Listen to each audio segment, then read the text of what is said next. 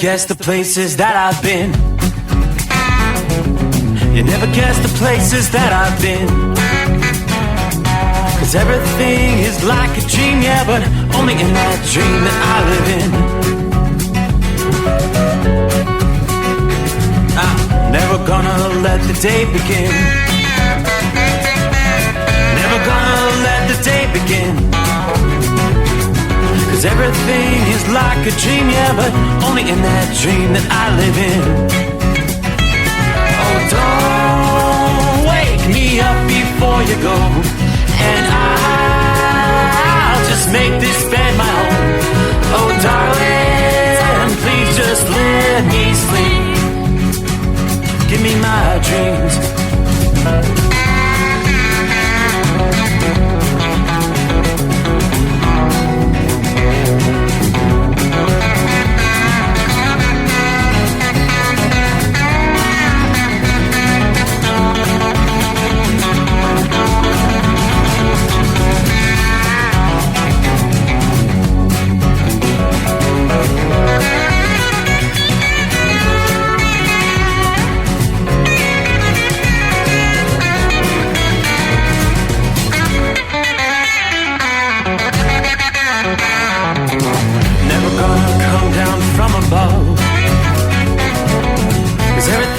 Better from above. Nothing's ever as it seems, yeah, except in that world that I dream of. Never gonna lose the ones I love. Never gonna lose the ones I love. 'Cause everything is like a dream, yeah, but only in that world that I dream of. Oh, don't wake me up before you go, 'cause I can't face this day alone. Oh, darling, please just let me sleep.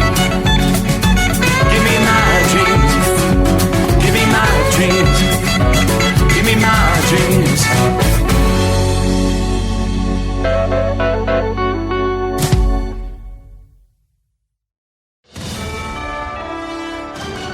USA Radio News, I'm Anthony Lucero. The two black boxes from the deadly mid-air collision in Washington last night that's feared to have killed 67 people have been recovered. They are now reportedly on their way to the National Transportation Safety Board lab. NTSB said they should have a report ready within a month on the crash investigation.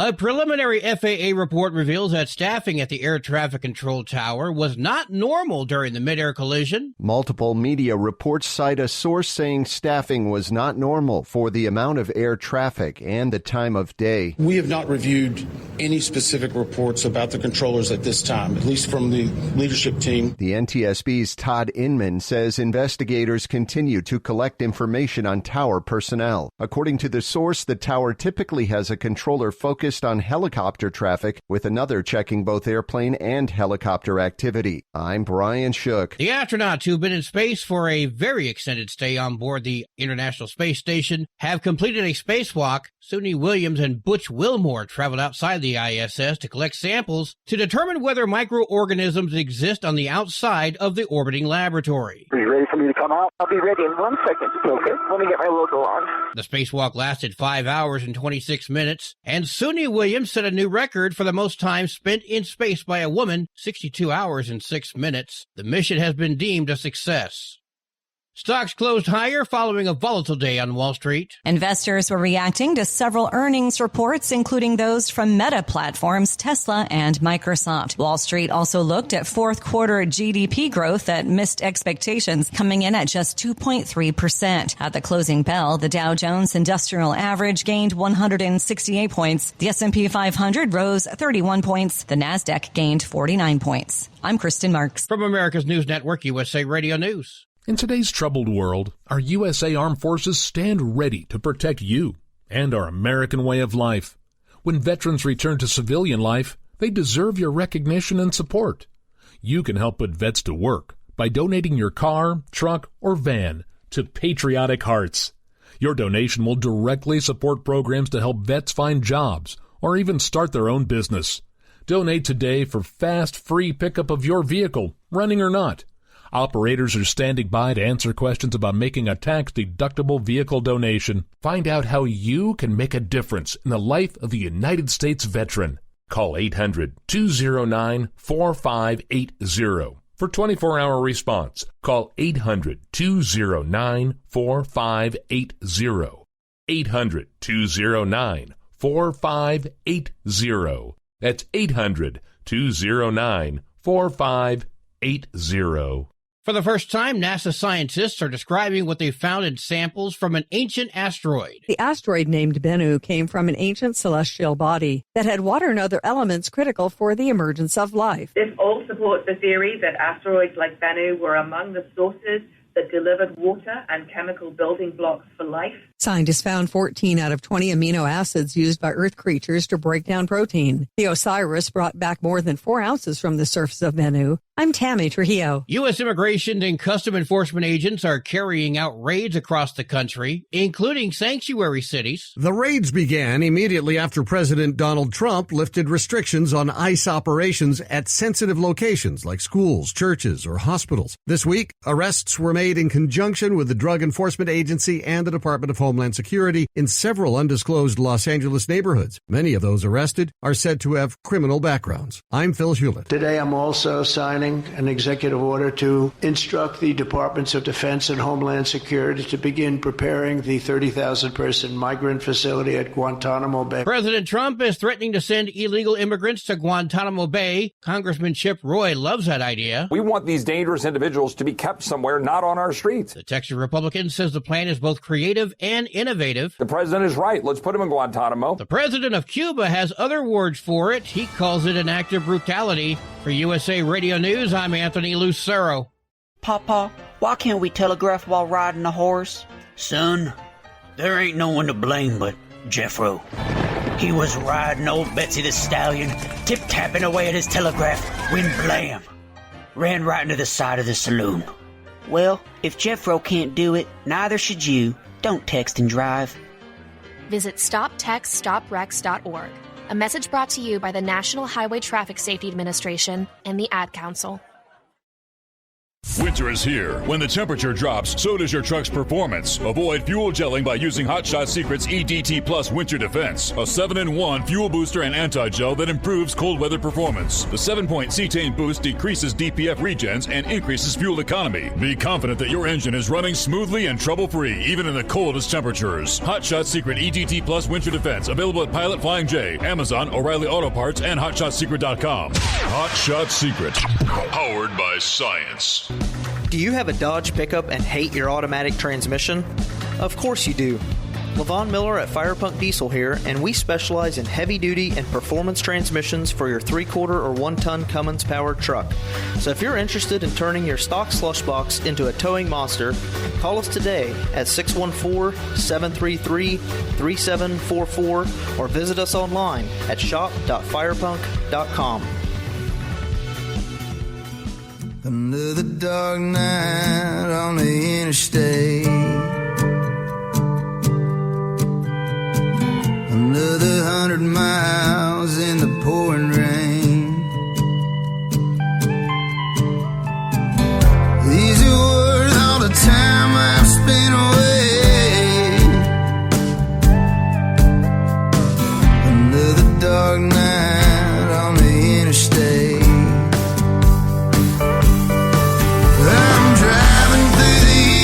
Trying to make it right, my baby's at home, hope she's doing alright.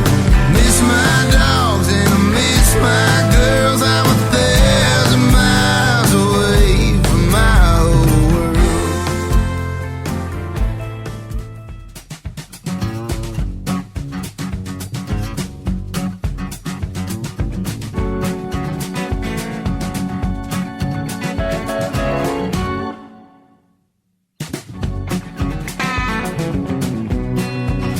Alrighty, looks like it's time to cue the microphone. Let's get ready, set, and roll into a Friday. The greatest day of the week.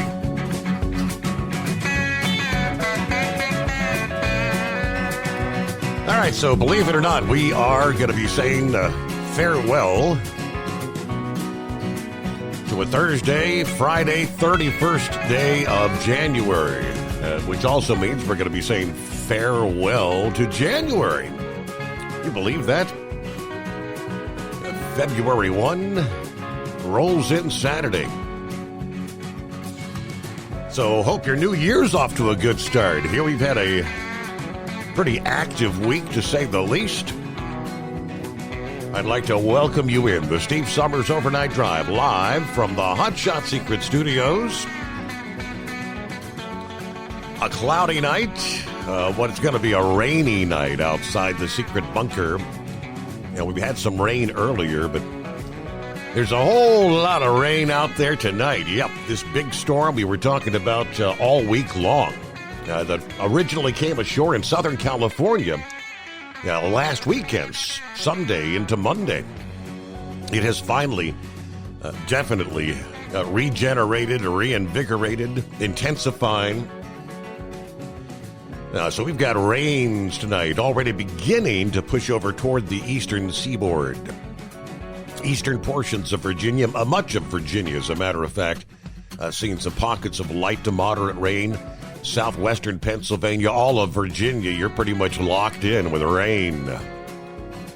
Southern Ohio, south of Columbus, but the rain kind of creeping from southwest to northeast.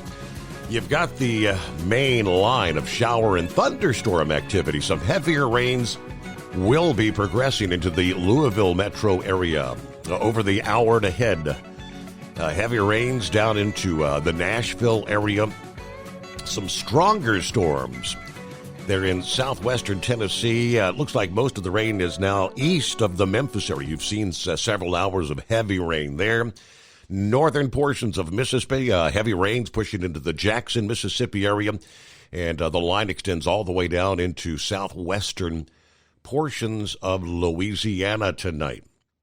We have seen some stronger storms over the last several hours. Severe thunderstorm warnings there in southwestern Mississippi and south central Louisiana.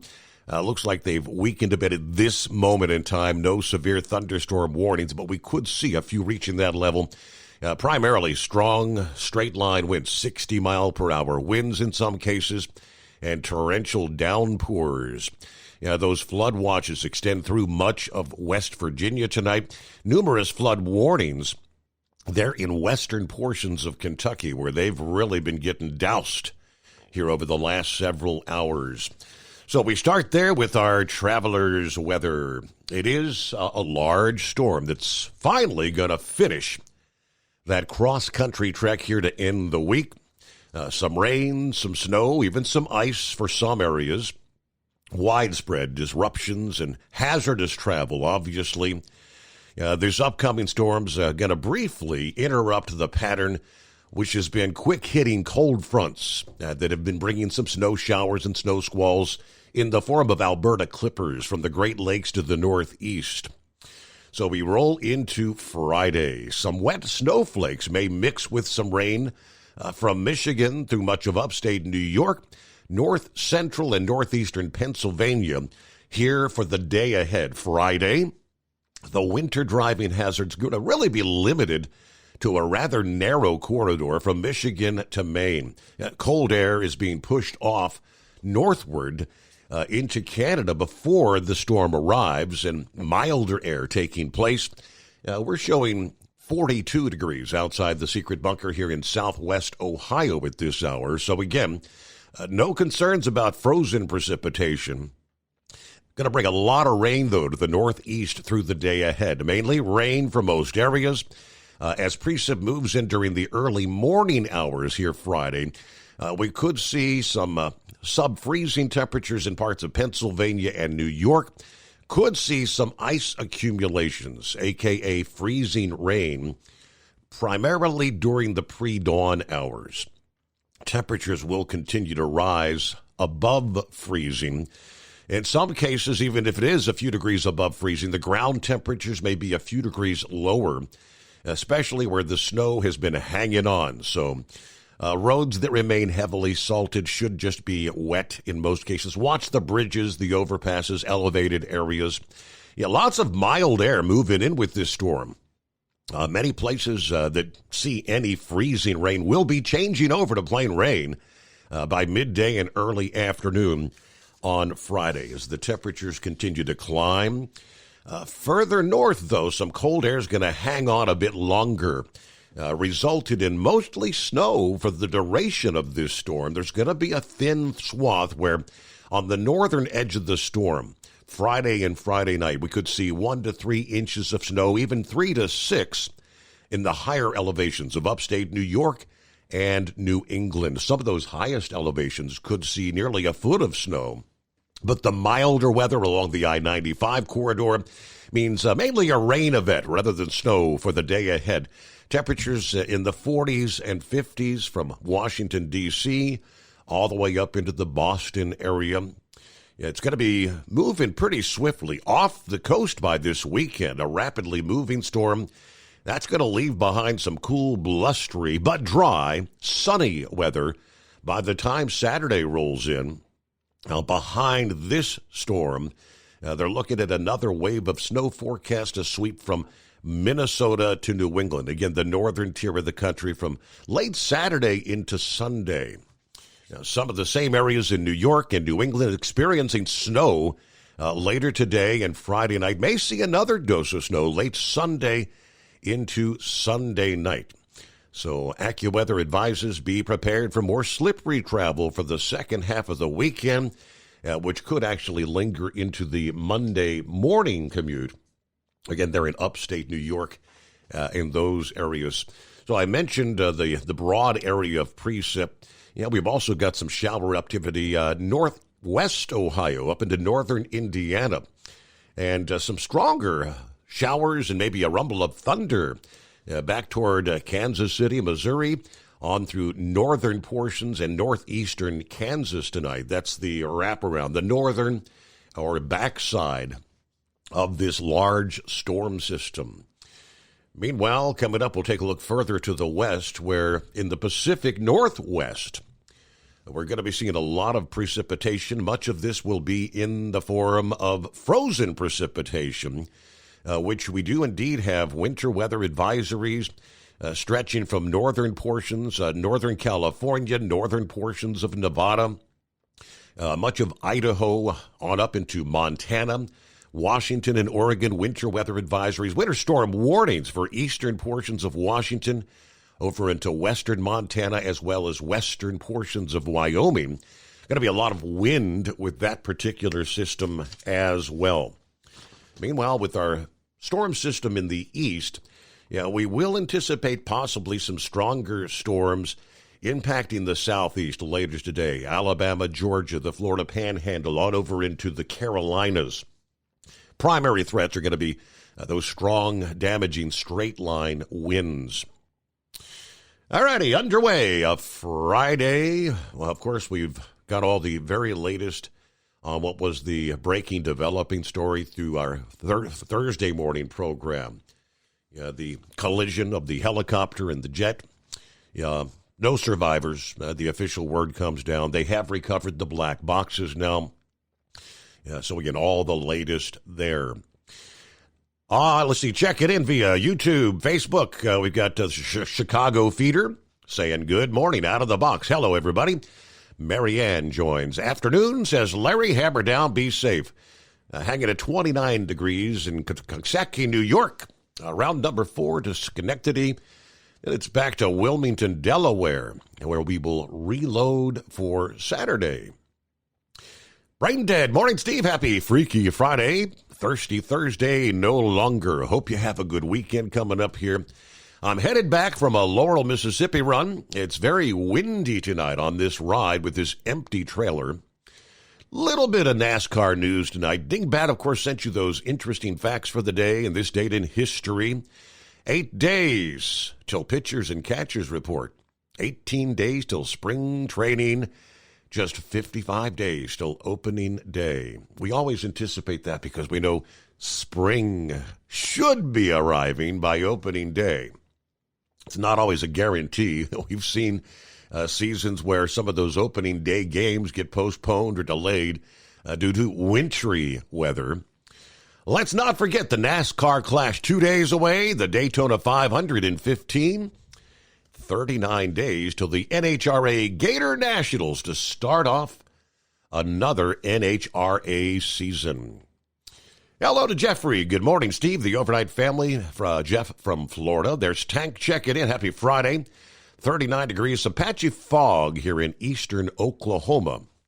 Everybody truck safe out there. Have a blessed day. There's Gary Montgomery. Morning, Steve. Happy casual Friday. Jerry, good morning.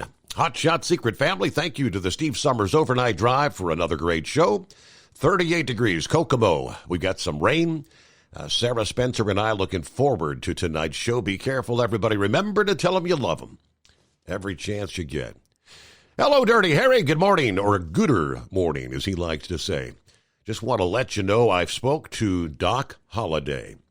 He's excited about the upcoming spring and summer season because I assured him we're going to do some deep sea fishing.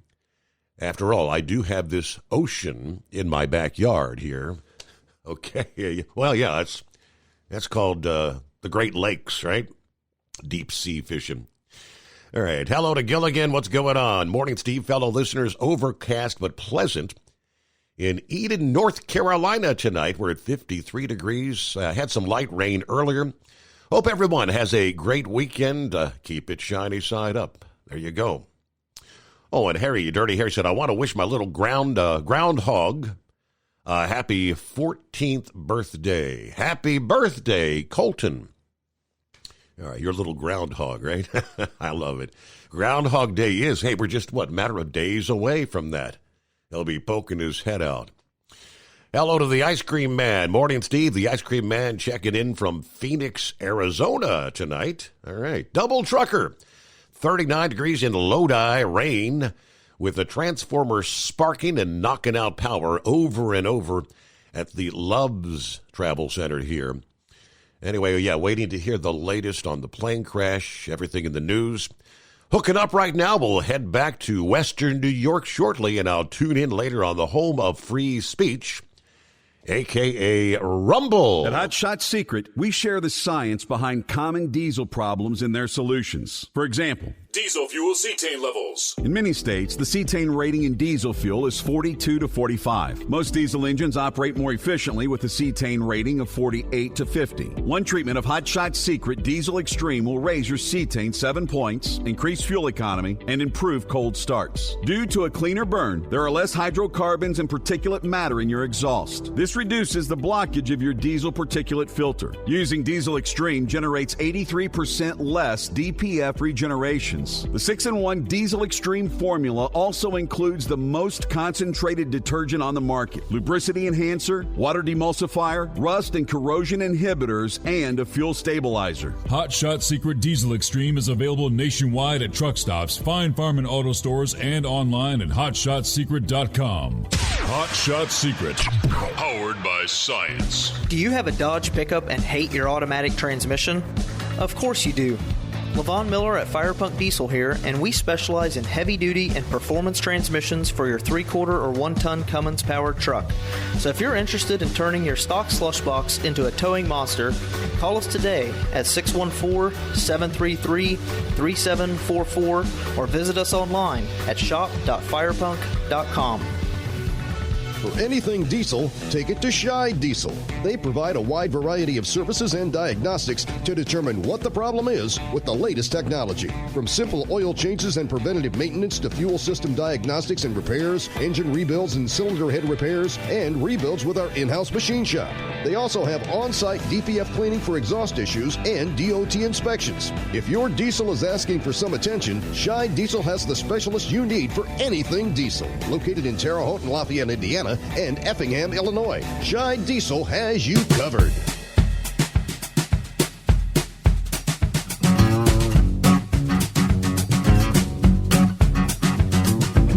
All righty, ready for the weekend because a Friday is upon us.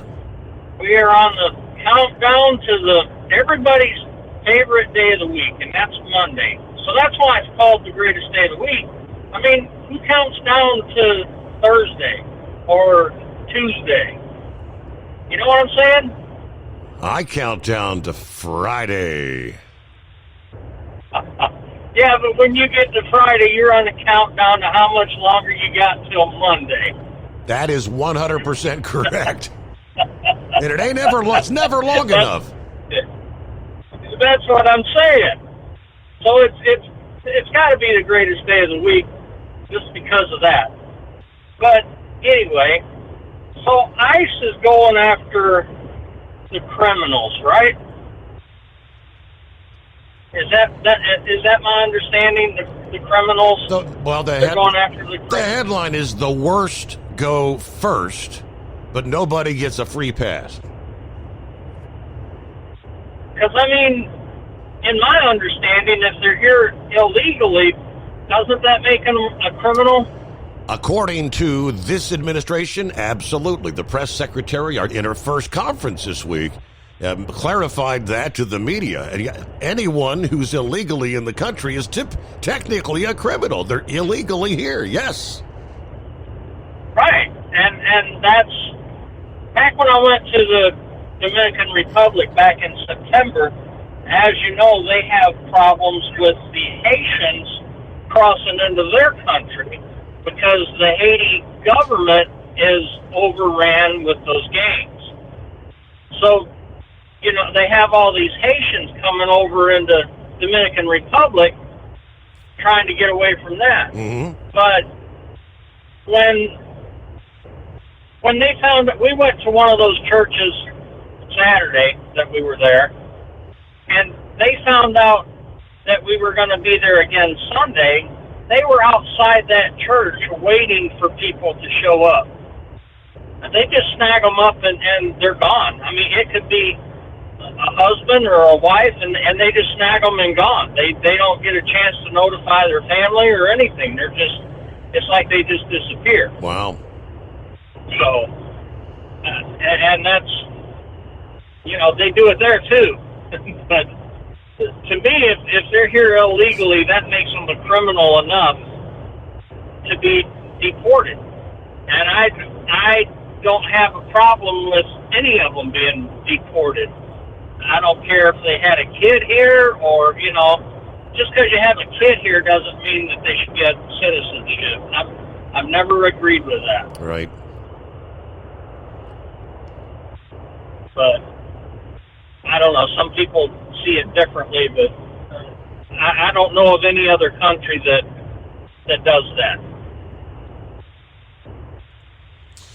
So what do you got on tap for your weekend? Anything exciting? I mean, it's getting kind of boring. Ain't no college football. Of course, next Sunday, the Super Bowl, the Sunday after this. But I'm not much of a big fan of college basketball or the NBA. Ain't much going on. Nothing to do. There's nothing that irritates me more than somebody bouncing a ball on a floor or outside in the driveway bouncing a ball continuously. It drives me insane. I never have been a basketball fan, but I get to go to a wedding reception Saturday night. Okay. How fun is that? Open bar? I don't know about that. I would think so. I don't know. I don't drink, so that doesn't bother me anyway. Saturday morning we've got, you know, I told you our church received some flooding damage back for Hurricane Milton. We spent 2 or 3 days with shop vacs in there for that carpet in the auditorium. Yeah. I mean, we spent hours sucking water up with shop vacs, just going real slow and sucking it out. And then they had some dehydrators in there running and fans and everything. Well, come to find out, they've got some tile under that carpet, and water got under that tile that we have no way to get to suck it out, and it's started molding. Uh-oh. So we got to go in there Saturday and rip all the carpet out and rip that tile off of the. We've got to get down to the bare cement. Mm-hmm. So that's what I'll be doing. That's my Saturday, and then before you know it, we're back to the greatest day of the week. Yes, indeed. But Once at least again. NASCAR's coming Saturday night. So I got that to look forward to. So is there a statistic on how many people are going back, crossing the border to go back that you know of? You mean like self-deporting or? Yeah, that are deporting on their own. I wonder if there's a statistic on that. I did have a headline earlier this week where there are some that they're saying some are self-deporting, but I mean they didn't share any numbers. I don't know if they could. How could they track that? Yeah, well, I don't know. I just wondered if maybe they were. But well, I guess that's all I got. I see you're pretty much up top of the bottom of the hour. So I appreciate you taking my call and have a good weekend. As usual, yes. Thank you for the notification. One day closer to the greatest day of the week. All right, Cap and Ron. There we go. Underway on a Friday morning. Our number, 844-844-3388. Western North Carolina, actually, I would have never thought. I didn't think things had been that dry, but dealing with a wildfire in some of the same areas ravaged by Hurricane Helene. USA Radio News, I'm Anthony Lucero. The two black boxes from the deadly mid-air collision in Washington last night that's feared to have killed 67 people have been recovered. They are now reportedly on their way to the National Transportation Safety Board lab. NTSB said they should have a report ready within a month on the crash investigation. The astronauts who've been in space for a very extended stay on board the International Space Station have completed a spacewalk. Suni Williams and Butch Wilmore traveled outside the ISS to collect samples to determine whether microorganisms exist on the outside of the orbiting laboratory. The spacewalk lasted 5 hours and 26 minutes. The mission has been deemed a success. Stocks closed higher following a volatile day on Wall Street. At the closing bell, the Dow Jones Industrial Average gained 168 points. The S&P 500 rose 31 points. The Nasdaq gained 49 points. I'm Kristen Marks. From America's News Network, USA Radio News. In today's troubled world, our USA Armed Forces stand ready to protect you and our American way of life. When veterans return to civilian life, they deserve your recognition and support. You can help put vets to work by donating your car, truck, or van to Patriotic Hearts. Your donation will directly support programs to help vets find jobs or even start their own business. Donate today for fast, free pickup of your vehicle, running or not. Operators are standing by to answer questions about making a tax-deductible vehicle donation. Find out how you can make a difference in the life of a United States veteran. Call 800-209-4580. For 24-hour response, call 800-209-4580. 800-209-4580. That's 800-209-4580. Doc's Diesel is your one-stop online shop for diesel filter maintenance. Genuine quality, third-party tested filters for Cummins, Powerstroke, Duramax, and EcoDiesel trucks.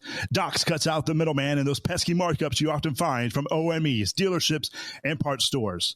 We make ordering easy with filter kits, subscriptions, and even dealer sign-ups if you have a fleet. Purchase your filters at www.docsdiesel.com and receive 10% off when you use code SUMMERS10. Doc's Diesel, your one-stop shop for diesel maintenance. Do you have a Dodge pickup and hate your automatic transmission? Of course you do. Levon Miller at Firepunk Diesel here, and we specialize in heavy-duty and performance transmissions for your 3/4 or 1-ton Cummins-powered truck. So if you're interested in turning your stock slush box into a towing monster, call us today at 614-733-3744 or visit us online at shop.firepunk.com. Winter is here. When the temperature drops, so does your truck's performance. Avoid fuel gelling by using Hot Shot Secret's EDT Plus Winter Defense, a 7-in-1 fuel booster and anti-gel that improves cold weather performance. The 7-point cetane boost decreases DPF regens and increases fuel economy. Be confident that your engine is running smoothly and trouble-free, even in the coldest temperatures. Hot Shot Secret EDT Plus Winter Defense, available at Pilot Flying J, Amazon, O'Reilly Auto Parts, and HotShotSecret.com. Hot Shot Secret, powered by science. anything diesel, take it to Shy Diesel. They provide a wide variety of services and diagnostics to determine what the problem is with the latest technology. From simple oil changes and preventative maintenance to fuel system diagnostics and repairs, engine rebuilds and cylinder head repairs, and rebuilds with our in-house machine shop. They also have on-site DPF cleaning for exhaust issues and DOT inspections. If your diesel is asking for some attention, Shy Diesel has the specialist you need for anything diesel. Located in Terre Haute and Lafayette, Indiana, and Effingham, Illinois, Shy Diesel has you covered. Increase fuel economy up to 7.9% with Hot Shot Secret Gasoline Extreme, the solution to maximize your engine's performance and fuel economy. Whether you're driving a sports car or a daily commuter, Gasoline Extreme is specially formulated with PEA to deep clean. Don't settle for an average driving experience. Upgrade to Hot Shot Secret Gasoline Extreme and go further on each tank. Order now on Amazon or HotShotSecret.com. Hot Shot Secret, powered by science. Hey truckers, this is Steve Darnell from the hit TV show Vegas Rat Rods. Check it out. Industrial Injection has been a leader in the diesel heavy-duty industry since 1985. Whether you are looking to keep your truck on the road, you are a hardworking farmer feeding America, an over-the-seas mariner, a miner, or a construction craftsman, Industrial Injection can help keep your heavy-duty rigs and equipment running so you can keep America thriving. Get all your turbochargers, injection pumps, injectors, and engine parts at industrialinjection.com. Industrial Injection, the place to go for all your diesel parts needs. Keep the bugs off your glass and the smokies off your ass. This is the Overnight Drive with Steve Summers.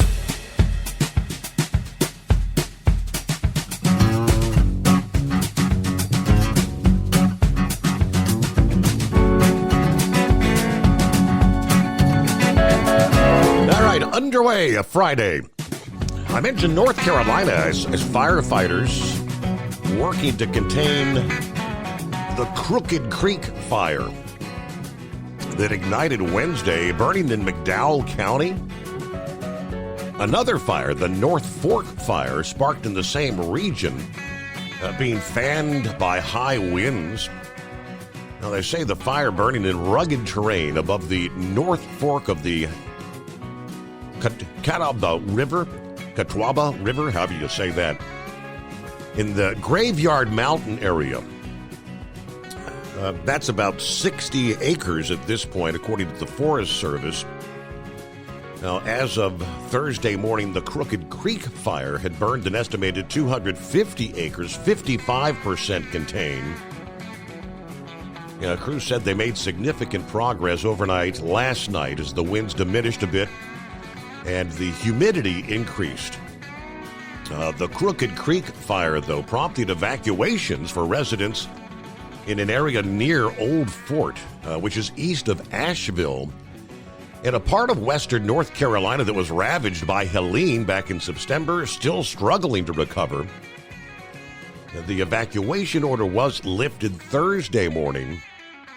No injuries or fatalities reported.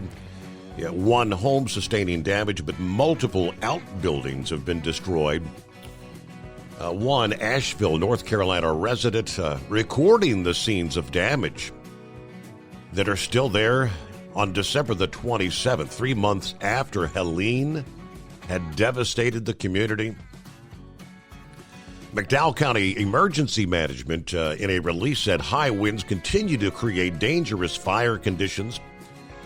Firefighters continue to focus on structure protection for multiple homes and continue working to establish containment lines despite the incredible amount of rain that Helene dumped, resulting in that catastrophic flooding. Officials had warned about elevated risks of wildfire. The Forest Service said the rapidly drying conditions, the debris from millions of trees that Helene had knocked down, coupled with the wind, created the conditions right for fires to rapidly ignite and easily escape. The fire area received extensive tree damage from Helene. Hurricane response efforts by the Forest Service crews clearing down trees from roads. However, large areas of downed trees within the fire area and near the fire lines are leading to increased fire behavior. Drought conditions persist in parts of North Carolina, particularly the eastern half, where Helene caused incredible destruction, and the region where the wildfires broke out, making it more difficult to fight any wildfires that break out, as well as make it easier for them to reignite. There was a fire risk map from the state climate office showing the area where that fire erupted as an extreme risk of wildfire. Much of the state of North Carolina at a high risk. Now, the fire season for that region is typically in the springtime and the months of fall. Fires in January are not unusual, though. According to the North Carolina state climatologist, conditions were ripe for fire. So state officials urging people in the region to take precautions against wildfires before the actual wildfire season begins here in just a few weeks. Even though we're still several weeks from the official start of the season, now is the time for homeowners to begin thinking about simple steps they can take to reduce the risk in their home ignition zone. Try to create a defensible space. So clear the brush, right? Get the dead trees out of the lawn, out of the yard. Well, it's a Friday, Casual Friday. Hey, Mike, good morning. Yeah, happy Casual Friday, or maybe we're supposed to say, hey, Becky, possibly. I don't know if she's made it back out yet or not. So, anyways, hey, I'm riding here in 95 in Virginia. We're starting to get some showers back. They've been showers off and on, nothing drastically heavy. They got these electronic speed limit signs out here, but they ain't got no numbers in them. Does that mean there's no speed limit? Am I free to run whatever I want because there ain't no numbers on these electronic speed limit signs? Hammer down. That's what I'm thinking, Your Honor. That's what I'm thinking. I think I'm get out here and step out in that lane there that high-speed chrome-plated cow truck drives in. What do you think? Mm-hmm. I mean, I got gas delivered. People are freezing to death. Oh, wait a minute. It's 42 degrees. I don't think they're freezing to death anymore. Anyway.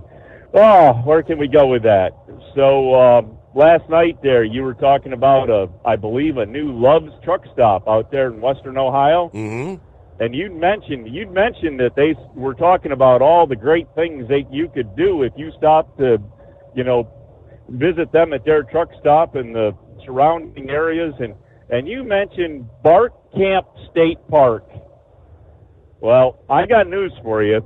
Pretty much all our trips west that we've done, whether it's been our trip to Dayton or out to Michigan or Wisconsin and all that, we run 70 out across there, and Bart Camp State Park was just about the right spot for us to want to stop and get out and get the Great Danes out and go for a nice hike. And I'll tell you what, that is a nice little park.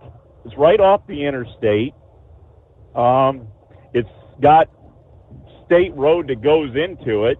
I'm not sure if you really want to drag a 53-foot trailer in there, but you definitely can bobtail in there. Mm-hmm. And it's a nice little park. They got a lake there and picnic area and all that stuff. So, I mean, if you had half a day or, if you're killing especially a 34-hour restart there, it is a nice little place to go over to, especially if you got one of them four-legged friends with you that likes to run around and chase squirrels and rabbits and stuff, because there's plenty of wildlife out there too. So, but there's walking trails. You can, I don't know, I bet you could do 10 miles of walking trail out there.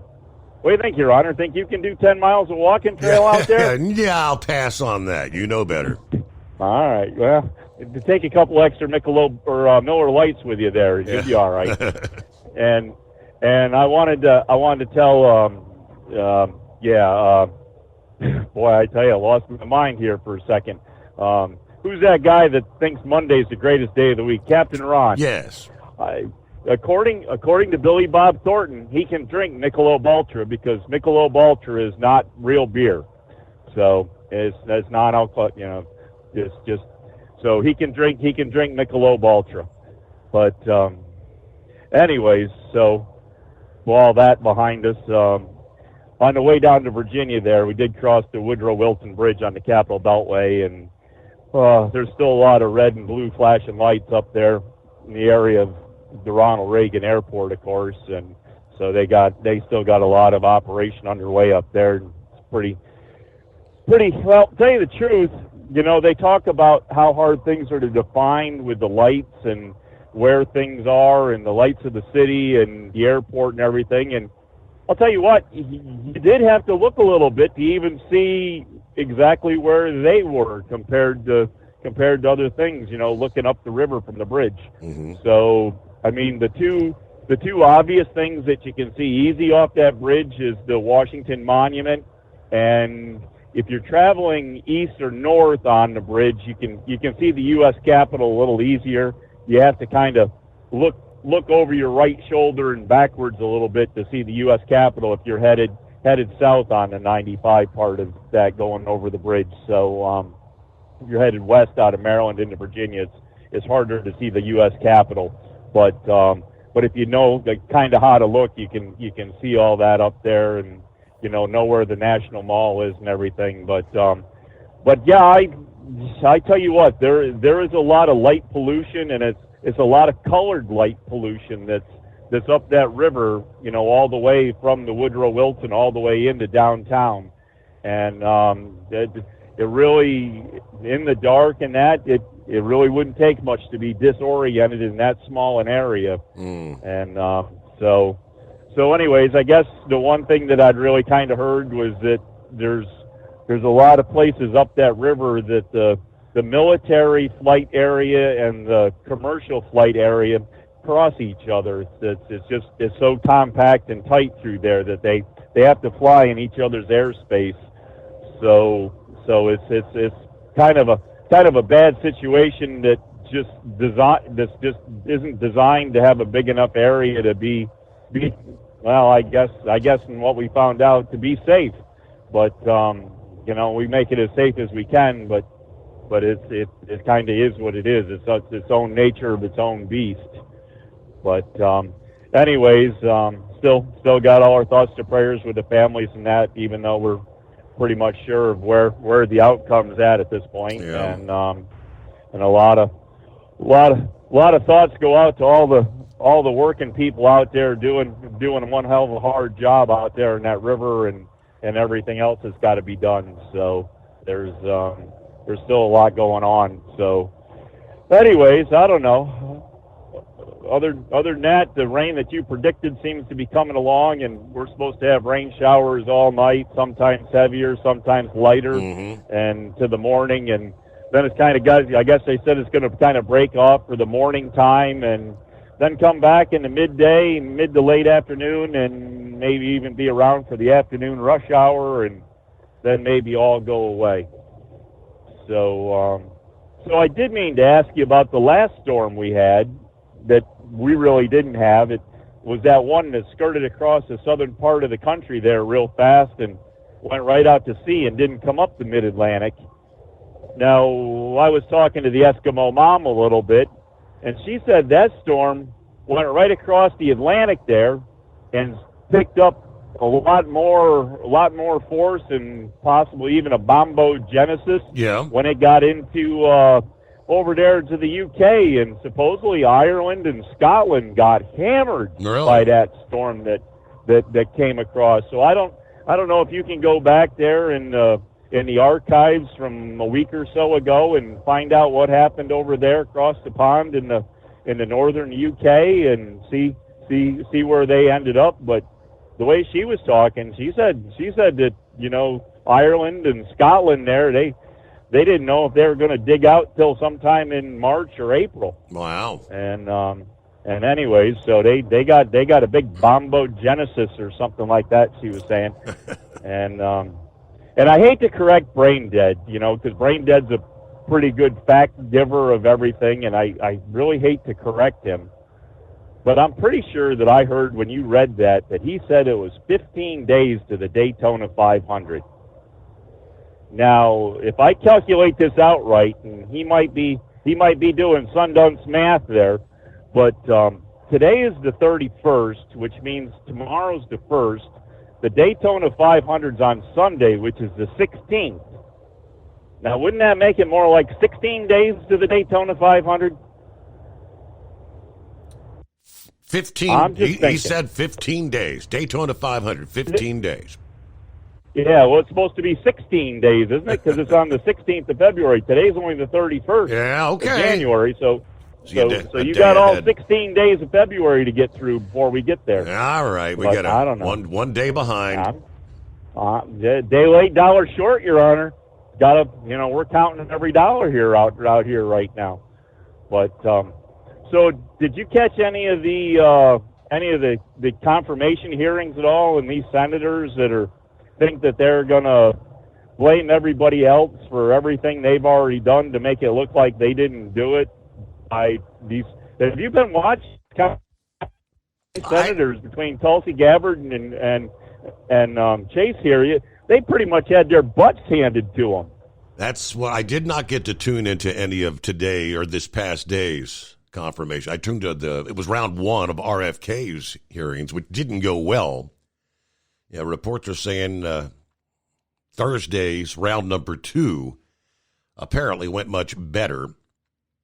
So we'll see where that goes. But yeah, all the headlines I see say Tulsi Gabbard, Kash Patel, just going scorched earth on those senators trying to grill them, leaving them literally embarrassed. So we do have more on that here as we whirl into a Friday. First, hello to High Pressure Pumping. Let's roll. It's Friday. Yes, indeed. Shane is on board. Howdy. Buckeye Boy checks in from Ackworth, Georgia tonight, 55 degrees. A beautiful day here yesterday. Looks like we're going to get wet later today. Not much going on work-wise. Going to pick up next week. Probably load Tuesday or Wednesday for Sea Island, Georgia for Thursday. Then we'll head back and go back to Sea Island to pick up Sunday. Everybody have a great night, a better weekend, and be careful out there. Absolutely. Santa Claus, top of the morning, Steve. 40 degrees here in Portland, Oregon at this hour. Spending some time with our grandkids this weekend. All right. Enjoy there. Santa Claus out. Who else checking in?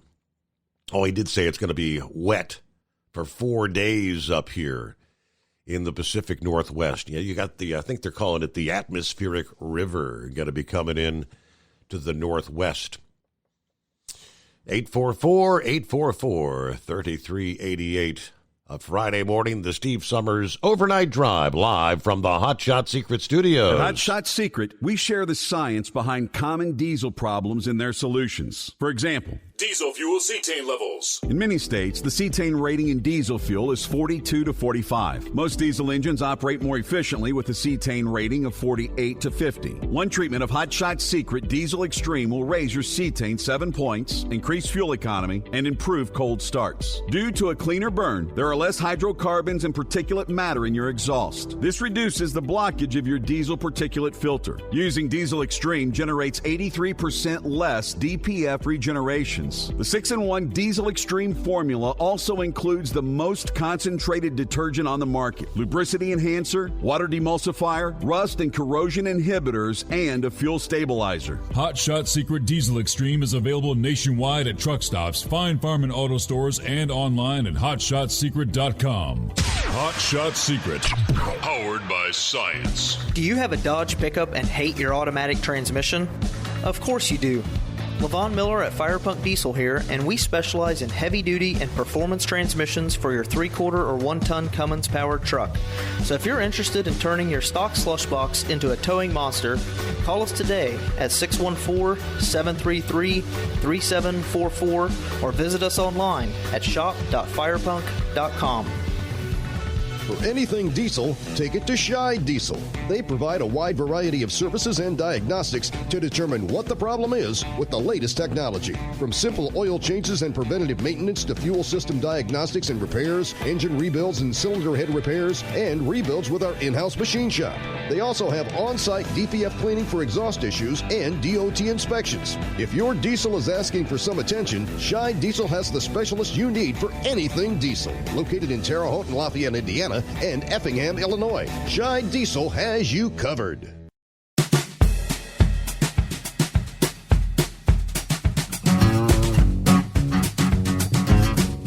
righty. On a Friday, good morning to Crip Shot. Good to have you checking in. It's the lovely Dingbat.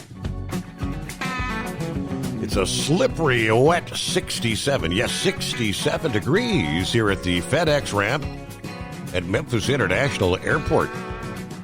Want to give a shout out to friends or family of those who lost their lives of the plane crash. I hope you and everybody has a great night and weekend. Oh, and tell that lovely brain dead of mine, is he ready for some basketball? Go Gators. All right, be blessed, drive safe. Yeah, only time I really have any interest in basketball, March Madness, that does get kind of exciting. Everybody fills out the brackets, guess your best. All right, who else we got on board there? Salty. Hello, Salty.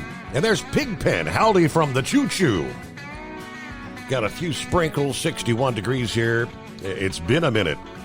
He found us back on YouTube there. And Terry, 45 degrees, some dense fog in northeast Missouri tonight. Be careful out there.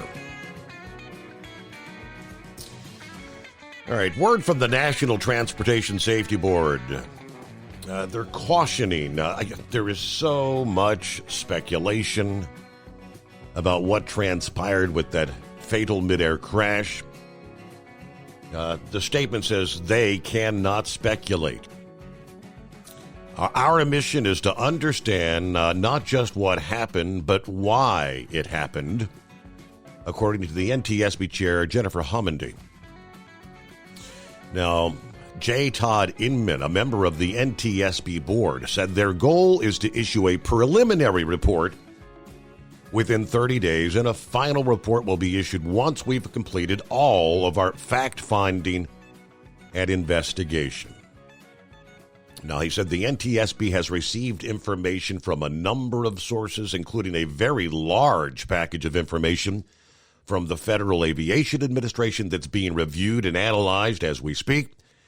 There's a lot more information that usually comes in than what you might find on the internet, and people might speculate about that. And that's part of that overall process where we take the time to get the information correct and make sure all the parties are engaged and involved and can fact check that information. Right now, we cannot speculate on anything that may have been reported in the media until we get the opportunity to validate and understand how it impacts the investigation. Now, he was asked about whether President Trump's remarks about the causes of the crash, including that Biden and the former Transportation Secretary Pete Buttigieg lowered the standards for air traffic controllers during his administration, is that going to hamper the investigation? He said, with all due respect, I think the press also likes to state what the probable cause is before we get to the probable cause. So what I'm going to say is you need to give us time. It's not that we don't have information. We do have information. We have data. We have substantial amounts of information. We need to verify. Take our time to make sure it's accurate. That's best for you. It's important for the families involved. It's important for legislators who are seeking answers to try to figure out what they're going to do. It's going to take some time. Now, he said not enough facts are known, whether human factors or mechanical failure played a role in this. It's all part of the NTSB's investigative process where all these groups will come together. It's one of the reasons why the National Transportation Safety Board is known as the gold standards. We will take the time that's necessary, but I'd like to reiterate, if we can't find something, if we indeed do find something that's a significant issue that warrants some sort of immediate action, we will not hesitate to make those recommendations and make them public. Just before the show, I was viewing a post from a airline pilot Captain Steve, as he's known, veteran with many, many years, who detailed, he has all of the air traffic control audio, the flight tracking visibility, the same as the air traffic controllers would have had before them. And he did a very detailed breakdown. I'm going to see if I can try to. It was a very great description, and I think he very well may be on track to what unfolded in that horrific accident. At Hot Shot Secret, we share the science behind common diesel problems and their solutions. For example, diesel fuel cetane levels. In many states, the cetane rating in diesel fuel is 42 to 45. Most diesel engines operate more efficiently with a cetane rating of 48 to 50. One treatment of Hot Shot Secret Diesel Extreme will raise your cetane 7 points, increase fuel economy, and improve cold starts. Due to a cleaner burn, there are less hydrocarbons and particulate matter in your exhaust. This reduces the blockage of your diesel particulate filter. Using Diesel Extreme generates 83% less DPF regenerations. The 6-in-1 Diesel Extreme formula also includes the most concentrated detergent on the market, lubricity enhancer, water demulsifier, rust and corrosion inhibitors, and a fuel stabilizer. Hot Shot Secret Diesel Extreme is available nationwide at truck stops, fine farm and auto stores, and online at hotshotsecret.com. Hot Shot Secret, powered by science. Do you have a Dodge pickup and hate your automatic transmission? Of course you do. Levon Miller at Fire Punk Diesel here, and we specialize in heavy-duty and performance transmissions for your 3-quarter or 1-ton Cummins-powered truck. So if you're interested in turning your stock slush box into a towing monster, call us today at 614-733-3744 or visit us online at shop.firepunk.com. For anything diesel, take it to Scheid Diesel. They provide a wide variety of services and diagnostics to determine what the problem is with the latest technology. From simple oil changes and preventative maintenance to fuel system diagnostics and repairs, engine rebuilds and cylinder head repairs, and rebuilds with our in-house machine shop. They also have on-site DPF cleaning for exhaust issues and DOT inspections. If your diesel is asking for some attention, Scheid Diesel has the specialist you need for anything diesel. Located in Terre Haute and Lafayette, Indiana, and Effingham, Illinois, Scheid Diesel has you covered. USA Radio News, I'm Anthony Lucero. Robert F. Kennedy Jr. is reassuring the Senate committee members that he is not anti-vaccine. News reports and many in the hearing yesterday have claimed that I'm anti-vaccine and anti-industry. Well, I'm neither. During his second day of confirmation hearings, the nominee for the Health and Human Services Secretary says he's pro-safety and pro-good science. He says he's worked for years to raise awareness about mercury and other toxins in fish, and no one has called him anti-fish. Day 2 also featured a testy exchange with Senator Bernie Sanders, who asked Kennedy if vaccines cause autism. Senator, if you show me those studies, I will absolutely, as I promised to Chairman Cassidy, I will apologize. That is a very troubling response, because the studies are there. Your job was to have looked at those studies as an applicant for this job. Kennedy maintains he is not anti-vaccine. 14 figure skaters are believed to have died in last night's plane crash involving an American Airlines flight and a military helicopter in Washington. USA ice skating legend Nancy Kerrigan spoke from the Skating Club of Boston. I feel for the athletes, the skaters, and their families, but anyone that was on that plane, not just the skaters, because it's just such a tragic event. USA Skating CEO Doug Zegheib called it a major loss for the skating community. 6 of the passengers were connected to the Skating Club of Boston, including 2 skaters, 2 coaches, and 2 mothers. Also on board were former Russian world champion skaters Evgenia Shishkova and Vadim Numov. I'm Lisa Taylor. Coca-Cola is issuing a recall in some countries in Europe. It includes Coke, Sprite, and Minute Maid. The recall is because of higher levels than normal of a chemical called chlorate that could cause health issues. The recalled products were sold in Belgium, Luxembourg, and the Netherlands. I'm Michael Kastner. From America's News Network, USA Radio News. With all the recent violent protests, looting, and destruction, some areas are considering either defunding or abolishing the police. At a time when America's neighborhoods need the protection of police the most, some elected officials would rather create more chaos by playing politics. If you're sick of elected officials caving in to demands of the radical left, you're not alone. It's time we stand up and declare our support for local police. The majority of police officers are important partners in protecting our God-given rights. If you prefer freedom over chaos, then learn how you can help protect the local police that serve your community. Call today and request your free Support Your Local Police info packet. Dial 800-JBS-USA-1. That's 800-JBS-USA-1. Request your free Support Your Local Police info packet by calling 800-JBS-USA-1 today. President Trump is threatening to send illegal immigrants to Guantanamo Bay. Congressman Chip Roy loves the idea. We want these dangerous individuals to be kept somewhere, not on our streets. The Texas Republican says the plan is both creative and innovative, but the president of Cuba has other words. Miguel Diaz-Canel called it an act of brutality. I'm Brian Shook. A school citizenship status role in Oklahoma is one step closer to reality. The state's Republican superintendent, Ryan Walters, says a proof of citizenship requirement is about keeping a tally on how many undocumented students are in the school system, and that it would not prohibit those students from attending classes. But critics say the measure will make immigrant families feel afraid, especially after the White House issued a directive last week allowing undocumented people to be arrested in schools. The proposal will need to be approved by lawmakers and the governor before it can take effect. Tony Waterman. Labor unions have filed suit against the Trump administration to stop an executive order reclassifying some federal employees. President Trump signed an order reinstating the Schedule F classification for federal workers in certain policy influencing positions. The classification enacted during the first Trump administration removed some of the protections that prevent federal employees from being easily fired. Former President Joe Biden rescinded the policy after he took office. The unions say the order violates the normal notice and comment period required when federal agencies change their regulations.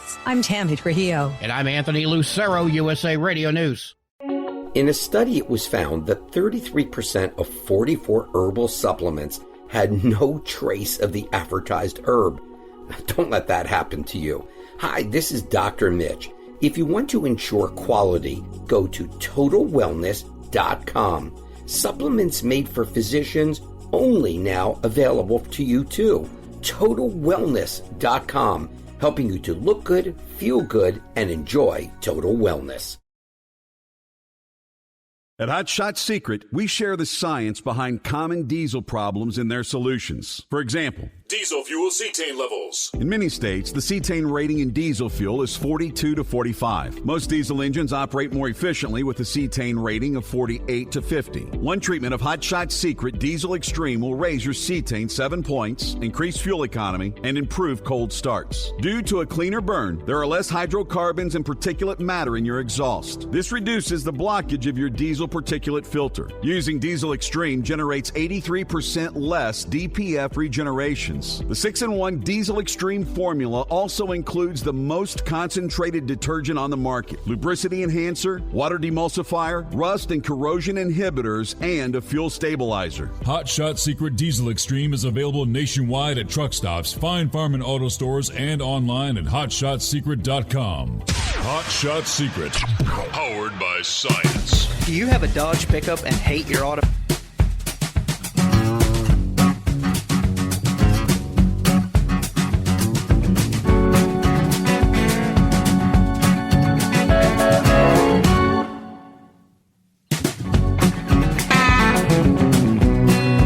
All right, hour number 2. Final day of January. Wow, January 31 already. Yeah, Groundhog Day, a couple days away. Hey, I did see a blurb from over in Horsefeather's neck of the woods, one of the Baltimore meteorologists this past day that said, finally, and someone asked about this last evening, has the El Nino thing come together yet? Said, finally, some models are depicting at least a weak El Nino has come together. Will that mean we begin to see more of a typical El Nino type pattern there along the eastern seaboard to include the likes of the Baltimore area, which normally means things are a bit warmer? He said several models say yes.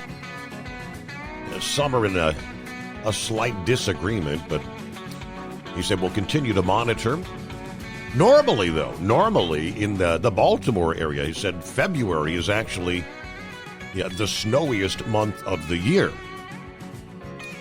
A true El Nino would counter that, meaning a milder, maybe early spring. We'll see what Punxsutawney Phil has to say about that here in a few short days. Well, hello, Shorty. I-77 northbound, the North Carolina-Virginia line, Columbus bound, once again, 48 degrees tonight. And Kevin just joined us. Good morning, Steve, and the overnight crew. All right, the risk of severe weather. Before we get to the latest on the airline collision, talking about possibly some severe weather, the risk stretching through the Mississippi region, the Mississippi Valley, maybe the southeast coast. We had some showers and thunderstorms that fired up on Thursday afternoon. They're continuing, charging eastward along the Interstate 1020 corridor through the night tonight.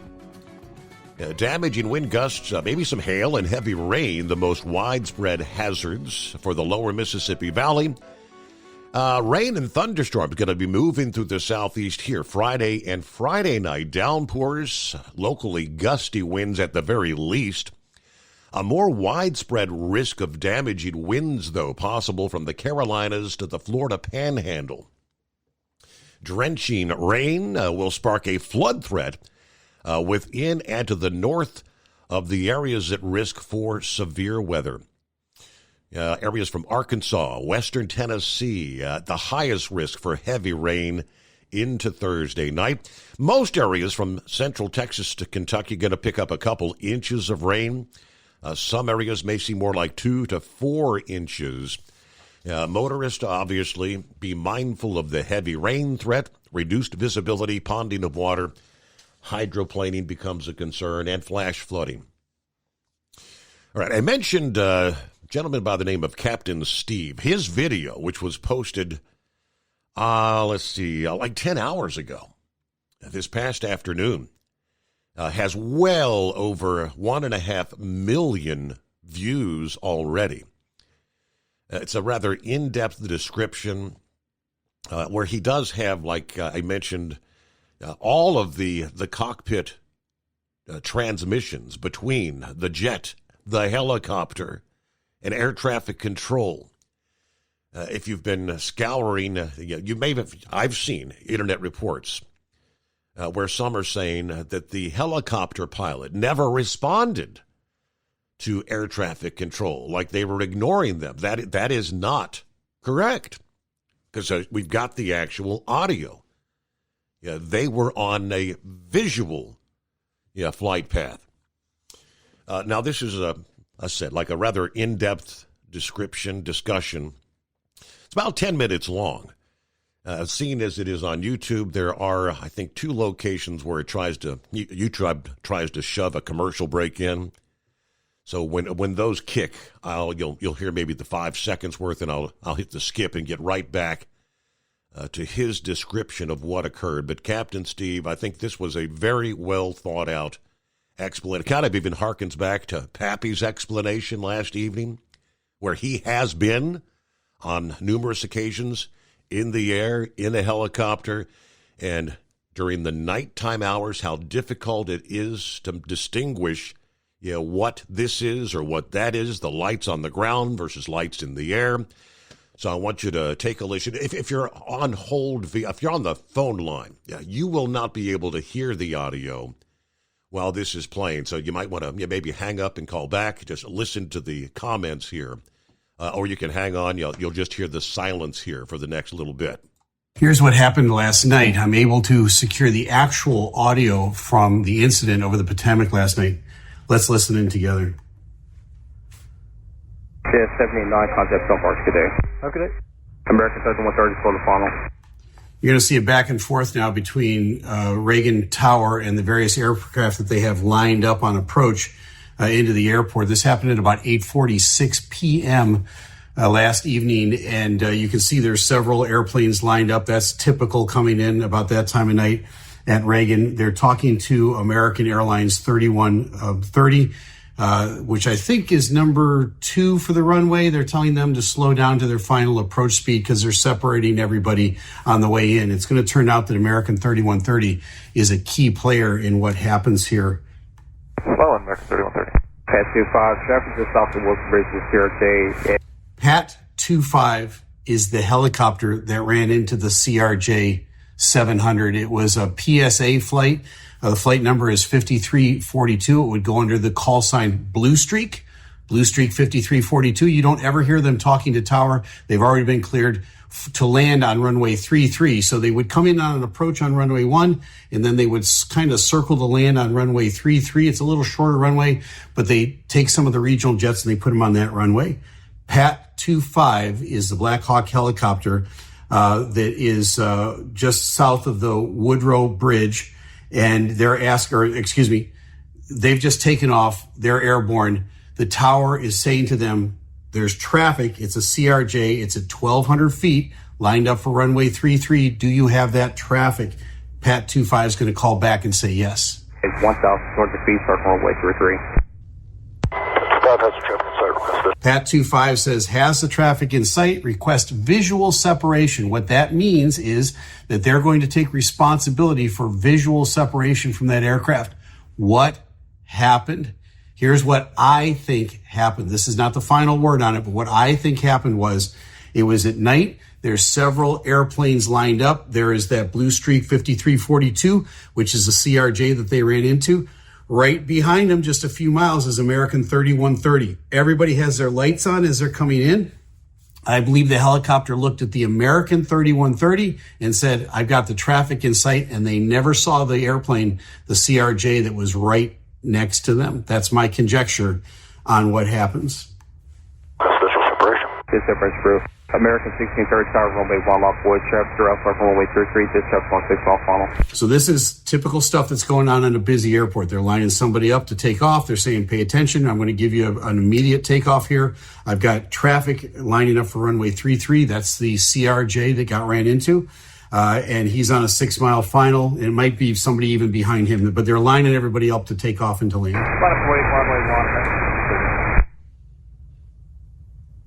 Whiskey 5307. Keep rolling out to November 4-7 today. You can see at the bottom of your screen there, the CRJ, the Blue Streak 5342. They're beginning to now kind of come out a little bit to line up to runway, to land on runway 33. They're not going to go right straight down the river. They got to come out a little bit wider and come in. But remember, Pat 25, which is up here, the helicopter at the middle of your screen, they've already said we accept responsibility for visual separation. American 1630 1 star 32014 Duck 25 traffic 2 mile up base runway 33, no delay, runway 1 clear for immediate Clears takeoff. American to take off. Clear for takeoff, American 1630. Here it comes. CRJ in sight.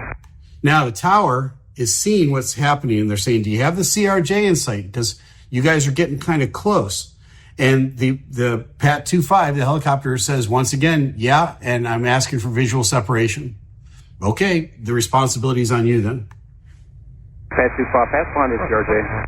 Pat 25 has a aircraft in sight, request visual separation. Okay, so Pat 25 says, has the aircraft in sight, request visual separation. I don't think they had these guys in sight. I think they had the airplane behind them in sight. That's why this is such a tragedy.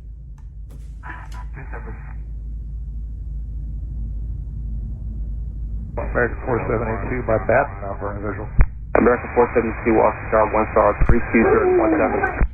So you hear somebody in the tower go, oh, and they see what just happened. As you can see in your screen here, the collision took place. The tower has seen it happen in real time. They're human beings. They're reacting just like you and I would. The helicopter ran into the CRJ. The CRJ's airspace was their airspace. In front of them, behind them, on both sides of them, it was a responsibility of the helicopter to maintain visual separation. They even told him a couple times, do you got him in sight? Do you got him in sight? He said, yep, got him in sight. I'm accepting responsibility for the separation. And I think just like when you're driving in a car and you look and you see a car behind the one that almost hit you, you see that car and you didn't see the one right here. And when you turn out in front, sometimes there's a collision. It's really tragic when this happens in an airplane. Again, it's been decades since there's been a mid-air collision in this country. This is such an unusual circumstance to take place. It's such a tragedy. It's been 12 years since there's been a fatality in a commercial airliner here in the United States. That's unprecedented. And that wasn't a mid-air collision. That was just an accident. This is a mid-air collision, and this hasn't happened in forever. So now we know what's going on here. Pat 25, the helicopter, accepted responsibility for visual separation. They probably had their eyes on the airplane behind them, and then they tragically ran into these guys. Did you see that? 472. American 3130, go around, turn left in 250, climb maintain 3000. So now what happens from the tower's perspective is they have to work through denial pretty fast. They just saw this happen in real time in front of them. They're human beings like the rest of us. They're kind of in shock. But they've still got airplanes coming in. They've got American Airlines 1630, which just took off. They've got to hand them off to departure. They got American 3130 that's coming in. They got American 472 behind them. They got to do something with these airplanes. Right? The airplane port is going to be shut here in a second. So they're going to start telling all these guys to go around while they're trying to handle the emergency and get the emergency equipment out. And all of that is, everybody's kind of in a little fog for a few seconds here while all of this is taking place. The tragedy of it hits you hard, and they're very professional. Watch how they handle this, but man, they're busy. This is how to get in shape fast. If you want to drop this, start eating more of these. You might think this. Okay, left heading 350, 3000, American 3130. Tower Blue Streak 5347 is on final. Request runway 33, circle to 33. Second heading for American 3130. American 3130, go around, turn left in 270, climb maintain 3000. 270 on the heading, 3000. See how fast he's talking? He's trying to get all these other airplanes out of here. Crash. This is Alert 3. Crash. Okay, what's MWAA? It's the Metro Washington Airport Authority. Every airport has some sort of governing authority over it. Many times it's called the Port Authority.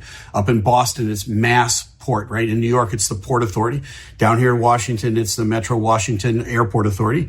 They're now announcing officially there's a crash. So they go over the radio and they broadcast to everybody. The tower is the main recipient of this, that there's been a crash. He's going to repeat that. That puts a whole bunch of things into motion all at the same time. The fire crews now are going to jump in their uniforms. They're going to get in their fire trucks. They're going to drive to where the crash is. There's going to be details about this coming. But this whole thing is very frenzied and happens very fast. But these are really highly trained professionals. They do a really terrific job. Alert 3. Crash. This is Alert 3. And Alert 3 is a crash. Oh, shit. Where's the Alert 3? It is off the approaching the runway 33. Approaching the runway 33. Helicopter crash. Helicopter. Copy us this morning. Crash. This is Alert 3. 2 helicopters. Okay, so again, fog of war. The first report that they get is that it's 2 helicopters. They're going to clarify this really quickly because the tower is talking back and forth to them. The tower's going to say, nope, it was a CRJ and a helicopter. So they get this, because it's cleared up pretty fast. Helicopter CRJ approaching runway 33. That's really fast. The approaching runway 33, a mile off final. Crash. Kilo CRJ approaching 33. Okay. How many tolls on board? We don't have any of that information. Tower's reporting a CRJ and a helicopter crash in Potomac River. So they're passing the information back and forth to the first responders who need it. Everybody's trying to clarify while they're jumping in their trucks and they're heading out there. Now they know exactly where they're going. It's at the approach end of runway 33. It's somewhere in the Potomac. Now they're going to have to coordinate boats and other things. Eventually they're going to get helicopters involved.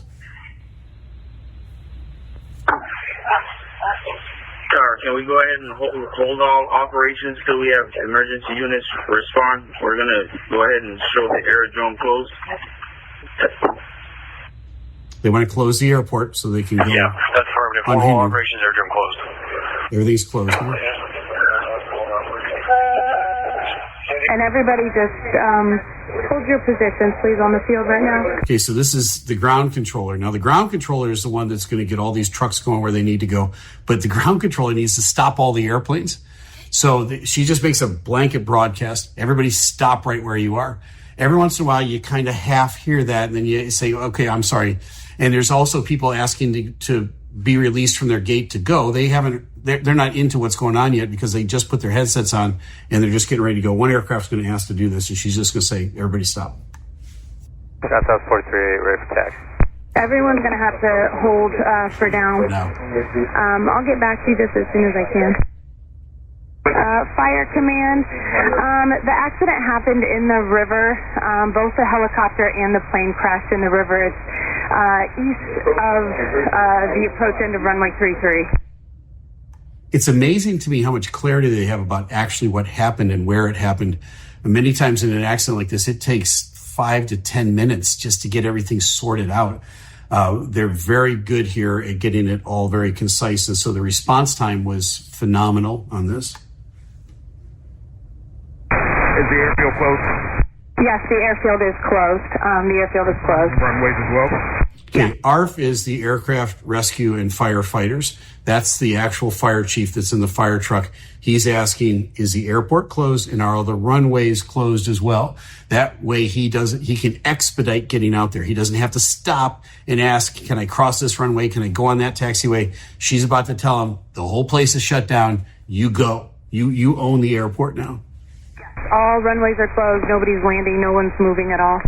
And we have clearance across all taxiways and runways, correct? Yes, you have clearance through the whole field, all taxiways and runways. So basically she's saying to these guys, go. And at that moment, the fire trucks take off. What we know about the accident at this point is that there were no survivors. It's now a recovery operation.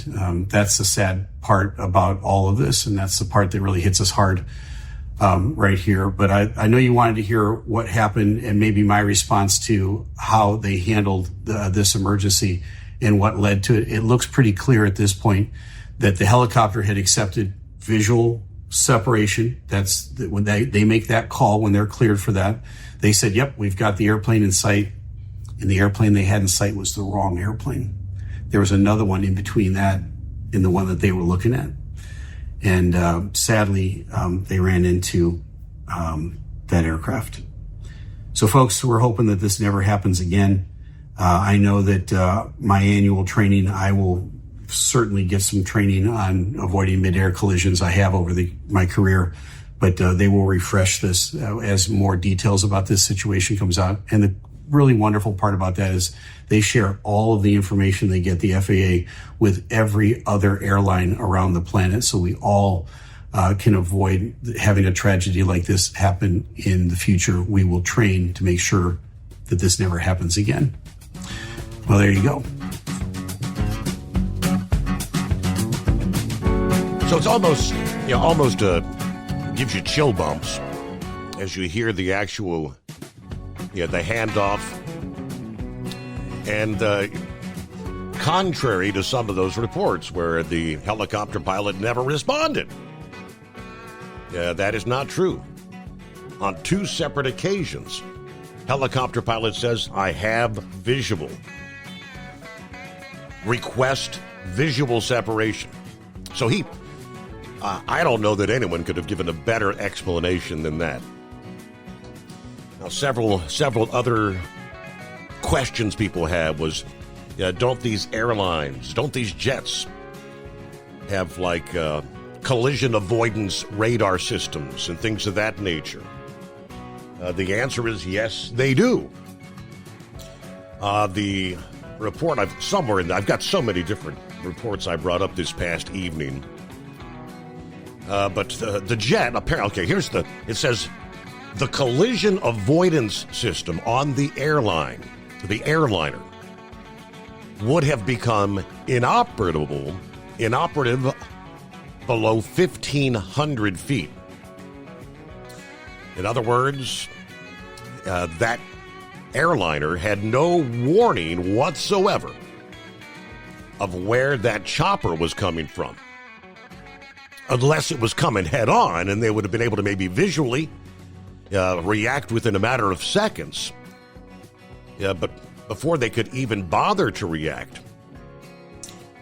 Yeah, he says it's not unusual that the airliner would be in pieces after the crash because when you have a helicopter encounter any type of civilian airliner or civilian aircraft, it's like running into a buzzsaw. Yeah, further, with the aircraft colliding in the air, you didn't have any sort of a controlled flight into the water. You just had the explosion, the debris coming down. Meanwhile, there was a complete breakdown of communication, and it all lies on the helicopter, he says. This is another aviation expert. Yeah, speaking here. The UH-60 helicopter has both the civilian VHF radio and the military UHF radio, he says. It also has a warfighting radar ability to detect any threats in the sky around it. So you have a kind of contributing factor here. Primarily the cause of the accident was because a helicopter flew into an airliner on an approach to land normal. And again, the collision avoidance system on the airline would be inoperative below 1,500 feet. That I don't know, but great explanation. Tragedy, very sad. Many of those aboard have now been identified over the past 24 hours. We pause there. USA Radio News, I'm Anthony Lucero. The two black boxes from the deadly mid-air collision in Washington last night that's feared to have killed 67 people have been recovered. They are now reportedly on their way to the National Transportation Safety Board lab. NTSB said they should have a report ready within a month on the crash investigation. The astronauts who've been in space for a very extended stay on board the International Space Station have completed a spacewalk. Suni Williams and Butch Wilmore traveled outside the ISS to collect samples to determine whether microorganisms exist on the outside of the orbiting laboratory. The spacewalk lasted 5 hours and 26 minutes. The mission has been deemed a success.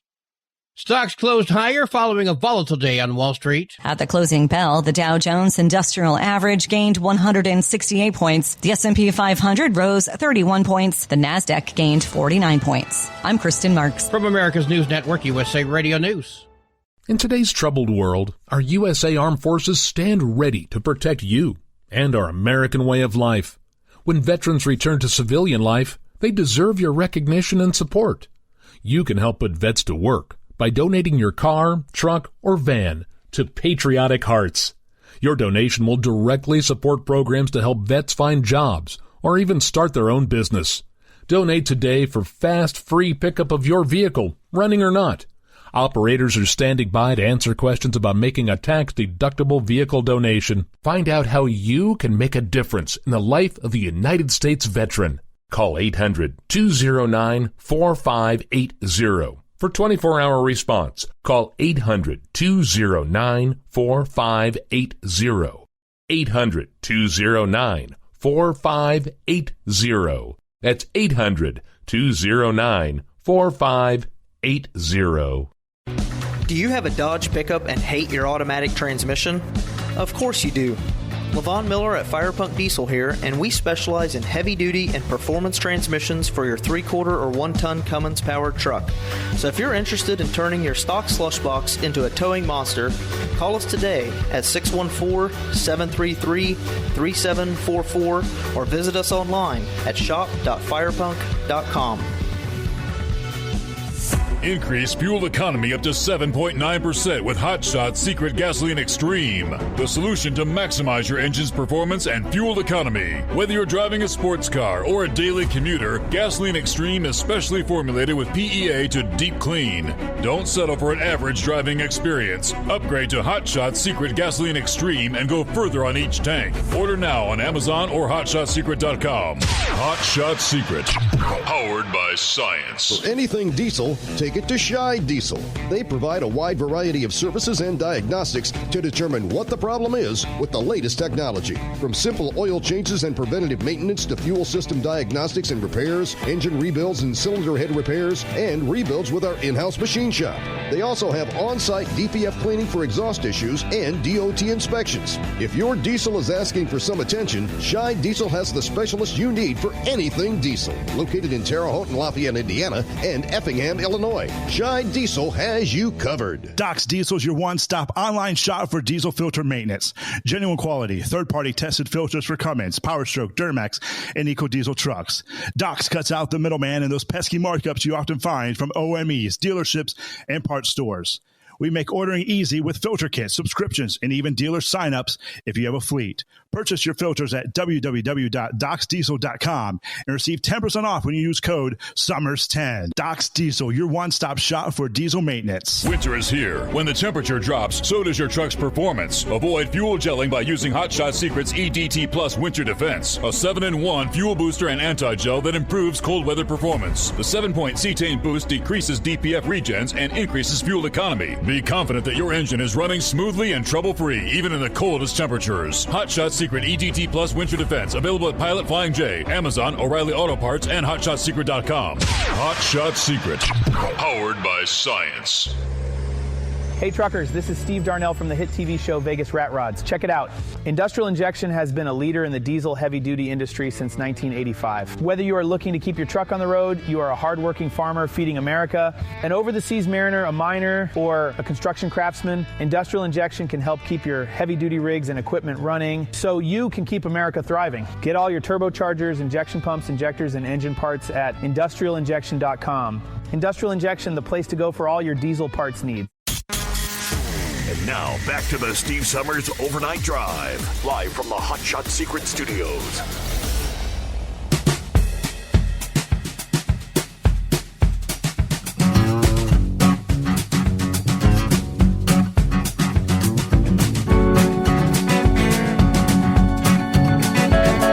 All right, we'll get back to the calls here. Thanks for hanging in there on a Friday, getting ready for the weekend. And as Captain Steve clearly pointed out, as a veteran, he's been there, done that. That was his personal interpretation, what he believes happened. I thought it was a great explanation of how, when you're in the air like that, especially, and he pointed out, you got 1, 2, 3, you got planes lined up, stacked up out there. They saw the one.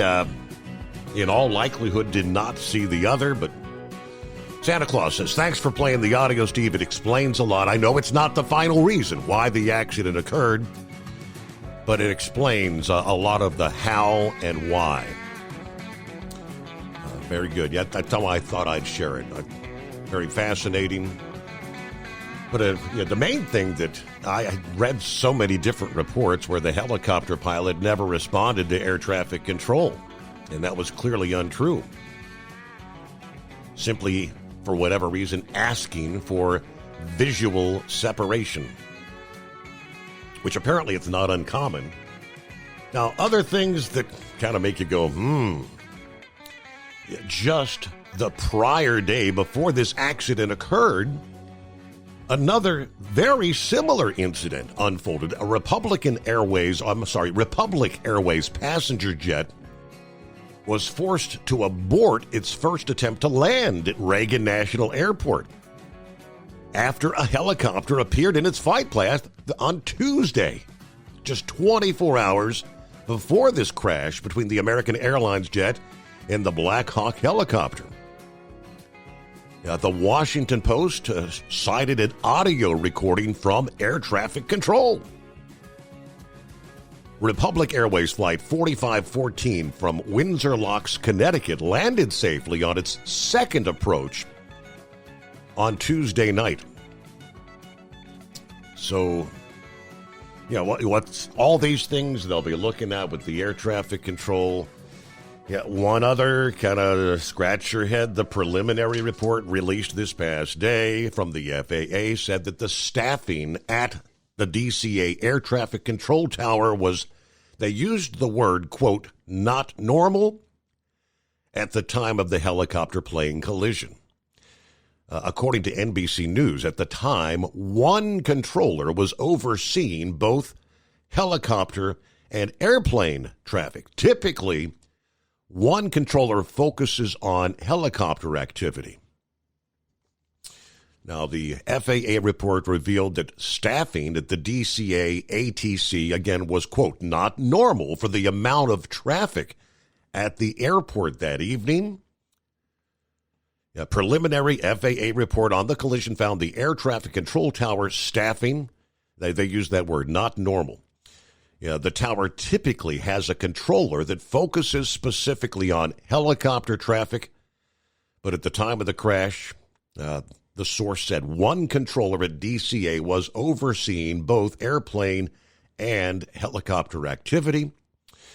FAA guidelines do allow for this position to be combined, they say, permitting one controller to control both planes and helicopters.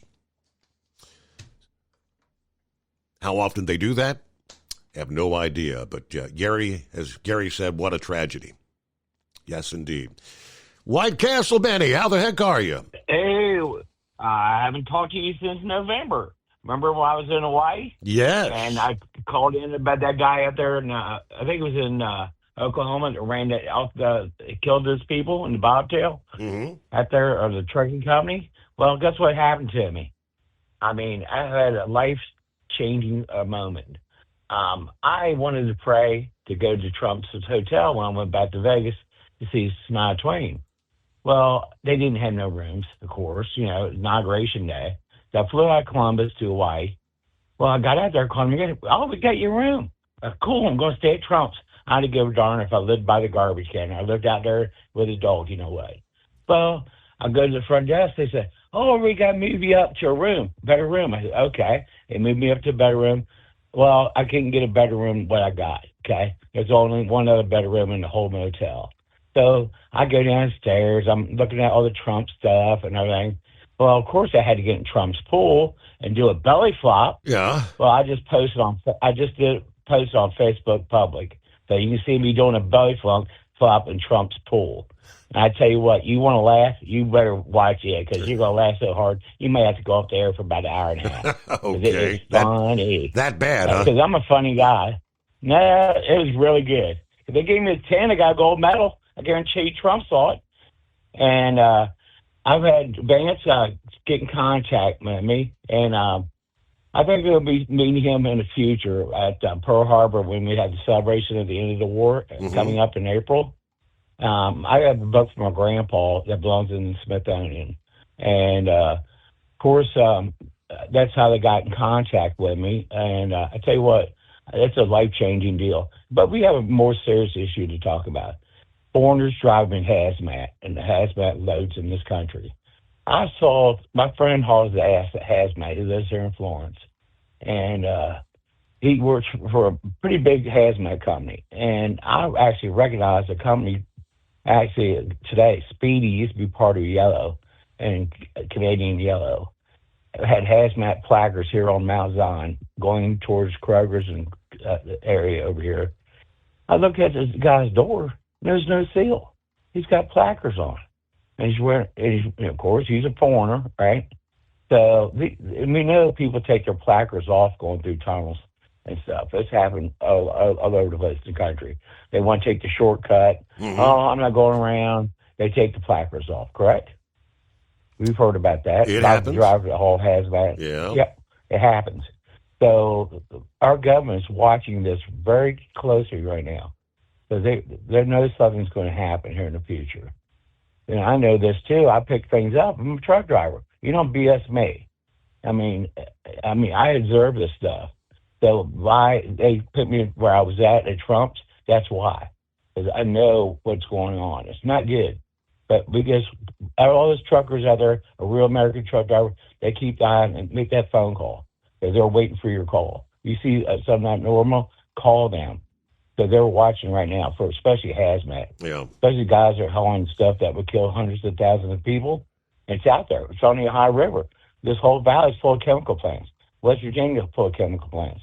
All it takes is one leak that we had over there in Ohio by you, not far from you, actually down on 50, where those tanker cars got put down there and started leaking. That could have been a test for a chemical leak. Yeah. Could have been. Well, the old if you see something, say something, as they say, right? That's right, Steve. Absolutely. You say something? Say it.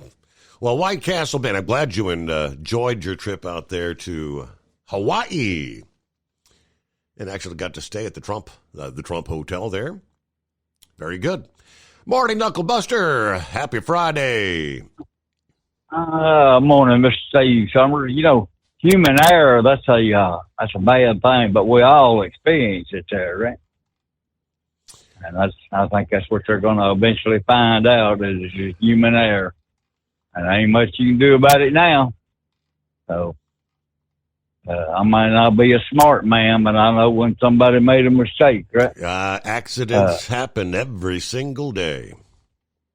Yes, sir, absolutely. Well, I got news for horse feathers. Bubba and Earl said that HOV stands for heavy, oversized vehicle, right? So you just get out in that left lane and go on. You won't have to be bothered by all that traffic over there in the rack. Right. Yeah, go ahead. Take a shot at that and see how that gets you. Yeah. Just when they pull you over there, horse feathers, just tell them Bubba and Earl told you that that HOV was for heavy, oversized vehicle. Yeah. See, the archaeologists, they followed a sketch by Leonardo da Vinci that led to a secret tunnel under an ancient castle. How about that? That's when you like, how come some people got all the good jobs where they can just go goof off and look up stuff like that? Well, I read this on the AP that Donald Trump talks so much that even his White House stenographers are struggling to keep up, see? There were more than 22,000 words on his inauguration day speech, and then 17,000 when he visited the disaster sites in North Carolina and California. They said it's enough to strain the ears and fingers of all these dedicated stenographers. I bet. So, you know, I know that's right. Well, they said it was a strain, especially after Doofus Magoo didn't say much, so.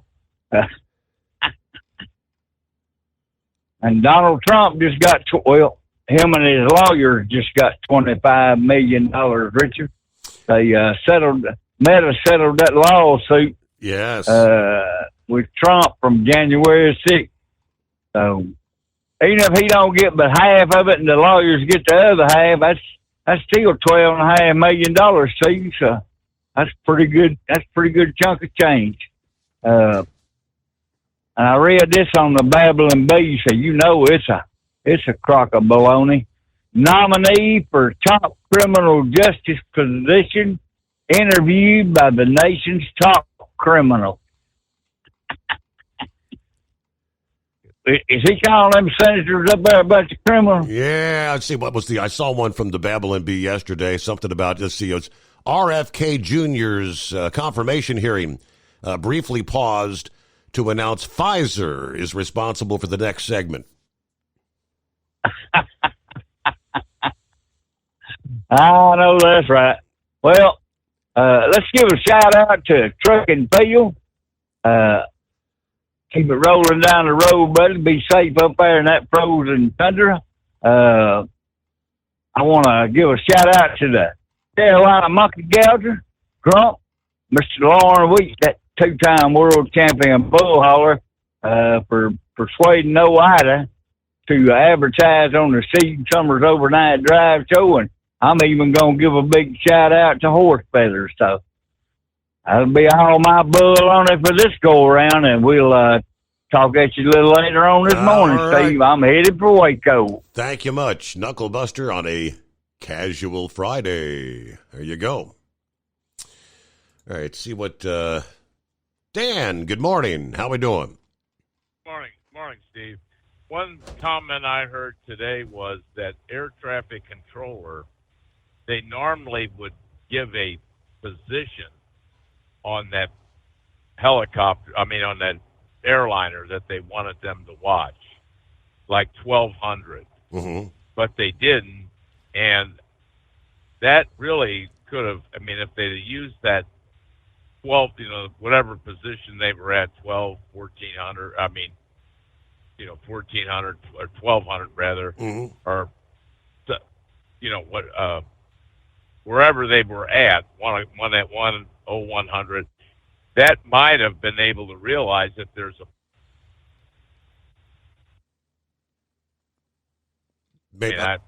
a plane, another plane versus the one that he thought he was supposed to be looking at. He was looking at the chopper pilot was looking at the one behind him and felt he had enough clearance, but it was directly above him. Am I correct in my understanding? Well, because the one obviously coming in, it was descending. Yes, right, and so number one, the UHF is supposed to have a dedicated traffic controller for the military side, but this controller was running the VHF, which is the civilian side, as well as the UHF. It's the same voice, and he's like talking over two different radio systems. So, there is I'm sure that'll get brought out. Yes. But that doesn't seem to me. In other words, if he had a dedicated, like he was supposed to have, controller, he would have given him the proper location of that plane instead of releasing it to him for visual clearance, taking visual ownership.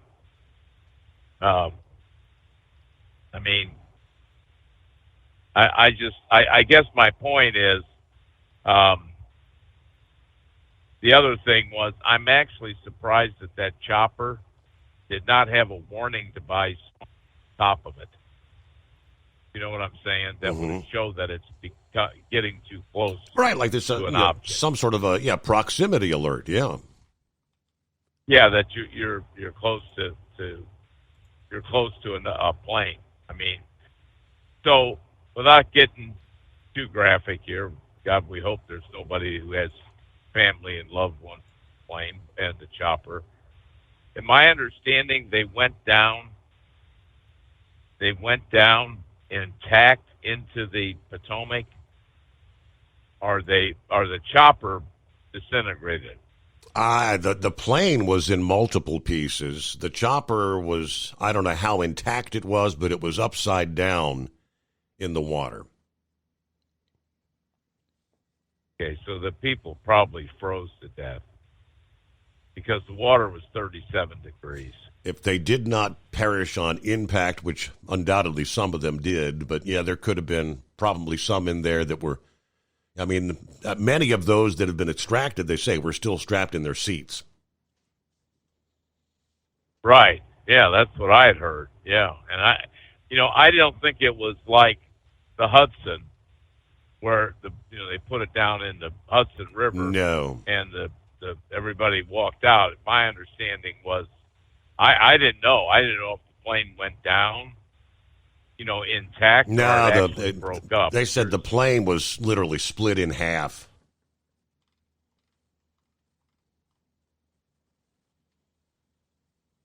I'm sure there were some underwater pictures made that hopefully will never be released. Yeah. That's got to be. Yeah, I just,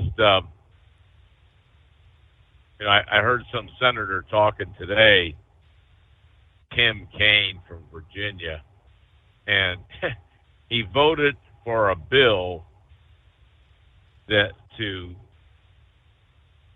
do something, but yet it allowed for additional traffic into Reagan. But he said, I really didn't want to vote for it. Well, then why did you vote for it?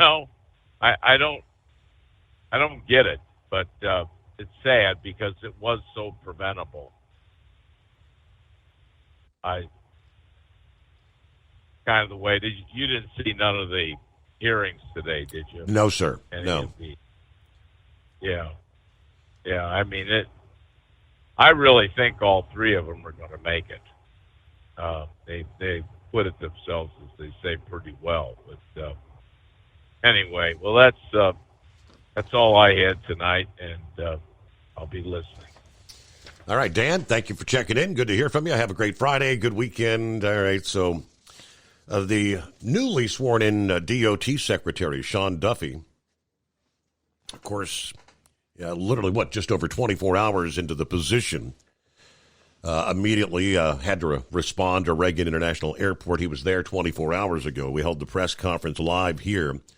But prior to that incident taking place at 9 o'clock in the evening, earlier that day, day number one on the job, Secretary Duffy wasted no time getting to work, signing a memorandum just hours after being confirmed to do away with the fuel economy standards established under former President Joe Biden. Tuesday, January 28, Duffy directed the National Highway Traffic Safety Administration to begin the process of rolling back the updated corporate average fuel economy, which is otherwise known as the CAFE standards, established by the previous administration. The CAFE standards set minimum miles per gallon fuel efficiency for passenger vehicles and fuel consumption standards for certain medium-duty vehicles. Duffy's directive to rescind the Biden-era fuel economy standards coming the same day that the Senate approved his nomination. So that stems from an executive order that President Trump had signed actually on Inauguration Day. The order that directs agencies to, quote, eliminate the electric vehicle mandate and promote true consumer choice by removing regulatory barriers to motor vehicle access. Specifically, the National Highway Traffic Safety Administration is to begin an immediate review and reconsideration of all existing fuel economy standards applicable to all models of motor vehicles produced from model year 2022 forward. Now, these CAFE standards were established all the way back in the 1970s. At that point, it was in response to the oil crisis. 1978, cars were getting about 18 miles a gallon. They were up to 27.5 by 1985. Fuel efficiency stayed at that mark until 2010 when Barack Obama set higher standards to 43.7 miles per gallon by model year 2020. Then the Biden administration standards increase fuel efficiency sharply.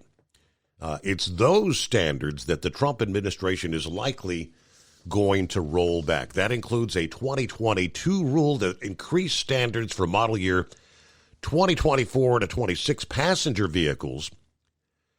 By 2026, passenger vehicle fuel efficiency requirements were going to be set at 59 miles per gallon compared to 44 miles per gallon for 2023 cars. The National Highway Traffic Safety Administration will likely roll back a 2024 rule that established fuel economy standards for cars model year 27 and beyond. That sets the standard to 65 miles per gallon for passenger vehicles by 2031. The rule also lowers the amount of fuel consumed by heavy-duty pickup trucks from 5.6 gallons per 100 miles in model year 22 trucks to 2.85 gallons in model year 2035 trucks. Either way, when the rule was finalized, the DOT at the time claimed the new fuel economy standards would save car owners more than $600 in fuel costs over the lifetime of a vehicle. Higher standards would also save nearly 70 billion gallons of gasoline through the year 2050. So, in his memorandum, Duffy said the latest fuel economy standards ultimately forced manufacturers to shift away from the internal combustion engine vehicle to electric vehicles, thus being dubbed the electric vehicle mandate. All right, coming up in our next hour, we'll get back to, I believe Vic is on board, Eagle checking in on a Friday. We now also have new leadership at the EPA. The trucking industry said it's hopeful for a common sense approach. Lee Zeldin was confirmed on Wednesday to serve as the U.S. EPA 17th administrator.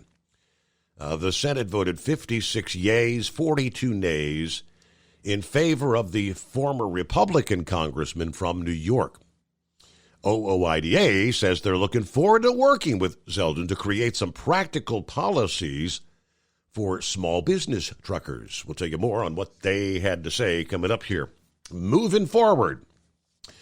Friday morning, the Steve Summers Overnight Drive, live from the Hot Shot Secret Studios. Let's face it, winter is here. When the temperature drops, so does your truck's performance. You know what I'm talking about. The hard, cold starts, rough idling, and fuel gelling. Avoid these problems by using Hot Shot Secret's EDT Plus Winter Defense. EDT Plus Winter Defense is a concentrated 7-in-1 fuel booster and anti-gel that prevents gelling and improves engine performance in the coldest of climates. The 7-point cetane boost decreases DPF regens, increases fuel economy and winter operability, plus the lubricity protection of LX4 to extend fuel system life. With EDT Plus Winter Defense, you can be confident that your engine is running smoothly and trouble-free, even in the coldest temperatures. Hot Shot Secret EDT Plus Winter Defense is available at Pilot Flying J truck stops, Amazon, O'Reilly Auto Parts, and HotShotSecret.com. Hot Shot Secret, powered by science. Do you have a Dodge pickup and hate your automatic transmission? Of course you do.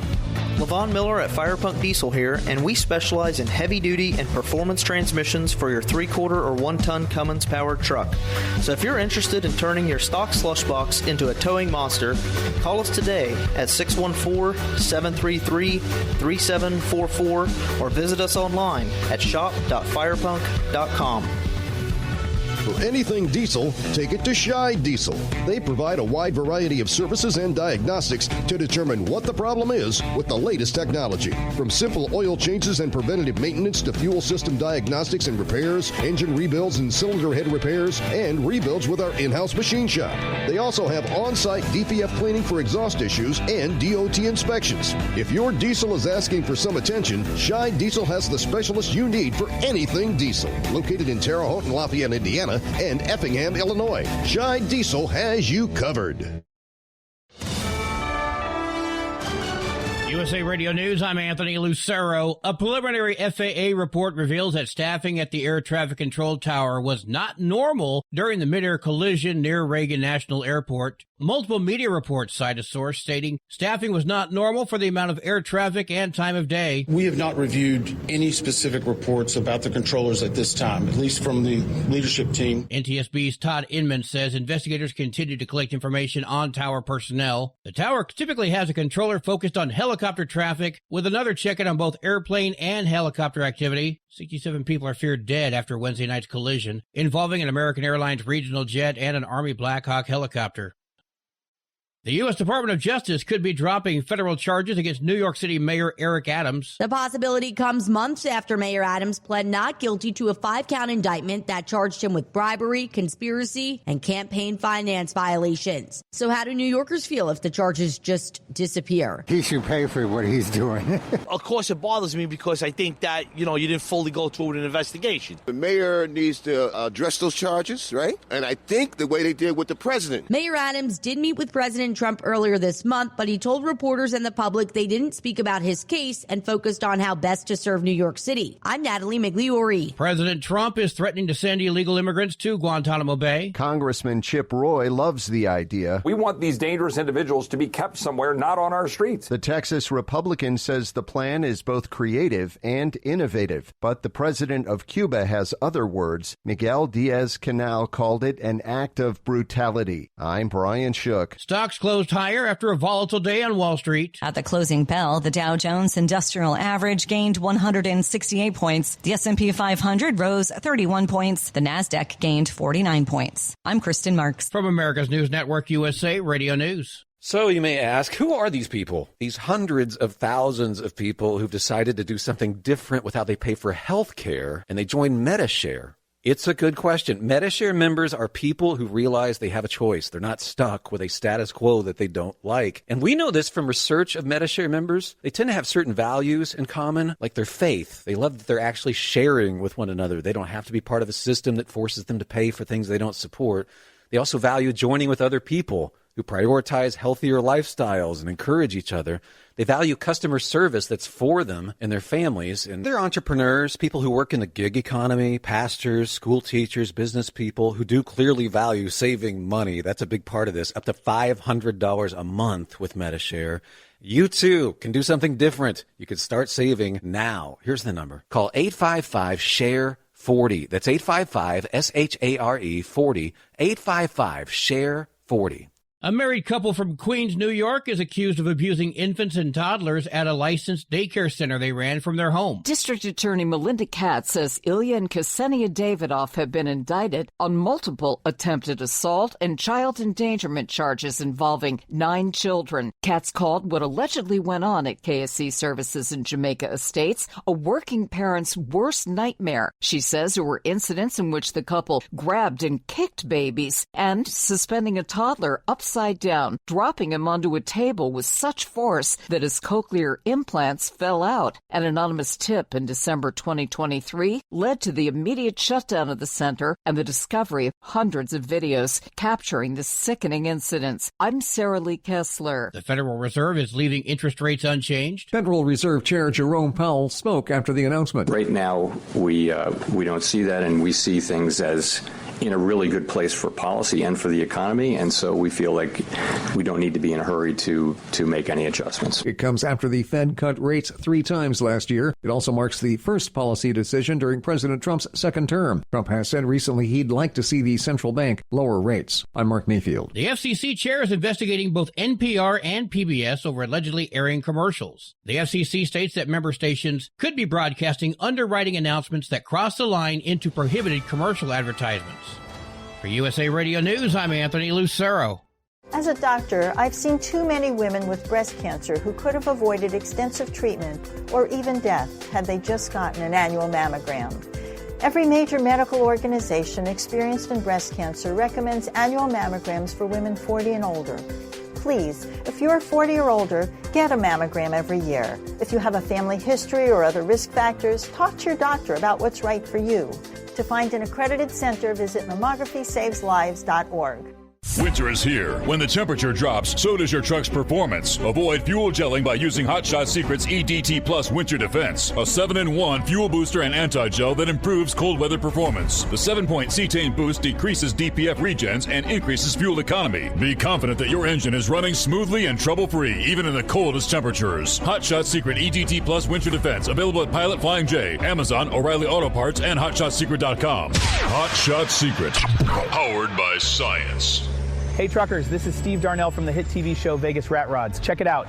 Industrial Injection has been a leader in the diesel heavy-duty industry since 1985. Whether you are looking to keep your truck on the road, you are a hardworking farmer feeding America, an over-the-seas mariner, a miner, or a construction craftsman, Industrial Injection can help keep your heavy-duty rigs and equipment running so you can keep America thriving. Get all your turbochargers, injection pumps, injectors, and engine parts at industrialinjection.com. Industrial Injection, the place to go for all your diesel parts needs. We know you'd like to be cuddled up real tight with a sweet little thing all night. But instead, you've got Steve Summers. It's the Overnight Drive.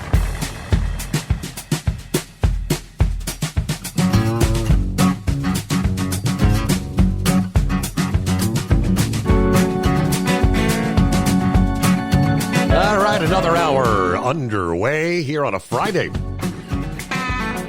As we close out the month of January,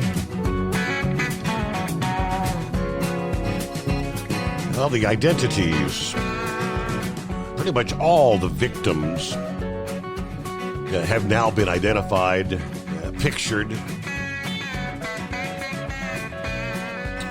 Kids, a TikTok star, a famous athlete couple, and more. The U.S., the Mirror, actually had posted photographs and descriptions of all those who are aboard. Some of the earliest reports that came down, of course, we knew before we had closed out last night's program, were a number of figure skating figures were aboard that flight that were returning from the U.S. Figure Skating Championships and two of their Russian coaches. Yeah, we know there are no survivors. U.S. Figure Skating said in a statement that several skaters, coaches, and their family members were aboard that flight. These athletes, coaches, family members returning home from the National Development Camp held in conjunction with the U.S. Figure Skating Championships, according to the sports body, were devastated by this unspeakable tragedy. We hold the victims' families closely in our hearts. Two of those coaches were identified by the Kremlin as a Russian couple who were pairs world champions some 30 years ago. Evgenia Shashkova and Vadim Numov. Yeah, that couple won the pairs title at the 1994 World Championships in Japan. They also competed twice in the Olympic Games. The Skating Club of Boston lists them as coaches. And their son, Maxim, is actually a competitive figure skater for the U.S. Kremlin spokesman confirmed that the two were aboard the plane. Unfortunately, we see that this sad information is being confirmed. There were other fellow citizens there. Bad news from Washington. We send condolences to the families and friends of those who fellow citizens who died in the crash. So, like I said, the identities of all the others from all walks of life. All right, back to the calls. Vic on board here on a Friday morning. Vic. Hey, it's kind of a grim subject to talk about there, but I've always had a hard time understanding UHF. I don't know what it is. But when Dan was talking about that air traffic controller was talking on VHF and UHF, that explained, of course, that's went through 2 or 3 different rebroadcasts, but I could barely understand what he was saying to that Black Hawk. Yep, exactly. But if most of those Black Hawks, they trained at Fort Campbell, Kentucky. And when I lived there in Evansville, Indiana, those things were crashing rather frequently. And I started to look that up today, but they didn't really. I wanted to see how many crashes they actually had, and especially when they were trying to test out the night vision goggles. But they had ran several of those helicopters together. I think the last one that they had, they killed like 9 people or something. Anyway, well, like I said, I'm not really sure, but one of them was even was the last air crash that I looked at was where they had 2 of the special operation Black Hawk helicopters. Well, excuse me, but one of the other things is the 101st Airborne, they don't jump out of planes anymore. They have what's called air assault teams, and I guess they were training for that. But the old paratrooper thing, somebody in the Army decided they could land a bunch in helicopters and not have to have them float down. So I'm not exactly sure where all that finally wound up. But whenever the individual mentioned there hadn't been any mid-air collisions, I guess he was talking about on commercial flights. Right. Because they had, like I said, they did have several of those helicopters run together down there at Fort Campbell. And the other thing is, they kept saying it was a training flight, and they had lots of experience. But I don't know. They said today that one of the people only had 200 hours flying, and the other, I guess, instructor or whatever, 1,000 hours. I think you almost have 200 hours by the time you get your certification for a helicopter in. So I don't know. That just kind of struck me as odd. And the other thing I was going to mention real quick, you were talking about the impoundment thing, impoundment of funds. That's been a thorn in the side ever since this country was founded. I guess it was a conflict between Article 2 of the Constitution on the executive branch, where they say that the president has to make sure funds are dispersed legally, and they supposed to have time to investigate it. And then they came out with that Impoundment Act in 1974 because Nixon had impounded some funds that they thought it was just a political decision. And Lord, there's a whole boatload of cases on that. So I really don't know where they're going to wind up on that one with Trump impounding some of the funds. And on the nomination hearings, I couldn't help but wonder. There's Senator Whitehouse. He's the guy that said he served in Vietnam or something, and he didn't. And then I was looking at Elizabeth Warren, and if she really thought she had Indian blood in her, she can get a certificate of Indian blood, and if she can somehow prove from her relatives that they actually had some Indian blood in them. And the problem with her, she used that to get different positions and claimed that she was a minority due to her Indian blood. And that's where that came in. And they were sitting there giving RFK all kinds of grief on the vaccine. Well, whenever they passed a law that allowed our medicine to be made other than in the continental United States, and China started making it, China was actually sending live vaccines, and that was caught over in Bulgaria, because in Bulgaria they actually used the prisoners to test out the vaccines. I forget what vaccine it was, but it was live. And the other thing was, you're talking about North Carolina.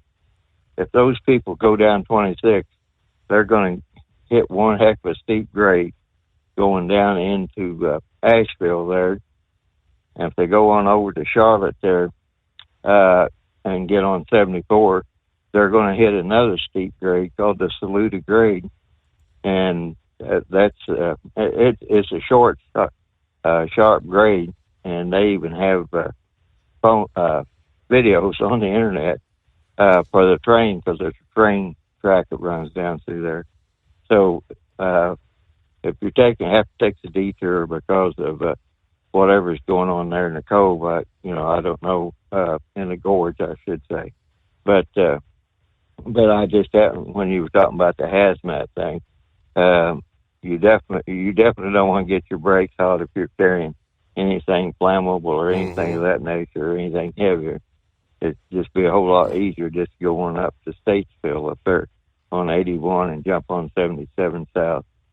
So that's pretty much about all I had. But it was kind of interesting watching those senators, and it's like, I think it's kind of like the pot calling the kettle black, but that was just my take on it. So with that, I'll let you go there, Steve. All right, Vic, have a good night, good weekend, and thanks for being a part of the show, as always. All right, let me give you the rest of the story. We have new leadership at the EPA. OOIDA said, looking forward to working with Zeldin. With our 150,000 small business truckers, we represent congratulating Administrator Lee Zeldin on his confirmation. Small business truckers, who make up 96% of trucking, have faced an uncertain future in recent years from top-down environmental regulations and mandates. We look forward to working with Administrator Zeldin on common sense environmental policies that consider the local mom and pop trucking businesses, that keep the supply chain running. The American Trucking Association also support Zeldin's confirmation. The trucking industry congratulates Administrator Zeldin. We look forward to the restoration of common sense in our nation's environmental policies under his leadership of the EPA. That's Chris Spears of the ATA. Over the past several years, this mad dash to zero and a patchwork of unachievable mandates on unrealistic timelines have posed a grave threat to the trucking industry, the supply chain, and our overall economy. Yeah, the enormous price tag of this haphazard transition would have significantly raised costs for American consumers without delivering the promised environmental benefits. Of course, the trucking industry had numerous concerns about the previous administration's push toward electric vehicles. This unworkable mandate ignores operational realities and places a costly burden on trucking companies, according to the vice president of Pitt, Ohio, back in April of last year, speaking at a House subcommittee hearing. Although battery electric trucks show promise in certain applications, it is apparent they are not ready for broad deployment due to the technology limitations. Of course, day number one, Trump issued that executive order going after electric vehicle regulations. All right, so waiting to see what comes of the Advanced Clean Trucks rule as well further down the line. Let's face it, winter is here. When the temperature drops, so does your truck's performance. You know what I'm talking about. The hard, cold starts, rough idling, and fuel gelling. Avoid these problems by using Hot Shot Secret's EDT Plus Winter Defense. EDT Plus Winter Defense is a concentrated 7-in-1 fuel booster and anti-gel that prevents gelling and improves engine performance in the coldest of climates. The 7-point cetane boost decreases DPF regens, increases fuel economy and winter operability, plus the lubricity protection of LX4 to extend fuel system life. With EDT Plus Winter Defense, you can be confident that your engine is running smoothly and trouble-free, even in the coldest temperatures. Hot Shot Secret EDT Plus Winter Defense is available at Pilot Flying J truck stops, Amazon, O'Reilly Auto Parts, and HotShotSecret.com. Hot Shot Secret, powered by science. Do you have a Dodge pickup and hate your automatic transmission? Of course you do. Levon Miller at Firepunk Diesel here, and we specialize in heavy-duty and performance transmissions for your 3-quarter or 1-ton Cummins-powered truck. So if you're interested in turning your stock slush box into a towing monster, call us today at 614-733-3744 or visit us online at shop.firepunk.com. For anything diesel, take it to Scheid Diesel. They provide a wide variety of services and diagnostics to determine what the problem is with the latest technology. From simple oil changes and preventative maintenance to fuel system diagnostics and repairs, engine rebuilds and cylinder head repairs, and rebuilds with our in-house machine shop. They also have on-site DPF cleaning for exhaust issues and DOT inspections. If your diesel is asking for some attention, Scheid Diesel has the specialist you need for anything diesel. Located in Terre Haute and Lafayette, Indiana, and Effingham, Illinois. Scheid Diesel has you covered.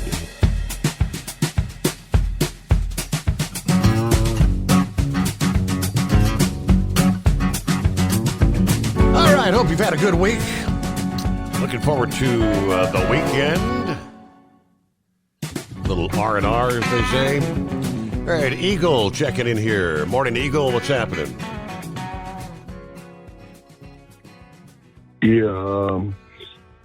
Yeah, I got some things to talk about, Steve. I'm going to talk about this plane for a few seconds, and then I'm going to move on to something else. I told you last night how I feel, and apparently a lot of the people that call your show don't feel the same. So, but there is definitely some information coming out that clearly shows that this wasn't an accident. I'm not going to go into detail because Donald Trump said everything that needed to be said today at the press conference about the incident, about what the capabilities of this helicopter is, and that tells you everything you need to know about the accident. When he said that these helicopters can maneuver up or down or either another direction. So that tells you all you need to know. And if you look at the video, the helicopter didn't do neither of those things that I just mentioned. So you come to your own conclusion.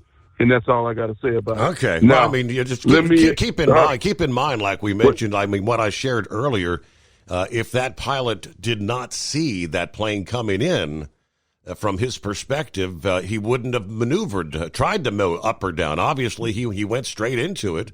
Now, whether they're going to look into whether it was intentional, if there's anything that would show, but did that pilot possibly, want to commit suicide or something of that name? They'll look into all that, but right now it just appears to be. Yeah, it definitely needs to be looked into. You can't. A lot of people are saying that Trump is jumping to the conclusions about without knowing all the evidence. But if anybody would know the evidence, it's Donald Trump. I guarantee you, he's been briefed. He's heard the audio tape from both the airplane and the helicopter. So Donald Trump knows more than me, you, and anybody else out there. And he, like I said, you listen to the press conference. That's all you need to know. Whether the press corps thinks so or not, those people don't care about Donald Trump anyway, especially that one woman. She had a television show on CNN, and I think they basically put her in the press corps just to be an aggravation to Donald Trump. I don't know what her name is. Caitlin Collins, I think that's what her name is.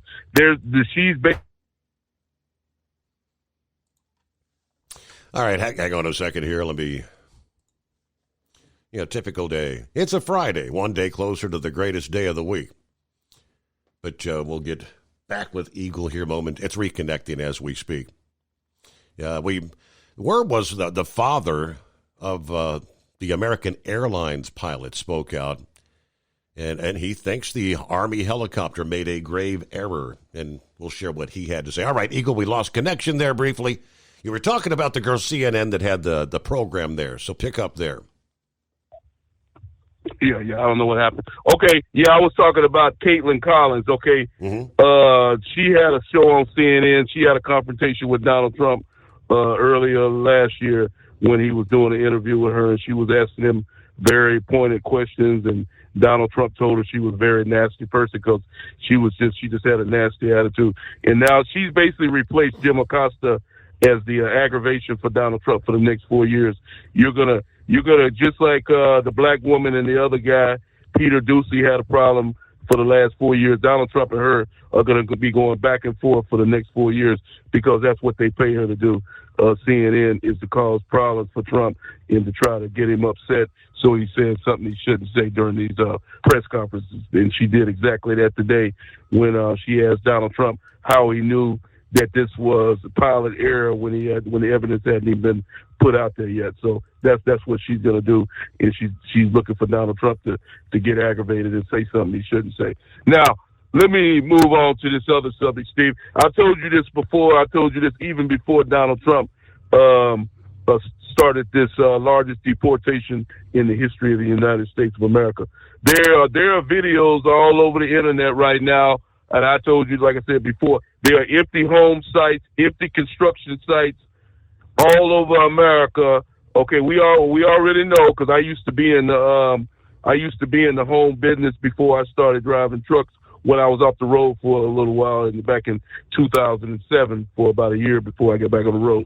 And anybody in the housing industry knows that most of the people that work on these houses, do roofing work, electrical work, or any other work on these new home sites were illegals in this country. Okay, now Donald Trump has basically eliminated a lot of these guys are either scared to go to work or they've been deported already. Now, I've told you this before. It's up to the Americans now. Donald Trump is giving the Americans the opportunity to go back to work. All these people that were complaining for the last 4 years about these illegals taking jobs away from Americans and they in the unemployment. This is your chance right here, my man, to go to work. It's either time to put up or shut up. These people have been eliminated. Donald Trump has getting these people out of the country as we speak right now. There's ICE units all over America and major cities all over America, from Texas to California to New York, Florida, you name it. They all over eliminating people and opening up jobs. There's jobs that's going to be open and available. So now American people have no excuse whatsoever now, Steve, to be talking about they don't have no money, that they don't have a job. Your job is wide open right now, my man.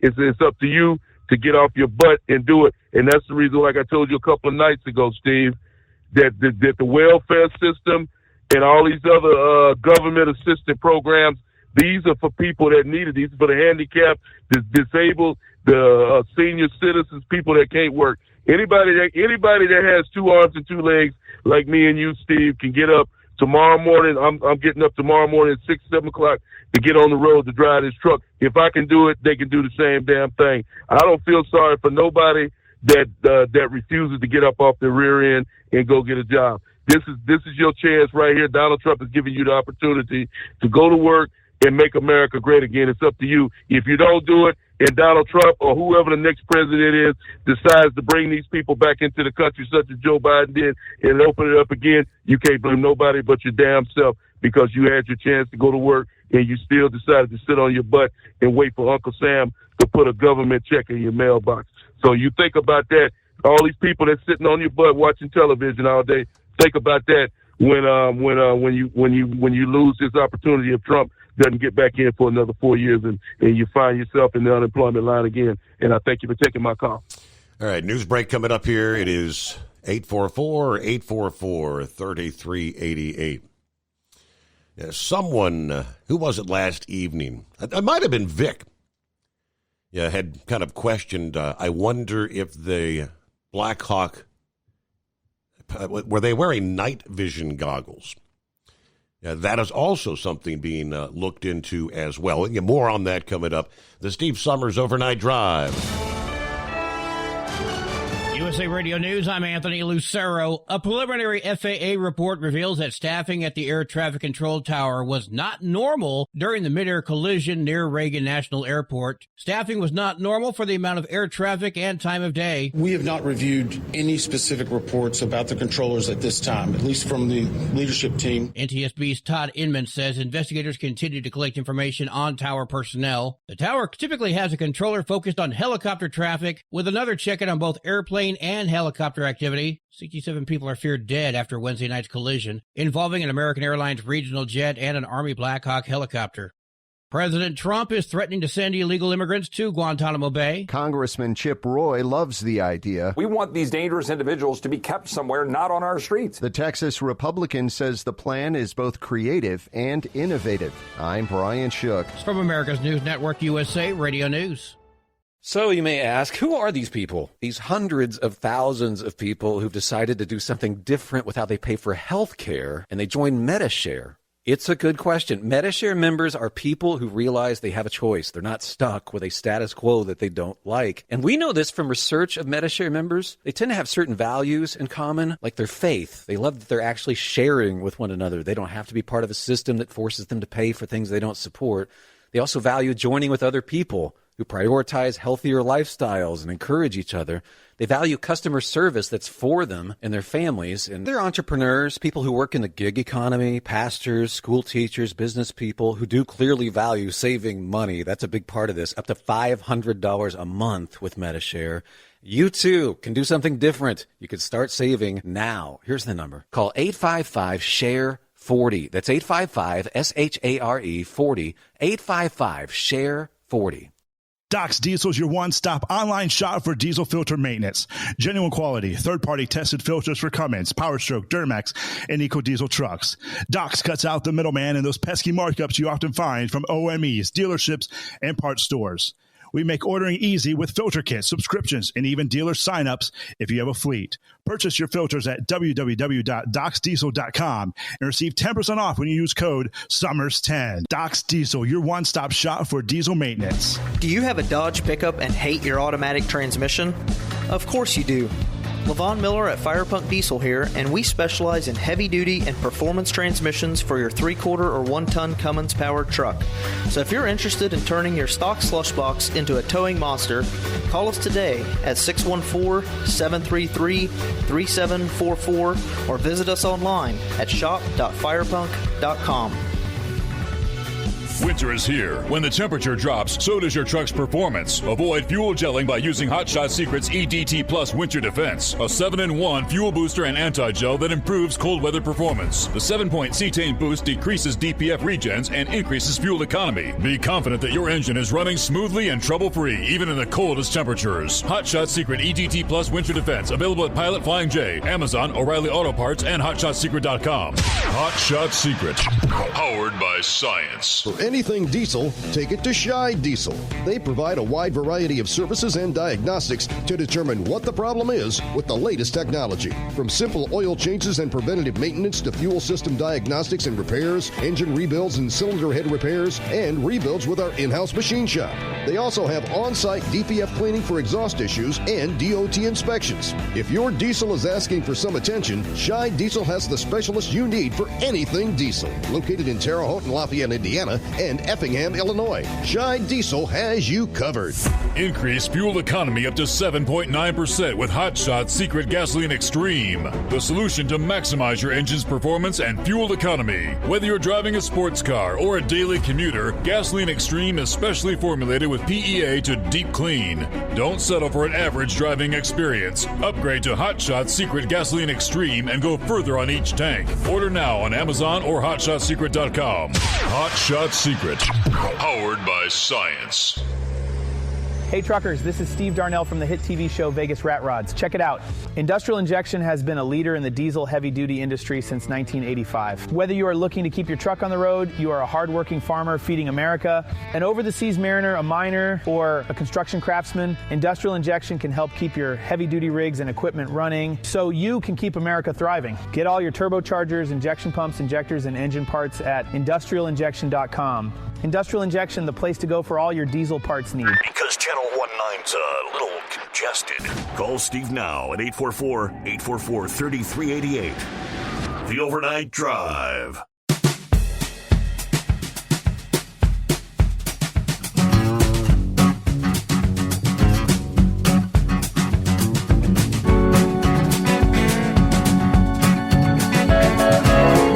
I'm just one to say, let's not jump to any conclusions.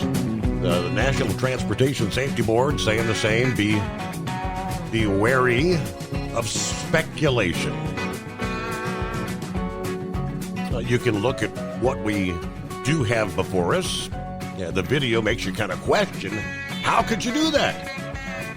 It's right in front of you. Can't you see it? Maybe, maybe not.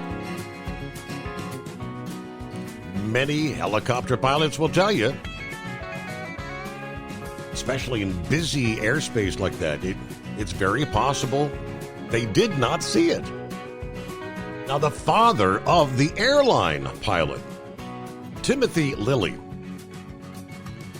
he's the father of the pilot of the American Airlines flight that collided with the chopper. This past day, he said he suspects the helicopter may have been at fault. 28-year-old Sam Lilly. Sam, his son, was one of the 2 pilots on the American Airlines flight. Now, his father told Fox 5 Atlanta the pilot was reportedly engaged to be married and had ties to the Savannah, Georgia area. This is undoubtedly the worst day of my life, he says. All right, Timothy, again, the father, has 20 years of experience as a helicopter pilot in the Army. He told Fox 5 he suspects the pilots on board the Army copter had worn night vision goggles, which prevented them from seeing the incoming plane. In the 1990s, I used to fly in and out of the Pentagon regularly. And I can tell you, if you're flying on that route over the Potomac and you're wearing night vision goggles, it's going to be very hard to see that plane if you're not wearing goggles, that you might have a chance. Big question in his mind. Secretary of Defense Pete Hegseth said in a video shared to social media this past day that the 3 soldiers aboard that chopper were conducting a training flight. The crew was, quote, fairly experienced, and this training was part of an annual requirement. Timothy, the father of the pilot, said the commercial jet had done nothing wrong. From what I see, those guys turned right into the jet. I think the PSA jet was doing everything right. The Army pilot made a grave error. It hurts me because those are my brothers, and now my son's dead. Now, the U.S. Army Military District of D.C. said in a statement this past day they're committed to transparency as the investigation is conducted. We will share accurate updates as soon as they become available. Multiple media personalities this past day kind of backtracked comments blaming President Trump for the collision. Phil Williams, the chief investigative reporter for WTVF in Nashville, claimed on social media that Trump's recent offer to buy out federal employees could lead to similar deaths. He later deleted the post, saying that, well, you're misinterpreting my remarks. CNN commentator Bakari Sellers also shared a screenshot of a release from the House Committee on Transportation and Infrastructure announcing an air traffic controller hiring freeze. He captioned that post 8 days ago before later deleting it and acknowledging, quote, I effed up.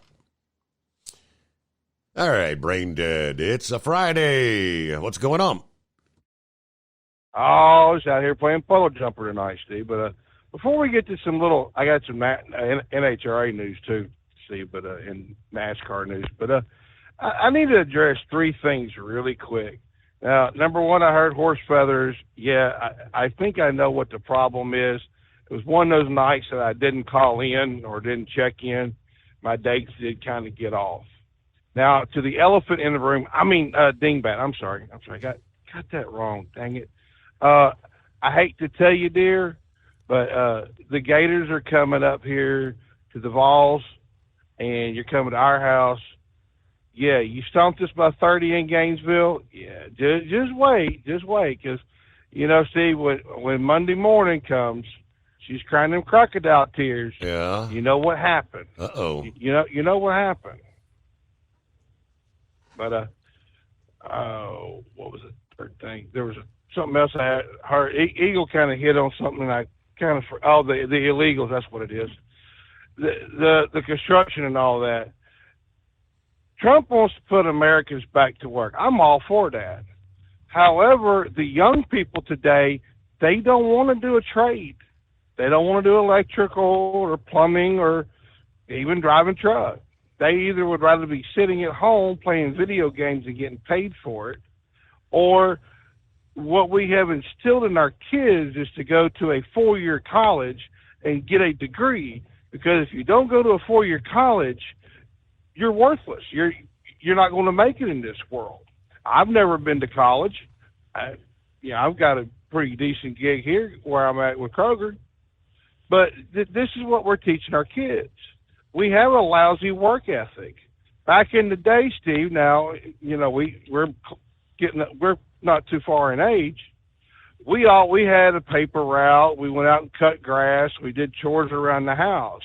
Nowadays, it's, okay, well, Mom's sitting there cleaning the house while Junior's playing the video games over here and not doing nothing about it. There's the problem right there. The work ethic in this country sucks. These jobs have got to be done. Now, you can't just look at somebody that is Hispanic descent and say, oh, well, you're an illegal. Oh, you're an illegal. No, you don't know. Right. It's just like I can't remember what the equivalent I was going to put to that, because there are some that were born in this country that are of Hispanic descent. Absolutely. Like the guy that trained me. the guy that trained me was Hispanic descent. His parents came over from Mexico many, many, many moons ago. They did it legally when there was a lot less government red tape and hassle. That's the other part of the problem too, is the government red tape and hassle. I mean, we've got some cleaning ladies up here where I work at that help keep the office clean, and that's one of the things that they're having an issue with is all the red tape that's been going down with just trying to get anything done out of the government, and it's literally insane. It's crazy how this government works, Steve. So, with that being said, let me get to some NHRA news. Yes, I do have some NHRA news.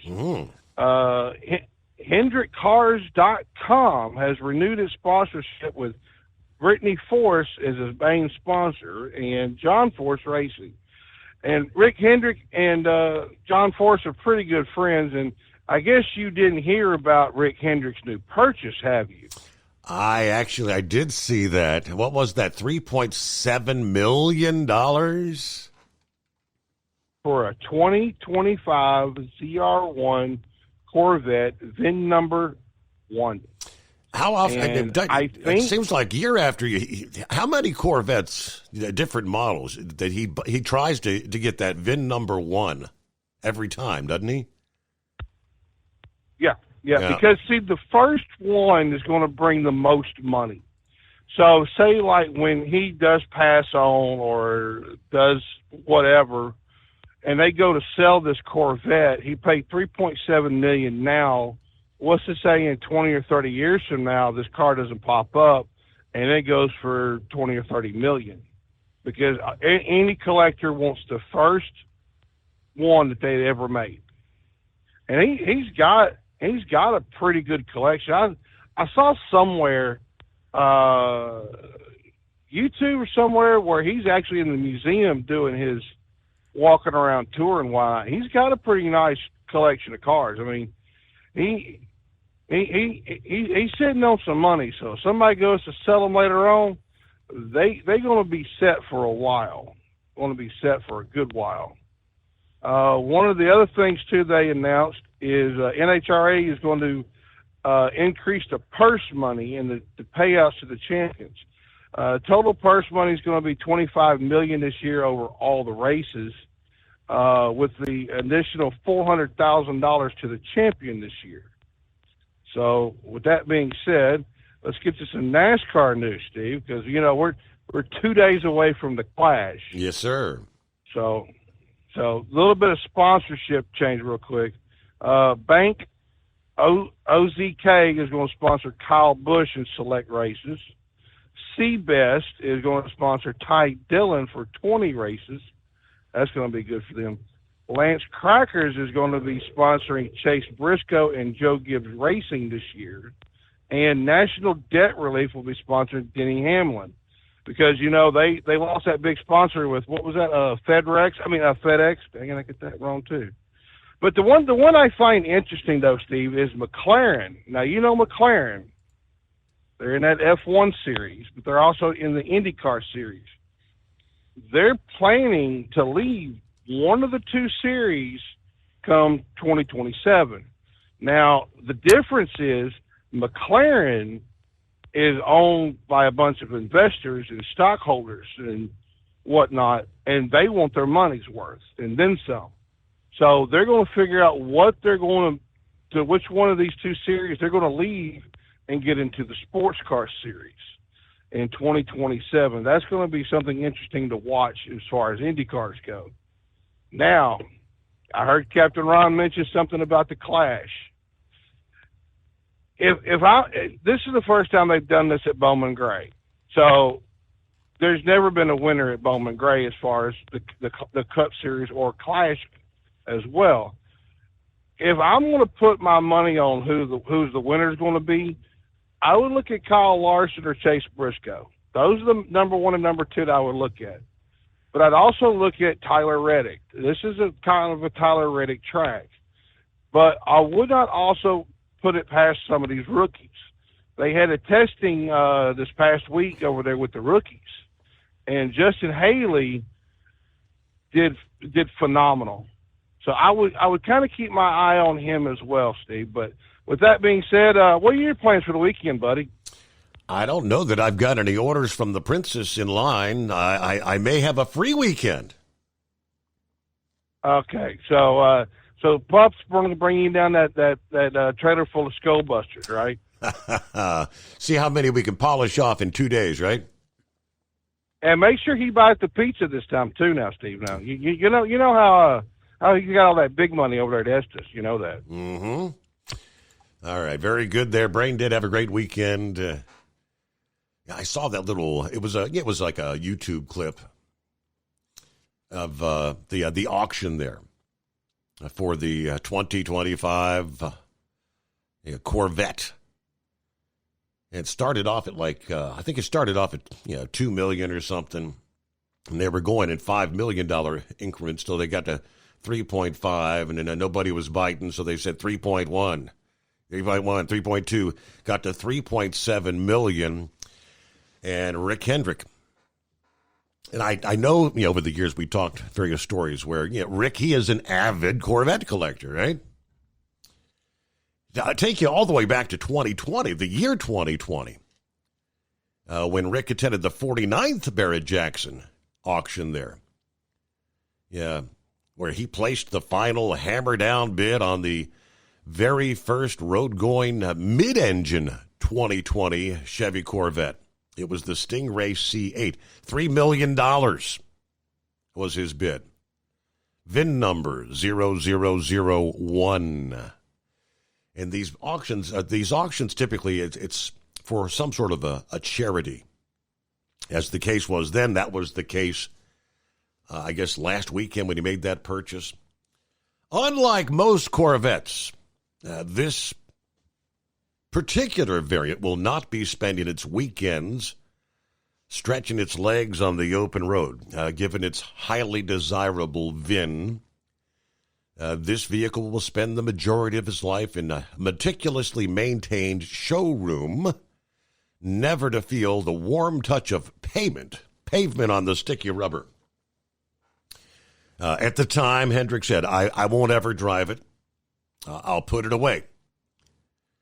You won't find this car at any of Hendrick's 94 auto dealerships, not even at the 15, which exclusively sell Chevy vehicles, and have about 1,000 pre-orders for what was then the hotly anticipated Vette.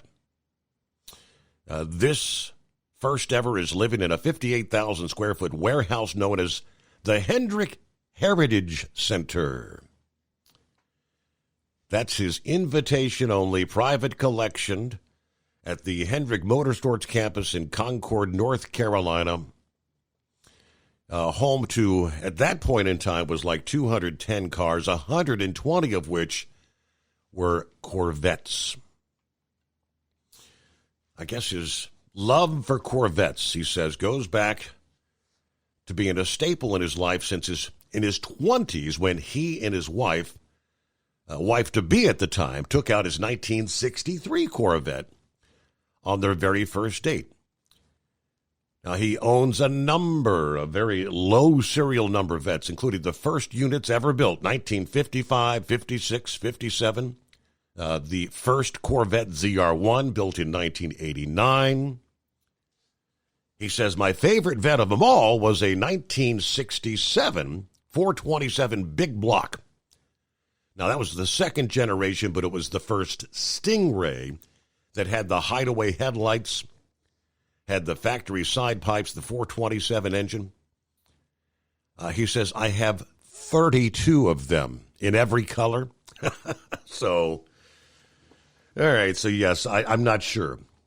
22, 23, if he has the VIN number 1 or not, but yes, the 2025 model for a measly $3.7 million. At Hot Shot Secret, we share the science behind common diesel problems and their solutions. For example, Diesel fuel cetane levels. In many states, the cetane rating in diesel fuel is 42 to 45. Most diesel engines operate more efficiently with a cetane rating of 48 to 50. One treatment of Hot Shot Secret Diesel Extreme will raise your cetane 7 points, increase fuel economy, and improve cold starts. Due to a cleaner burn, there are less hydrocarbons and particulate matter in your exhaust. This reduces the blockage of your diesel particulate filter. Using Diesel Extreme generates 83% less DPF regeneration. The 6-in-1 Diesel Extreme formula also includes the most concentrated detergent on the market, lubricity enhancer, water demulsifier, rust and corrosion inhibitors, and a fuel stabilizer. Hot Shot Secret Diesel Extreme is available nationwide at truck stops, fine farm and auto stores, and online at hotshotsecret.com. Hot Shot Secret, powered by science. Do you have a Dodge pickup and hate your automatic transmission? Of course you do. Levon Miller at Firepunk Diesel here, and we specialize in heavy-duty and performance transmissions for your 3-quarter or 1-ton Cummins-powered truck. So if you're interested in turning your stock slush box into a towing monster, call us today at 614-733-3744 or visit us online at shop.firepunk.com. For anything diesel, take it to Scheid Diesel. They provide a wide variety of services and diagnostics to determine what the problem is with the latest technology. From simple oil changes and preventative maintenance to fuel system diagnostics and repairs, engine rebuilds and cylinder head repairs, and rebuilds with our in-house machine shop. They also have on-site DPF cleaning for exhaust issues and DOT inspections. If your diesel is asking for some attention, Scheid Diesel has the specialist you need for anything diesel. Located in Terre Haute and Lafayette, Indiana, and Effingham, Illinois, Scheid Diesel has you covered.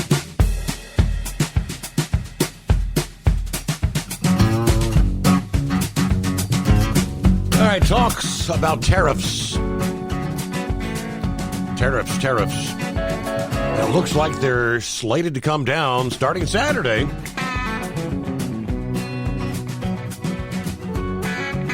Let me start with from the trucker this past day. The impact on Class 8 trucks, big rigs. U.S. sales of new Class 8 trucks finished 2024 right about where they've been all year. Lower than 22 and 2023, but still about 3% higher than the average over the past decade. For the month of December, sales of 22,383 new trucks, according to Ward's Intelligence. That was up 13.9% from November sales, 4.3% lower than December of 23. During 2024, only Western Star and the tiny Hino sold more Class 8 trucks than they did in 23. All the other major manufacturers saw declines.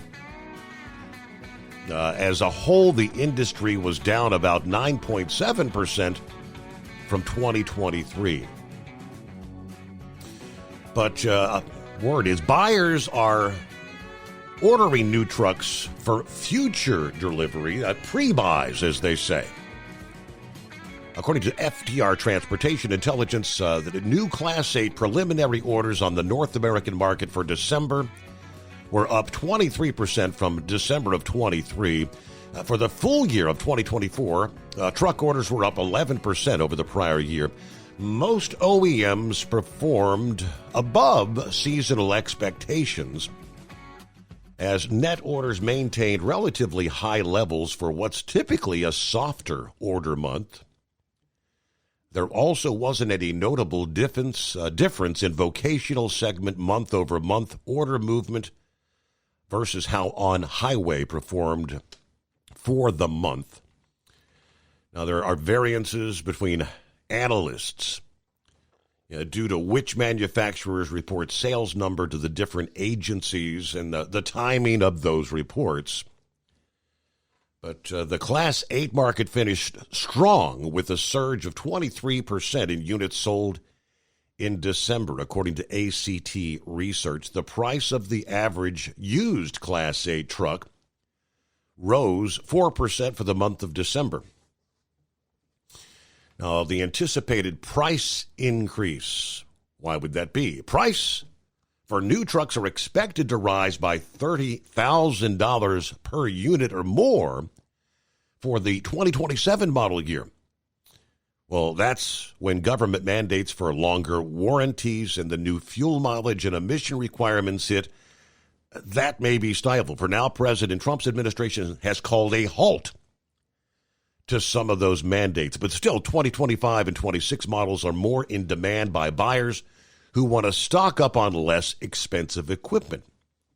Yet new truck deals will become increasingly hard to find, and many buyers will turn to the used market. They go through all the OEM reports. I won't bore you with that, but one issue looming large is the possibility of tariffs proposed by Trump. We continue to watch the ongoing discussions and developments related to Trump's plans to impose tariffs on imports from Mexico, Canada, and China, as more than 40% of Class A trucks sold in the U.S. are built in Mexico. According to FTR, tariffs could significantly disrupt supply chains and raise production costs, compounding disruptions already anticipated due to the EPA's regulations. Tariffs could also impact parts manufactured in China, driving up costs for both new trucks and repair trucks, parts rather, for those on the road. As carriers welcome the possibility of moderately rising freight rates, they're hoping that the rising cost of equipment will not erase any profitability. But late word, tariffs. Trump said tariffs are coming Saturday. More in our next hour. Let's face it, winter is here. When the temperature drops, so does your truck's performance. You know what I'm talking about. The hard, cold starts, rough idling, and fuel gelling. Avoid these problems by using Hot Shot Secret's EDT Plus Winter Defense. EDT Plus Winter Defense is a concentrated 7-in-1 fuel booster and anti-gel that prevents gelling and improves engine performance in the coldest of climates. The 7-point cetane boost decreases DPF regens, increases fuel economy and winter operability, plus the lubricity protection of LX4 to extend fuel system life. With EDT Plus Winter Defense, you can be confident that your engine is running smoothly and trouble-free, even in the coldest temperatures. Hot Shot Secret EDT Plus Winter Defense is available at Pilot Flying J truck stops, Amazon, O'Reilly Auto Parts, and HotShotSecret.com. Hot Shot Secret, powered by science. Do you have a Dodge pickup and hate your automatic transmission? Of course you do. Levon Miller at Firepunk Diesel here, and we specialize in heavy-duty and performance transmissions for your 3-quarter or 1-ton Cummins-powered truck. So if you're interested in turning your stock slush box into a towing monster, call us today at 614-733-3744 or visit us online at shop.firepunk.com. For anything diesel, take it to Scheid Diesel. They provide a wide variety of services and diagnostics to determine what the problem is with the latest technology. From simple oil changes and preventative maintenance to fuel system diagnostics and repairs, engine rebuilds and cylinder head repairs, and rebuilds with our in-house machine shop. They also have on-site DPF cleaning for exhaust issues and DOT inspections. If your diesel is asking for some attention, Scheid Diesel has the specialist you need for anything diesel. Located in Terre Haute and Lafayette, Indiana, and Effingham, Illinois. Scheid Diesel has you covered.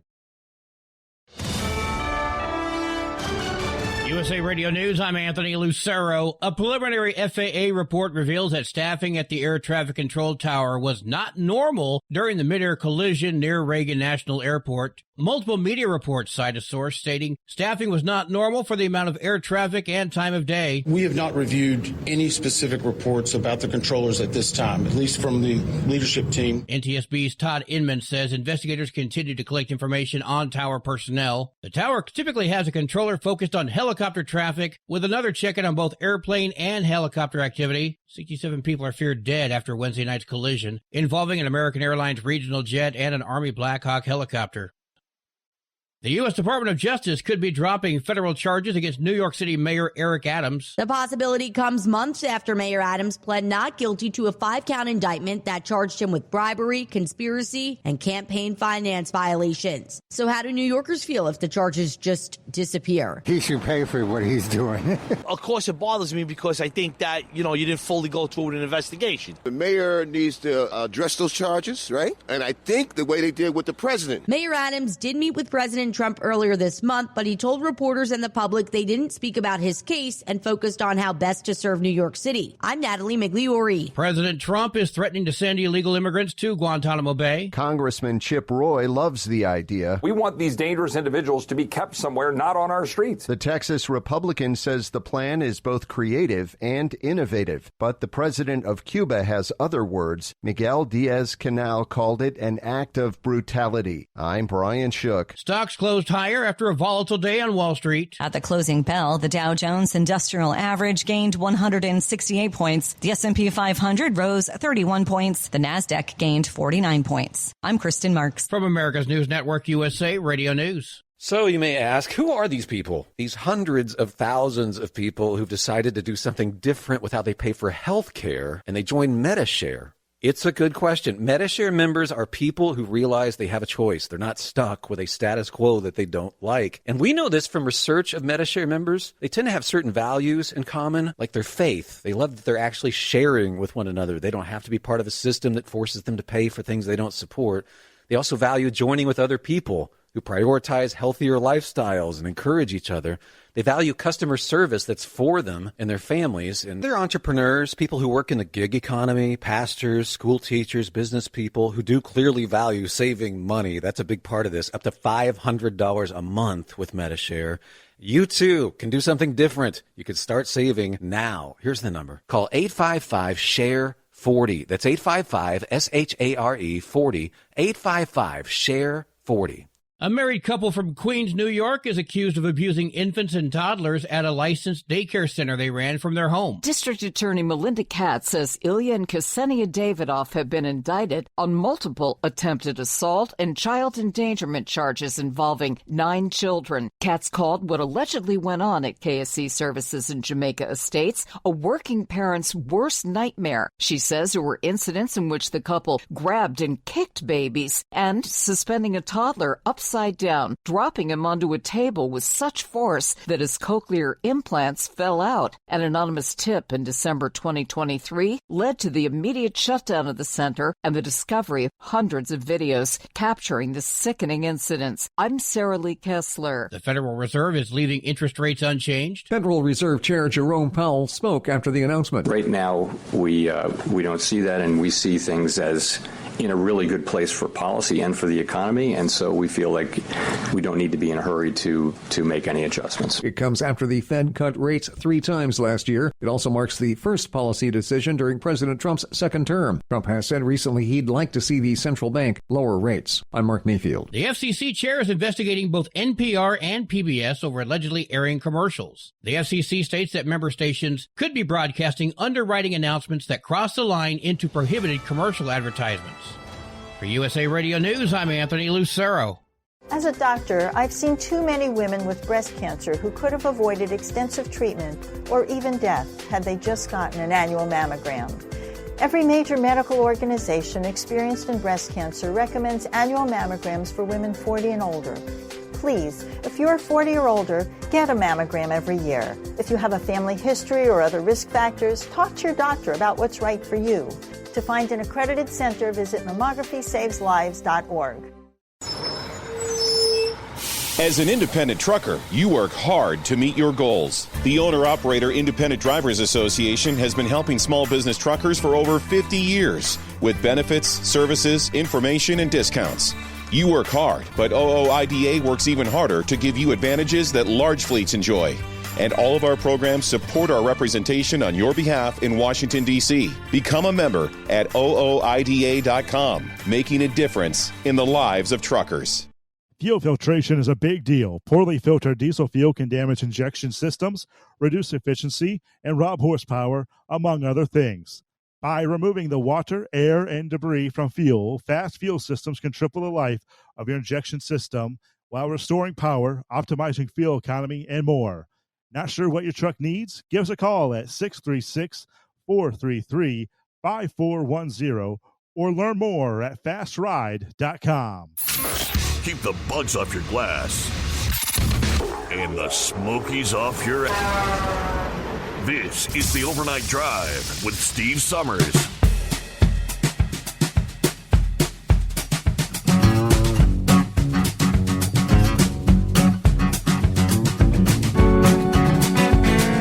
All right, welcome into a Friday for our friends on the West Coast, as we will close out the month of January here. January 31 already. All right, so will we not? Trump says the 25% tariffs on Canada and Mexico are coming Saturday. But he's still considering whether to include oil from those countries as part of his import taxes. We may or may not, he said, about tariffing oil. Yeah, we'll probably make that determination tonight.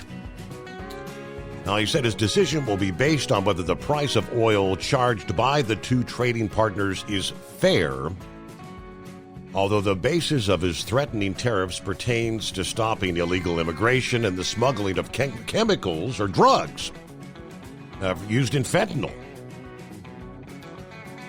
Now, the U.S. imported almost 4.6 million barrels of oil daily from Canada in October, 563,000 barrels from Mexico, according to the Energy Information Administration. U.S. daily production during that month averaged about 13.5 million barrels per day. But Trump showed no concerns that import taxes on the U.S. trading partners would have a negative impact on the U.S. economy, despite the risk shown in some economic analysis of higher prices. All right, Trump said we don't need the products that they have. We have all the oil you need. We have all the trees you need, referencing the lumber. He said China would pay tariffs for their exporting of the chemicals used to make fentanyl. He had previously stated a 10% tariff that would be on top of the other import taxes already being charged on those products from China. I guess we'll have to wait and see what will the impacts be. Meanwhile, good morning, Steve. It's the lovely Dingbat on a Freaky Friday edition of Interesting Facts for January 31. All right, hope you have a good weekend as we roll into the month of February with that rodent making his appearance Sunday. With that being said, put your tray tables in the upright position. Tighten your seatbelt. Starting the day off with National Backwards Day. Okay, it's National Hot Chocolate Day. National Scotch Tape Day, really? National Fun at Work Day. I think someone was on something when they came up with that. And finally, it's National Gorilla Suit Day, or in Braindead's case, that's not a suit he's wearing, but this date, January 31, 1861, the state of Louisiana takes over the U.S. Mint in New Orleans. 1865, the 13th Amendment was passed, which abolished slavery. 1905, on this date, the first automobile to exceed 100 miles per hour at the sands of Daytona Beach by British daredevil Arthur MacDonald. 1928, Scotch tape was invented by 3M. Okay, Scotch Tape Day. 1944, Operation Overlord, or D-Day, was postponed until June. And lastly, this date in 2001, Pan Am Flight 103 was bombed in Lockerbie, Scotland. Remember that. All right, the funding freeze. We kind of put the pieces of the puzzle together here. When they had frozen funding via executive order earlier in the week, then word came down that it was rescinded, and I I was questioning, does the president, didn't think the president has authority. When Congress appropriates the fund, they hold the purse strings. They tell who gets the money, right? And on a whim, the president can't change that.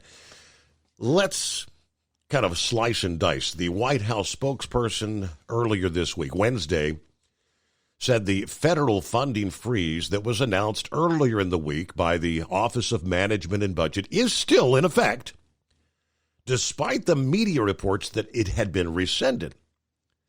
This is not a rescission of the federal funding freeze. It's simply a rescission of the Office of Management and Budget memo.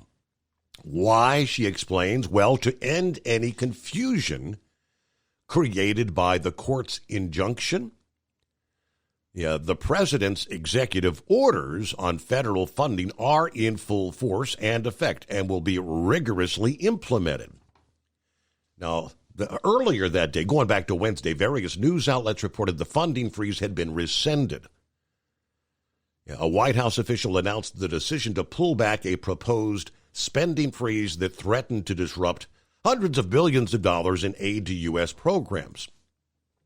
That was announced in a copy of a new memo obtained by the Washington Post after the administration's move earlier in the week to stop spending resulted in a backlash. The acting Office of Management and Budget acting director used that memo to tell federal agencies that the department's memorandum M2513 is rescinded. Now, in a memo Monday, Matthew Vaith is the OMB acting director. He said funding for federal grants and loans would be put on hold while the Trump administration reviews them to make sure those recipients are aligned with his top priorities, including executive orders he signed the previous week, ending diversity, equity, and inclusion programs. OMB oversees the federal budget. The first major domestic policy reversal of the Republican president's new term came after one federal judge in D.C. had temporarily blocked the freeze just before another judge was set to hear a separate legal challenge. So this has thrown all these government programs into chaos, disrupting payments to various providers. So where do we stand and how do we get here? This kind of came into play yesterday. The Democrats apparently had a bit of a tantrum this past day. But Republicans got the business done anyway. The Senate Budget Committee voted 11-0 to send the nomination of Russell Vought to lead the Office of Management and Budget, sending him to the full Senate. Democrats who found time to hold a media event denouncing Vought boycotted the committee meeting. The boycott was linked in part to their objections to the nominee and also to anger over the OMB memo I was just sharing earlier in the week that proposed a freeze on grant funding pending a review of hundreds of federal grant programs. So Bernie Moreno chastising the Democrats who boycotted the vote this past day, calling their action extraordinarily juvenile. This is not a high school musical here. This is serious business. The United States Senate, for them to take their toys home and leave the playground is really ridiculous. You know, these are old men, honestly. It's very, very pathetic to see them doing that. Budget Committee Chair Lindsey Graham of South Carolina said he wanted a full Senate vote soon. We need to get on with voting, getting the government up and running, indicating he believed Vought would be confirmed by the full Senate. All right. In regards to the Democrat boycott, he said, they're not here. They chose not to be here. It's their right not to be here. Last week, the Senate Homeland Security and Governmental Affairs Committee, which shares jurisdiction over the Office of Budget Committee, had already approved Vaught's nomination. Democrats denouncing Vought as clearly unfit for office. Reuters News reporting Vaught stirred some opposition among panel members by stating that a 1974 law that was passed by Congress that claims a president cannot deobligate funding after Congress has approved it is unconstitutional. There's the key. That's the whole OMB thing. Monday, the OMB memo said that funding for that list of federal grant programs will be frozen while the Trump administration reviews them to determine whether they're in line with the president's priorities. So I guess OMB, if this guy gets in charge, they're in charge. Now, Wednesday, the memo, as we just shared, was rescinded, although the White House indicated they're still going to scrutinize spending programs.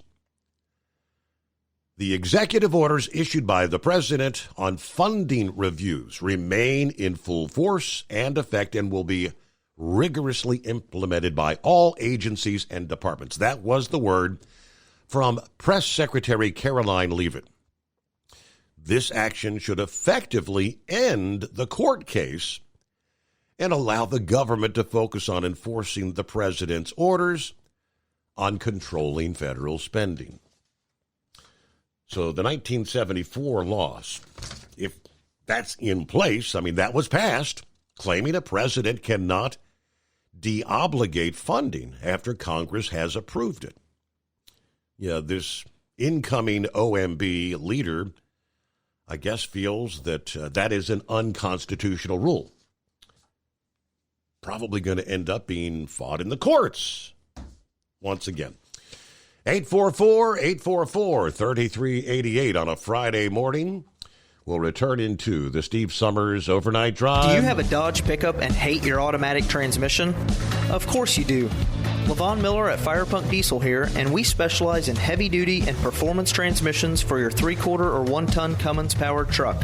So if you're interested in turning your stock slush box into a towing monster, call us today at 614-733-3744 or visit us online at shop.firepunk.com. For anything diesel, take it to Scheid Diesel. They provide a wide variety of services and diagnostics to determine what the problem is with the latest technology. From simple oil changes and preventative maintenance to fuel system diagnostics and repairs, engine rebuilds and cylinder head repairs, and rebuilds with our in-house machine shop. They also have on-site DPF cleaning for exhaust issues and DOT inspections. If your diesel is asking for some attention, Scheid Diesel has the specialist you need for anything diesel. Located in Terre Haute and Lafayette, Indiana, and Effingham, Illinois. Scheid Diesel has you covered. Winter is here. When the temperature drops, so does your truck's performance. Avoid fuel gelling by using Hot Shot Secret's EDT Plus Winter Defense, a 7-in-1 fuel booster and anti-gel that improves cold weather performance. The 7-point cetane boost decreases DPF regens and increases fuel economy. Be confident that your engine is running smoothly and trouble-free, even in the coldest temperatures. Hot Shot Secret EDT Plus Winter Defense, available at Pilot Flying J, Amazon, O'Reilly Auto Parts, and HotShotSecret.com. Hot Shot Secret, powered by science. Doc's Diesel is your one-stop online shop for diesel filter maintenance. Genuine quality, third-party tested filters for Cummins, PowerStroke, Duramax, and EcoDiesel trucks. Doc's cuts out the middleman and those pesky markups you often find from OMEs, dealerships, and parts stores. We make ordering easy with filter kits, subscriptions, and even dealer sign-ups if you have a fleet. Purchase your filters at www.docsdiesel.com and receive 10% off when you use code SUMMERS10. Doc's Diesel, your one-stop shop for diesel maintenance.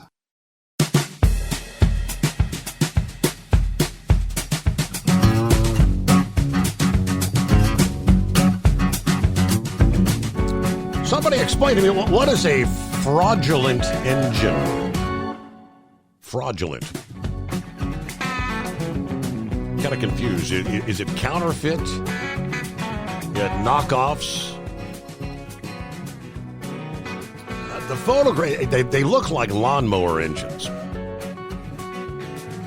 Sharing the story where Customs and Border Protection officers at Minneapolis-St. Paul's Express Consignment Facility apparently intercepting 42 pallets containing more than 1,100 what they say are fraudulent gas engines.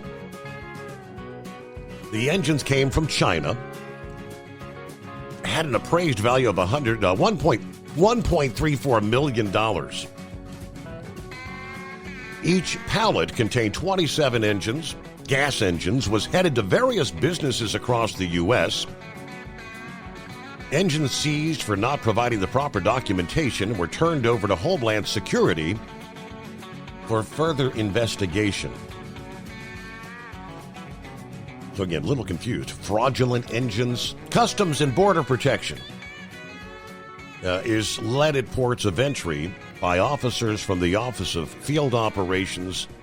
They screen international travelers and cargo searching for illicit narcotics, unreported currency, weapons, counterfeit consumer goods, prohibited agriculture, and other illicit products that could potentially harm the American people or businesses. All right, fraudulent engines. I don't know, maybe some knockoff Briggs & Stratton. Yeah, the first pull of the engine, it fires up and goes dead, kaput. I don't know. Let me see. Eagle, back on board here. Good morning, Eagle. What's happening? Yeah. Okay. Yeah, I want to talk a little bit about the sports deal going on right now. Coming up. Like I told you, Steve, I told you this last year that NASCAR, I'm basically through with them. I used to look forward to this type of time of year, early February, because they would get ready for the Daytona 500 and other races. But I don't even look forward to it no more. I'm not even sure if this might be the first time in a long time I don't watch the 500. I might not even watch the Daytona 500 because, they've taken a lot of the fun out of the sport with all these different rules and regulations and things that they got going on. It's not really even, it's getting to the point, they done lost a lot of fans, and, it wouldn't surprise me if the stadium is not even full for the Daytona 500, the biggest race, so-called biggest race of the year. We'll see what happens, but NASCAR is definitely not the same as it was back in the late 80s and 90s, when Earnhardt and some of the other drivers, Jeff Gordon and people like that were doing their thing. They got a couple of guys with big names, but they're not doing what Earnhardt did for the sport. And, they say that they want competition between the drivers, and then when a driver gets into an altercation or a bump or him banging into another car, they want to suspend the guy or take points away from him or money away. How you can't, NASCAR try to have it both ways. They claim that they want to have a competitive sport, and the drivers, driving aggressive. But then when a driver drives aggressive, then they want to take money out of his pocket and suspend him and all this. It makes no sense. So they try to have it both ways. So I'm basically through with NASCAR, and at this point, I'm more into NHRA drag racing now. I might try to get down to the race in February the 6th. They supposed to not this weekend, but the following weekend. They supposed 8th or whatever it is. They supposed to have some races. Season starting in Gainesville, Florida. I might try to get down there to that race, because John Force. He's not running this year. He's not racing this year. I don't know if he's going to race again or not, but he is out of the hospital and doing a lot better. He got a man to replace him in his car for this year in 25, and we'll see if he come back in 26. But the main thing is he back. He healthy and he doing good. After that big accident that he had. But NHRA is a lot more competitive. They let their drivers do their thing and don't try to regulate them with all these different rules and things that they got going on. So, and one other thing, Steve, I want to say something about the Super Bowl. Super Bowl is coming up this weekend. Not this weekend, next weekend. Right. You was talking about the Super Bowl ads last night. That they've even made that, it used to be, back in the 90s and 2000s, back when I was in high school, they did have some good Super Bowl ads, but the last couple of years have been a real big disappointment for the advertisement for these different companies. Hopefully they put on a better show this year, and have some good commercials worth looking at. But the last couple of years haven't been that good, and but I think it could. I think it's probably going to be a good Super Bowl, with the Chiefs and in Philadelphia. I think it's going to be a good ball game. You got two good teams, offenses and defenses. So I don't think it's not going to be no blowout game. It should be a good game to watch. And at least they're starting it at a decent time where you don't have to stay up all night to watch. It's starting at 5:30 instead of 8 or 9 o'clock at night. At least they got a decent start time at 5:30. And people can still be able to go to work on Monday, because a lot of people had to miss work, the next day, Steve, because they had to stay up so late for the game. So a lot of people didn't show up for work the following day. So people they ain't gonna have no excuse this time, because you got an early start, and hopefully hopefully they got plenty of security, for the Super Bowl. We don't need another incident like we had, for the college football game a couple of months, the first of the year. Hopefully everything will be safe. New Orleans is locked down, and hopefully they got the people on top of their game. Because, like I said, there's still some bad people in the country, Steve. Donald Trump is getting them out as quickly as he can get them out. But there's still some leftovers that have to be got out of the country, because there's some dangerous people out there. And, I just want to make one more comment right quick, Steve. All this could have been done for all those people out there that continue to talk about Joe Biden this, Joe Biden that. This same deportation operation that Donald Trump got going on, Steve, Joe Biden and Kamala Harris could have easily done the same thing. This could have easily taken place under the previous administration. For anybody who out there who's saying that Joe Biden did a good job on the border, you can clearly see that he didn't. And I thank you for taking my call.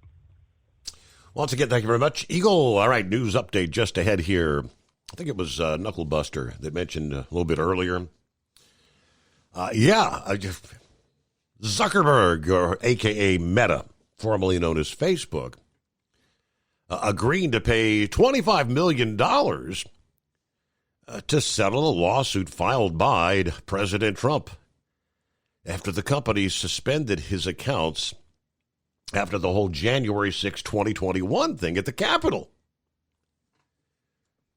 Suddenly, Zuckerberg's one of the good guys now. We'll give you more on that coming up here. This the latest instance of a large corporation kind of settling litigation with the president. All right, trying to buy his favor, I guess, is what some are kind of alluding to. Back after this, the Steve Summers Overnight Drive.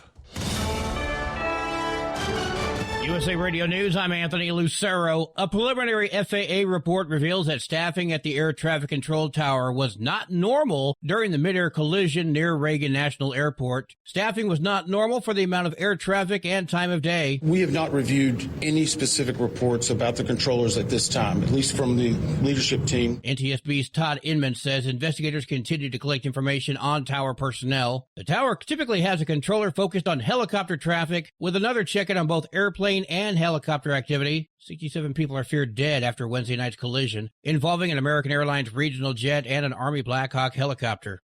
President Trump is threatening to send illegal immigrants to Guantanamo Bay. Congressman Chip Roy loves the idea. We want these dangerous individuals to be kept somewhere, not on our streets. The Texas Republican says the plan is both creative and innovative. I'm Brian Shook. From America's News Network, USA Radio News.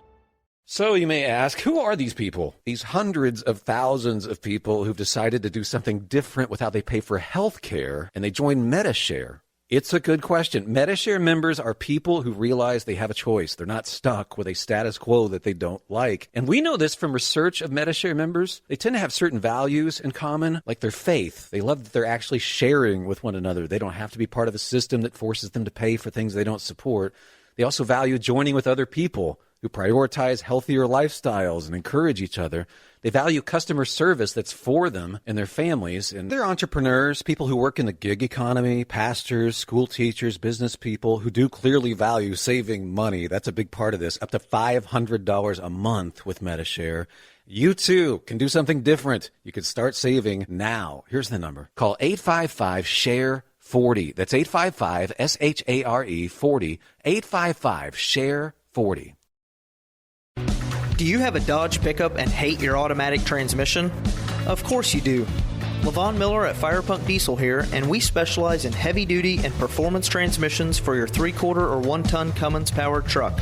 So if you're interested in turning your stock slush box into a towing monster, call us today at 614-733-3744 or visit us online at shop.firepunk.com.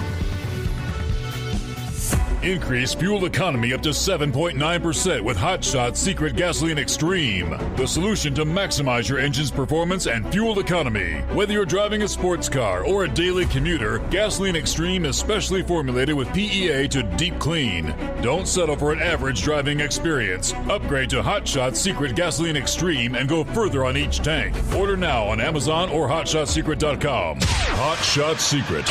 Powered by science. For anything diesel, take it to Shy Diesel. They provide a wide variety of services and diagnostics to determine what the problem is with the latest technology. From simple oil changes and preventative maintenance to fuel system diagnostics and repairs, engine rebuilds and cylinder head repairs, and rebuilds with our in-house machine shop. They also have on-site DPF cleaning for exhaust issues and DOT inspections. If your diesel is asking for some attention, Shy Diesel has the specialist you need for anything diesel. Located in Terre Haute and Lafayette, Indiana, and Effingham, Illinois. Shy Diesel has you covered. Doc's Diesel is your one-stop online shop for diesel filter maintenance. Genuine quality, third-party tested filters for Cummins, PowerStroke, Duramax, and EcoDiesel trucks. Doc's cuts out the middleman and those pesky markups you often find from OMEs, dealerships, and parts stores. We make ordering easy with filter kits, subscriptions, and even dealer sign-ups if you have a fleet. Purchase your filters at www.docsdiesel.com and receive 10% off when you use code SUMMERS10. Doc's Diesel, your one-stop shop for diesel maintenance. Winter is here. When the temperature drops, so does your truck's performance. Avoid fuel gelling by using Hot Shot Secret's EDT Plus Winter Defense, a 7-in-1 fuel booster and anti-gel that improves cold weather performance. The 7-point cetane boost decreases DPF regens and increases fuel economy. Be confident that your engine is running smoothly and trouble-free, even in the coldest temperatures. Hot Shot Secret EDT Plus Winter Defense, available at Pilot Flying J, Amazon, O'Reilly Auto Parts, and HotShotSecret.com. Hot Shot Secret, powered by science. Hey truckers, this is Steve Darnell from the hit TV show Vegas Rat Rods. Check it out. Industrial Injection has been a leader in the diesel heavy-duty industry since 1985. Whether you are looking to keep your truck on the road, you are a hardworking farmer feeding America, an over-the-seas mariner, a miner, or a construction craftsman, Industrial Injection can help keep your heavy-duty rigs and equipment running so you can keep America thriving. Get all your turbochargers, injection pumps, injectors, and engine parts at industrialinjection.com. Industrial Injection, the place to go for all your diesel parts needs. And now, back to the Steve Summers Overnight Drive, live from the Hot Shot Secret Studios.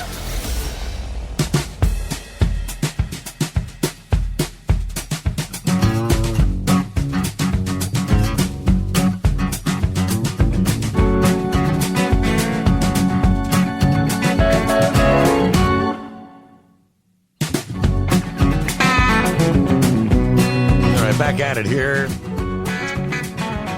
All right, good morning to Pappy. Guess he's had a busy night. Fighting crime, suppressing evil. Again, catching aggravated robbery suspects. I've been dealing with this since 7 o'clock tonight, Steve. I'm just now leaving the district. They just took 4 prisoners down. Now, there's a car dealership right around the corner from me, known as Joseph Chevrolet, had a guy shooting a gun off in the lobby. Said, I'm sure you probably heard about that in the news. Thank God nobody was shot or injured. What a cluster.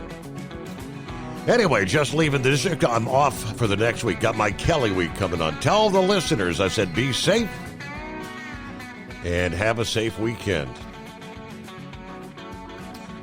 All right, yeah, I guess you deserve a Kelly week. It's been a busy week for you, huh? All right, happy Casual Friday. Coffee up. Good morning, Mr. Summers, the Hotshot Secret Nation, and the great product of Stabil. 40 degrees and some dense fog at Fort Wayne. Parts of the Midwest, 90% chance of rain today.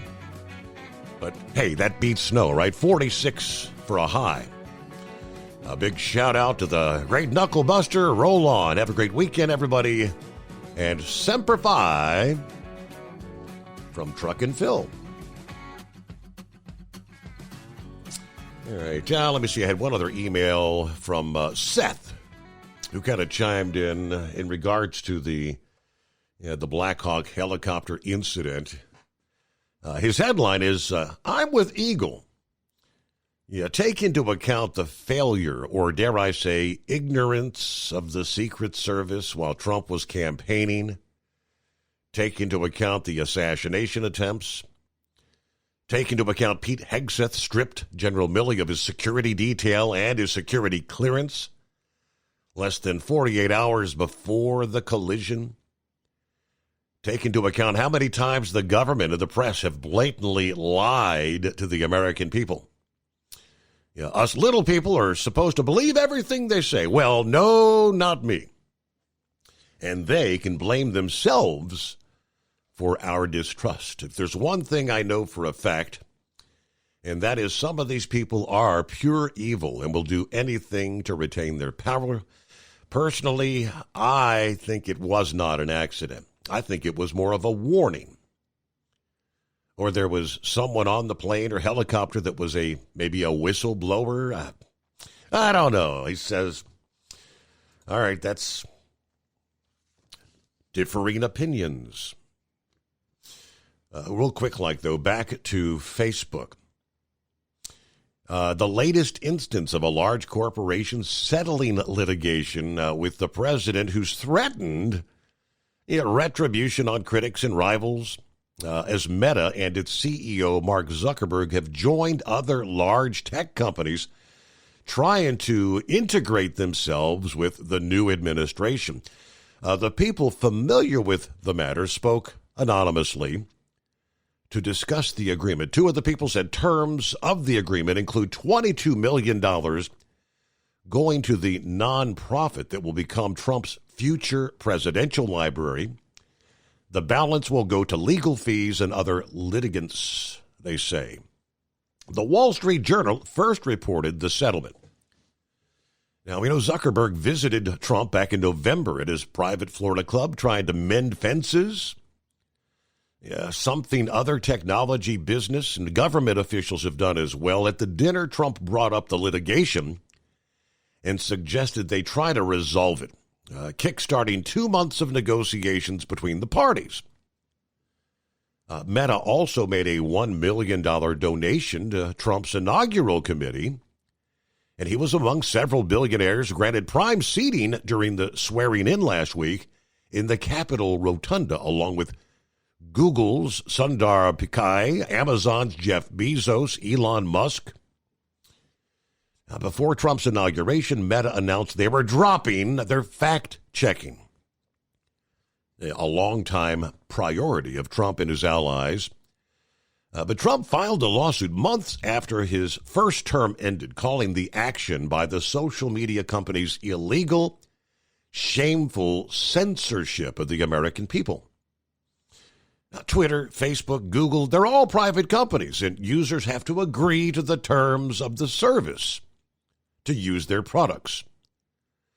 Under Section 230 of the 1996 Communications Decency Act, social media platforms are allowed to moderate their services by removing posts that, for instance, are obscene or violate the service's own standards, as long as they're acting in good faith.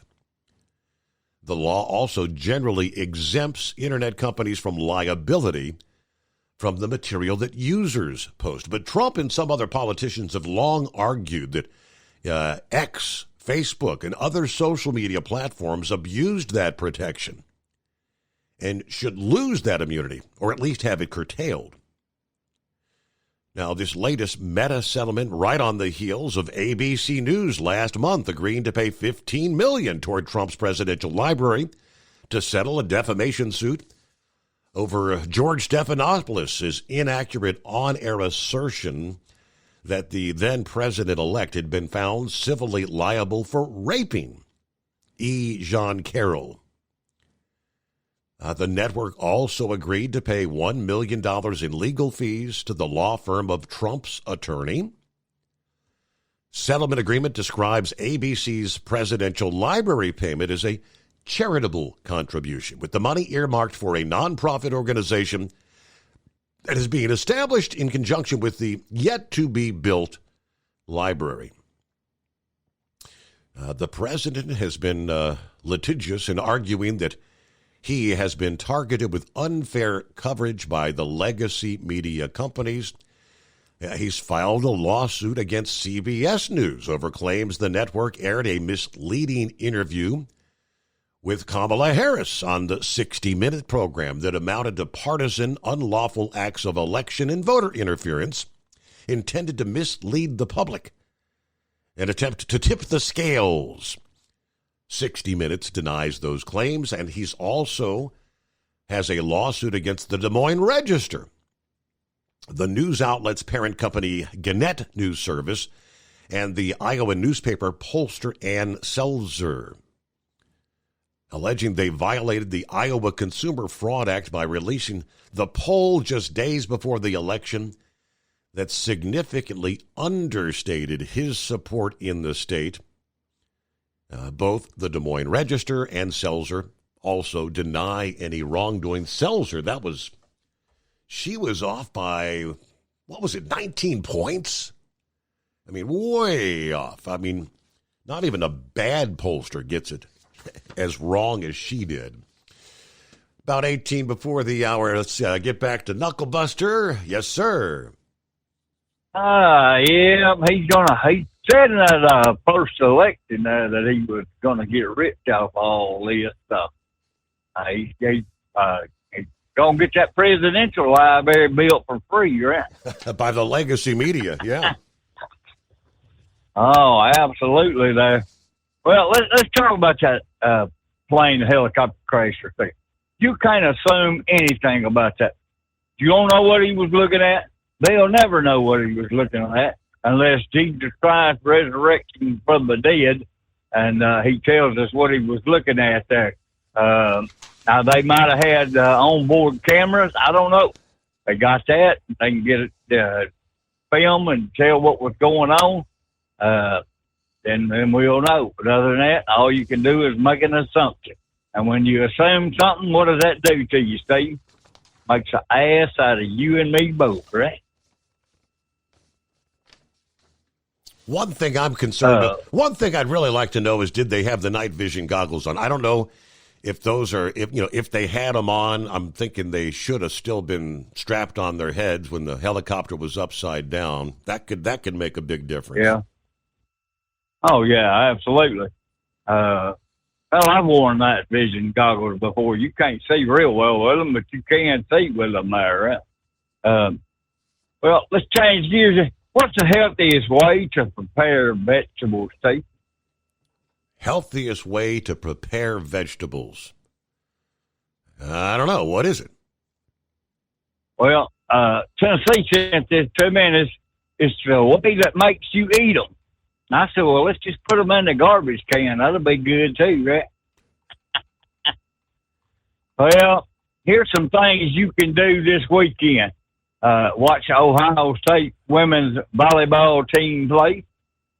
Steve, I got some good-looking baby dolls on that team there. Oh, yeah? Or you can watch, you can watch old Caitlin Clark play, too, for Indiana up there. So, and here's a one you're going to like. I believe this was from the AP. Once a gold standard, Michigan's football response to NCAA violations show that it's just a common cheater. Imagine that, Steve. Well, y'all buy some Stabile products, some Hot Shot Secret products, some Steve Summers Overnight Drive products.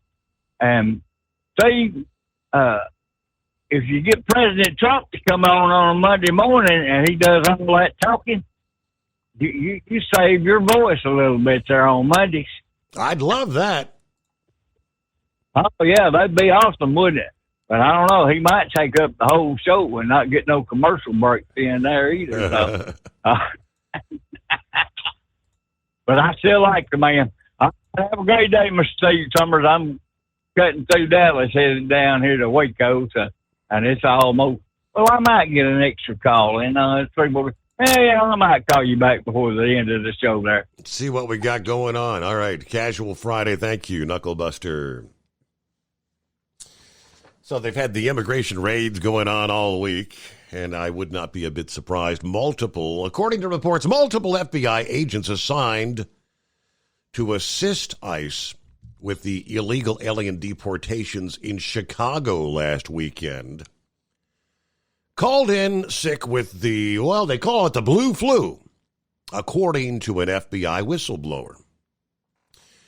On January 22nd, the acting Attorney General, James McHenry, ordered the FBI, U.S. Marshal Service, Drug Enforcement Administration, the BATF, and the Federal Bureau of Prisons to assist ICE with deportations. Former FBI Special Agent Steve Friend said earlier this week multiple agents assigned to assist in the deportation in Chicago called in sick to protest the mission. Friend posting on X, I've been told that agents are calling in sick, blue flu style, to protest the directive. ICE ramped up the deportation effort over the weekend. Nearly 1,200 arrests Sunday, another 1,000 on Saturday. Border Czar Tom Homan was in Chicago Sunday, along with U.S. Deputy Attorney General Emil Bove, to oversee the enforcements there in the city. Video posted by Finn shows Bove saying the Department of Homeland Security is running the operation in lockstep with the Department of Justice, urging agents to safely implement Trump policies. Friend, who's now a senior fellow at the Center of Renewing America and an American Radicals podcaster, told American Greatness that other field offices have been asking for volunteers to help with the deportation efforts, but many agents are afraid of retaliation from their superiors. He says people know if they step forward, then leadership will identify them as MAGA. The executive management at some field offices aren't sending out any guidance for this ICE directive, just ignoring it. The former G-man said it's important for the Senate to confirm former federal prosecutor Kash Patel, Trump's nominee to head the FBI, to root out this subterfuge. Everyone is scared of retaliation, always. But people are coming forward with more for me recently because they think Kash is going to get in, according to Friend.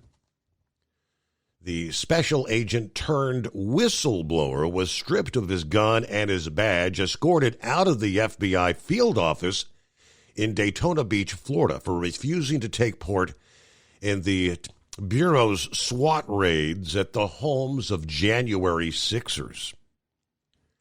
Friend said at the time he was punished after he complained to his superiors about having to be involved in J6 investigations that were violating citizens' Sixth Amendment rights due to overzealous charging by the DOJ and the biased jury pools in Washington, D.C. He said it shouldn't be hard for the Trump administration to quash the insubordination, just suspend clearances like they did to me. The Supreme Court of the United States says that's legal. Fire every probationary employee. I recommend the Trump administration considering all of the above strategy for handling employees who are unwilling to follow lawful, ethical, and constitutional orders from the chief executive. Suspend security clearances.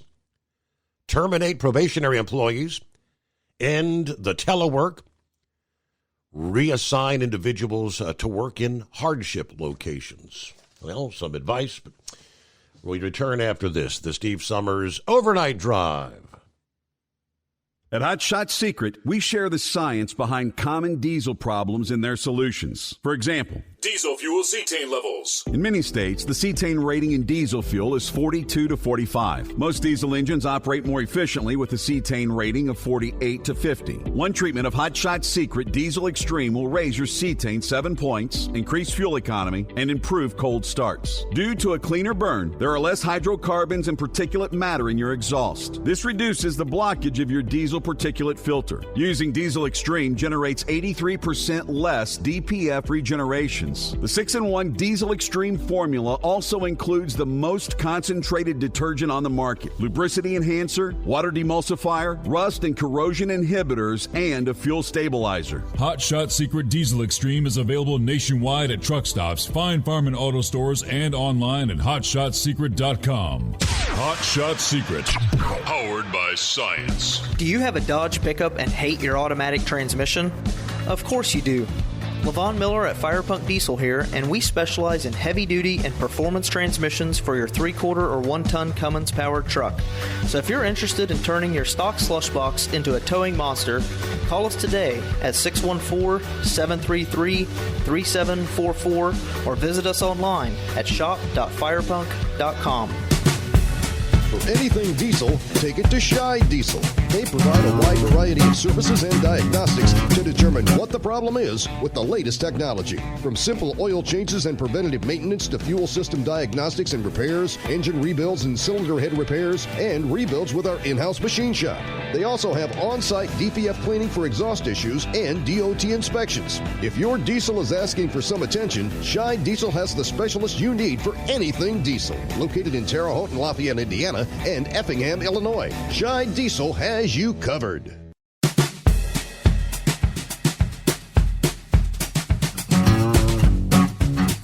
All right, back on a Friday. TGIF weekend on the horizon. And welcome back, Vic. Yeah, thanks for taking me back.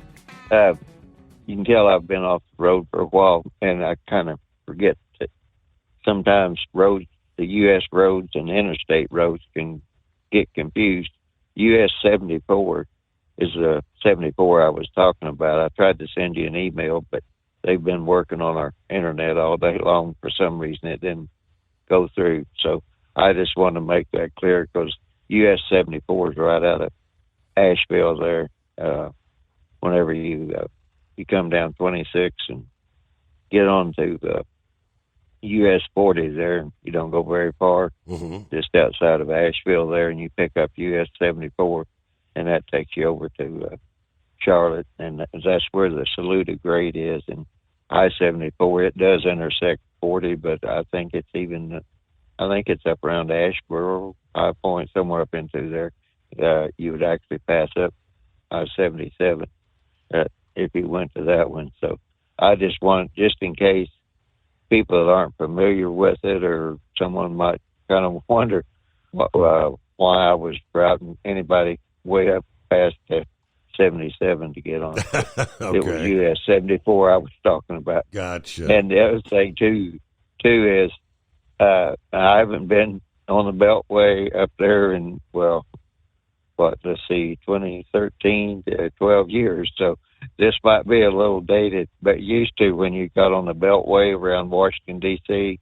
on 95 and then whatever they call that around there. But when you picked up 95 again, just south of I think it's the Woodrow Wilson Bridge, because you had to go across it. But when you got on there, they would let trucks use the HOV lane. But then you had to get off a few miles down the road and get back over to go through the Virginia scales, which were always open. So sometimes I might run it, but usually I just stayed in the regular lanes there. So whenever, the reason I mentioned that was whenever, was it Horse Fest was talking about the HOV lane? There are some places they did let big trucks run the HOV lane because they they wanted them out, but it was kind of inconvenient there. So for where you could run a little bit faster for a while, that was pretty good. And then you get down there and you'd have to fight your way across about before the scales, there was like about 6 lanes of traffic that was going down through. I know it was more aggravation fighting all the traffic to get over there than to just run the slow lanes down there in the first place. But with that, I'll let you go there, Steve. All right. Thank you for the clarification there. I don't think he was guiding you the wrong way, but we wanted to make sure. All right. Final moments here in hour number 4. 1 to go, right? Tesla executives say they will begin full production of the all-electric Class 8 semi-truck by the end of the year. Another year. It's just January. This is, again, at the factory in Reno, Nevada. Austin, Texas-based Tesla released their fourth quarter earnings, held a conference call after the markets closed on Wednesday. Tesla is expanding their Gigafactory, Nevada, to accommodate full production of the Semi, according to company officials. Well, we just closed up the Semi-factory roofing walls last week in Reno. We're prepping for mechanical installation of all the equipment in the coming months. The first builds of the high-volume Semi design will come late this year in 2025 and begin ramping up early in 26. When we are at scale, it will meaningfully contribute to Tesla's revenue. Difficult to say how much.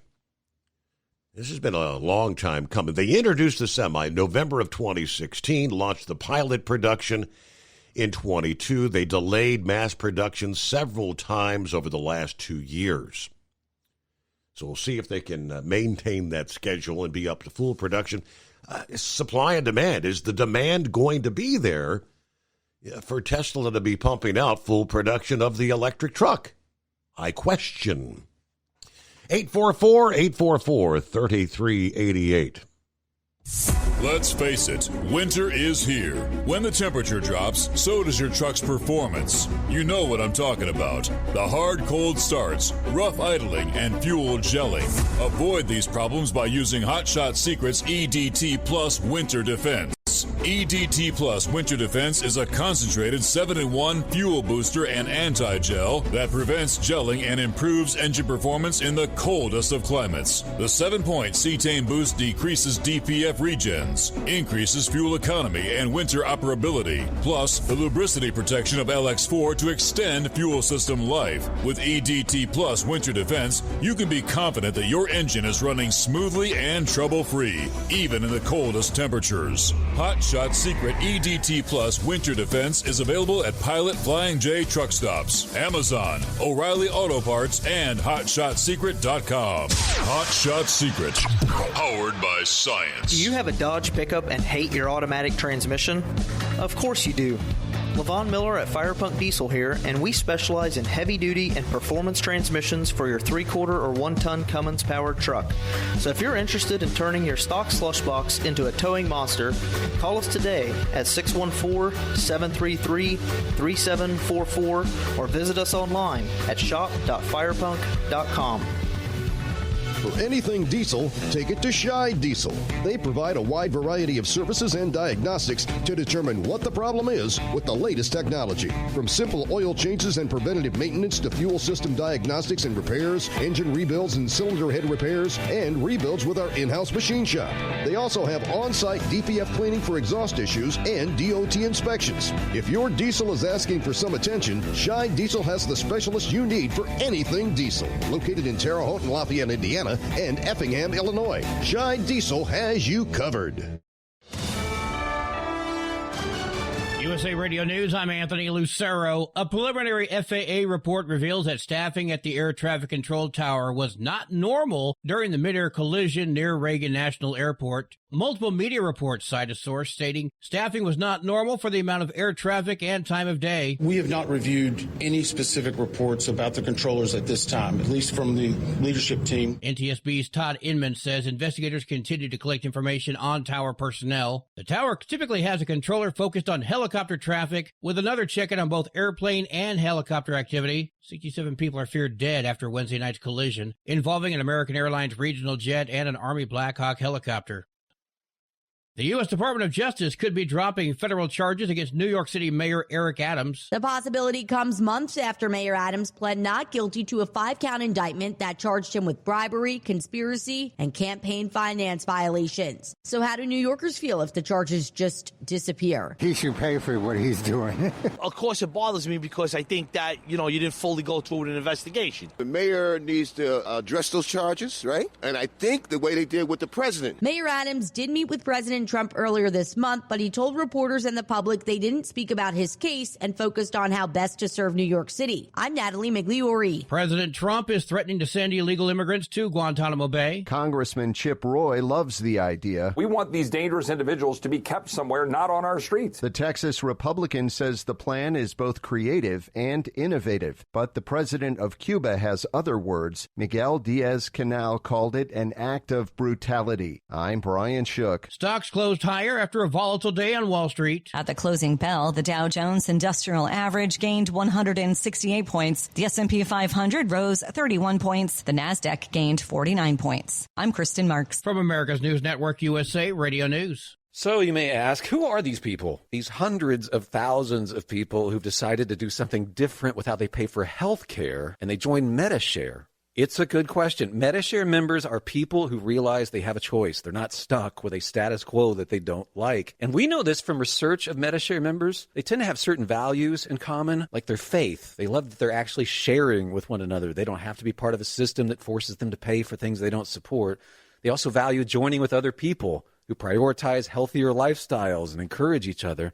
They value customer service that's for them and their families. And they're entrepreneurs, people who work in the gig economy, pastors, school teachers, business people who do clearly value saving money. That's a big part of this, up to $500 a month with Medi-Share.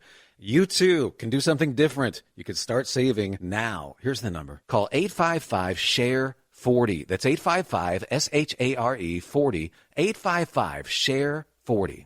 A married couple from Queens, New York is accused of abusing infants and toddlers at a licensed daycare center they ran from their home. District Attorney Melinda Katz says Ilya and Ksenia Davidoff have been indicted on multiple attempted assault and child endangerment charges involving 9 children. Katz called what allegedly went on at KSC Services in Jamaica Estates a working parent's worst nightmare. She says there were incidents in which the couple grabbed and kicked babies and suspending a toddler upside down, dropping him onto a table with such force that his cochlear implants fell out. An anonymous tip in December 2023 led to the immediate shutdown of the center and the discovery of hundreds of videos capturing the sickening incidents. I'm Sarah Lee Kessler. The Federal Reserve is leaving interest rates unchanged. Federal Reserve Chair Jerome Powell spoke after the announcement. Right now, we don't see that, and we see things as in a really good place for policy and for the economy, and so we feel like we don't need to be in a hurry to make any adjustments. It comes after the Fed cut rates 3 times last year. It also marks the first policy decision during President Trump's second term. Trump has said recently he'd like to see the central bank lower rates. I'm Mark Mayfield. The FCC chair is investigating both NPR and PBS over allegedly airing commercials. The FCC states that member stations could be broadcasting underwriting announcements that cross the line into prohibited commercial advertisements. For USA Radio News, I'm Anthony Lucero. Good morning, guys. I just want to warn you, traffic is tough out there. We are here for you to tell you how to keep safe. Everybody who is listening needs to take cover as soon as they can. To provide the music, talk, and sports you love. And to deliver the news that matters to you. We are the voices you can trust. We are live and local. We are America's broadcasters. Text radio to 52886 and tell Congress you depend on your local radio stations. Message and data rates may apply. You may receive up to 4 messages a month. This message furnished by the National Association of Broadcasters. Winter is here. When the temperature drops, so does your truck's performance. Avoid fuel gelling by using Hot Shot Secret's EDT Plus Winter Defense, a 7-in-1 fuel booster and anti-gel that improves cold weather performance. The 7-point cetane boost decreases DPF regens and increases fuel economy. Be confident that your engine is running smoothly and trouble-free, even in the coldest temperatures. Hot Shot Secret EDT Plus Winter Defense, available at Pilot Flying J, Amazon, O'Reilly Auto Parts, and HotShotSecret.com. Hot Shot Secret, powered by science. Doc's Diesel is your one-stop online shop for diesel filter maintenance. Genuine quality, third-party tested filters for Cummins, PowerStroke, Duramax, and EcoDiesel trucks. Doc's cuts out the middleman and those pesky markups you often find from OMEs, dealerships, and parts stores. We make ordering easy with filter kits, subscriptions, and even dealer sign-ups if you have a fleet. Purchase your filters at www.docsdiesel.com and receive 10% off when you use code SUMMERS10. Doc's Diesel, your one-stop shop for diesel maintenance. Keep the bugs off your glass and the smokies off your ass. This is the Overnight Drive with Steve Summers.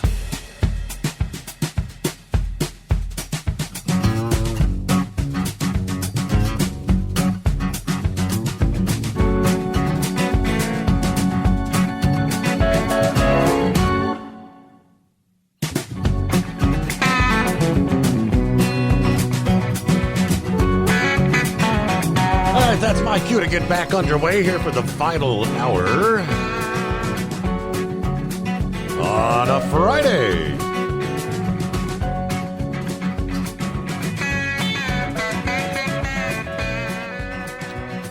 Under other industry headlines from The Street publication this past day, they highlight the great freight recession that has wreaked havoc on trucking, shipping, and logistic companies since about May of 22. Thousands of companies filing for bankruptcy, going out of business, or both. About 88,000 trucking companies and 8,000 freight brokerage companies went out of business in 2023. According to Freight Caviar, the trucking business did not improve much in 24. This data from the FMCSA shows that the industry had a net loss of about 10,000 motor carriers in the first half of 24. Statistics for the second half of the year have not yet been revealed. Among the companies that filed for Chapter 11 in 24 was defunct Illinois shipping company Mighty Move Transportation, 70 power units, 75 drivers.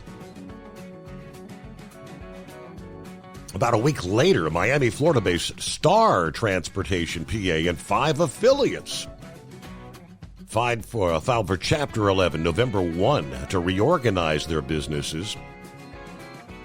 That filing came after one of the company's lenders issued an order to repossess 47 of their trucks that they had financed. Next, major trucking and shipping services company Cal Freight, KAL Freight, December 5, winding down failing affiliates and restructuring their primary business after finding itself over-leveraged, unable to meet their financial obligations. Also, struggling trucking company Miranda Logistics and an affiliate finished the year facing legal issues as they filed for Chapter 11 protection. The Los Angeles-based shipping company and its affiliate Grit and Gravel filed their petitions at the Central District of California to stop collection actions against the companies that crippled their ability to collect payments from their customers. That was 40 power units, 25 drivers. Bankruptcy filings did not end with the close of 2024. Several companies have already filed bankruptcy Chapter 11 petitions in the first month of the new year. Wayne Transportation Holdings on January 10, seeking to restructure their debts after losing an arbitration judgment that awarded over $32 million to a transportation services subcontractor. Finally, a major trucking and logistics company, Flame Freight, January 24 filed for Chapter 11 protection, seeking to reorganize their business. Now, this would be an Auburn, Washington-based shipping company that filed their petition in the bankruptcy court for the Western District of Washington in Seattle, listing $1 million to $10 million in assets and liabilities.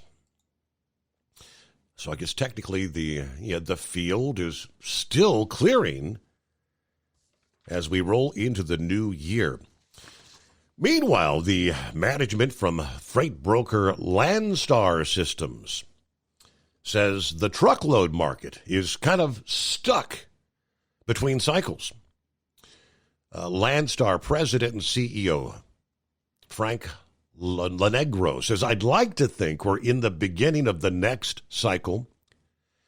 I could also argue that we're at the end of the prior cycle, but sentiment among agents and customers is clearly more positive," he says.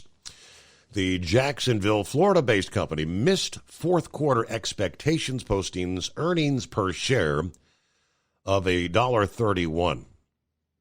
3 cents shy of the consensus estimate, 31 cents lower year over year. A lower tax rate was a 5-cent tailwind compared to the year-ago quarter. Landstar issued first quarter EPS guidance of $1.05 to $1.25, well below the $1.36 consensus estimate at the time of the print. Now, quarter number 4 still representative of a transitioning market, they said. Fourth quarter consolidated revenue of $1.21 billion was up just 0.4% year over year. The first year over year increase, though, since the third quarter of 2022. Total truck revenue was off 0.4%, as a 3.4% decline in loads was partially offset by a 3.1% increase in the revenue per load. Softness in dry van demand was countered by strength in the flatbed offering. It's kind of stuck in between cycles, according to Landstar. Our number, 844-844-3388. Sundance, happy Friday. Hey, well, happy Friday, Steve. I wish they'd go out of business. They're the ones that destroyed this industry. Landstar? You know that, right? Oh, yeah. The low ball rates, right? No.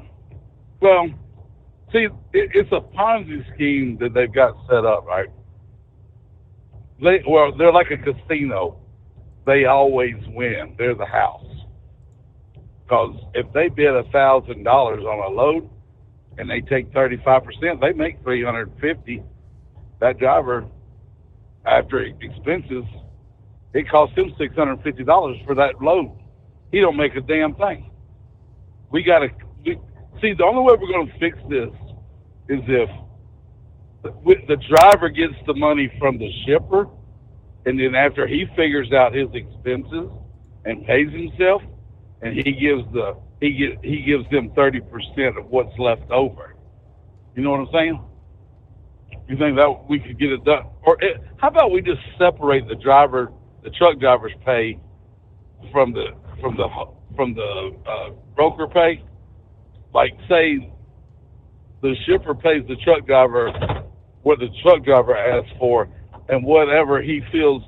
Now, he can give the broker whatever he wants to after he fulfills the truck driver's side of it. Because, you know what I'm saying? If they want to give them $2,000 a load. Well, better yet, just don't use a broker. I mean, most of the drivers they interview say if there's one thing they could change, they get rid of the brokers entirely. Right, and that's what I'm working on right now. It's going to be called the National Trucking Alliance, right? Okay. And what we're going to do is we're going to go. These shippers are getting ripped off by these trucking companies.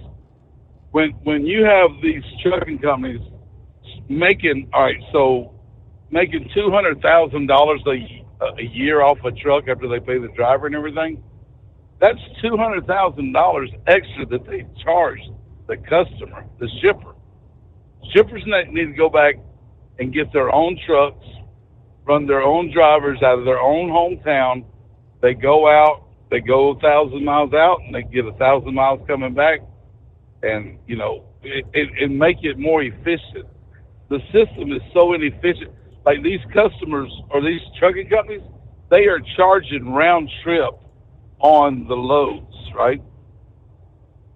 And so they're charging $5 and $6 a mile because they can go down and back. All right, but then when they get a load extra, now they're double their revenue, but they're not passing that on to the driver because the driver got paid on the first load for the round trip. His wages were already figured in there. When he picks up a load coming back, his driver pay is not in that load. It's already in the first load. So if these people would go and get their own trucking company and go down 1,000 miles and then they get a load coming back, they would actually cut their costs in half. They could run their trucks for $100 to $25 an hour and take care of 2 customers, and the driver could be home. And because these customers, these shippers or these trucking companies are charging them $350 an hour. Yeah, and it is driving up the cost. And you know, and they're just making money, and the drivers are getting killed out here. I mean, 1 out of 99 lease guys. The leases are not a bad thing, but when they tell you can make so many, you need to base it on about 1,700 to 2,000 miles a week. That's all you need to run, 100,000 miles a year. If you want to make $100,000, your driver pay is $1 a mile. Anybody got any hair left? I can see out there pulling your hair out. We're getting another math lesson. As far as buying your own trucks, hey, many have tried. Some succeed very well. Others have tried and ended up selling their trucks and going back the old way. Just figure out what works for you. If nobody used the brokers might go away. I mean, yeah, the best way to do it is get a relationship with someone you're going to haul consistent freight for, and you go straight through them. But in the way the system is set up, very, very limited number or amount of freight is able to be hauled that way. So many are forced to resort to hauling a load from the broker board. And oftentimes it's just a load that's going to pay enough to pay the cost of fuel to get the damn truck back to where you want to go, right?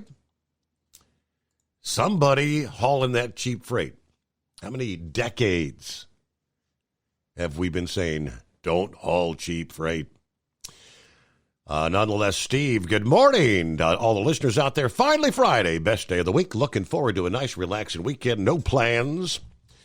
All right, the coffee's hot, car's packed, time to head into town.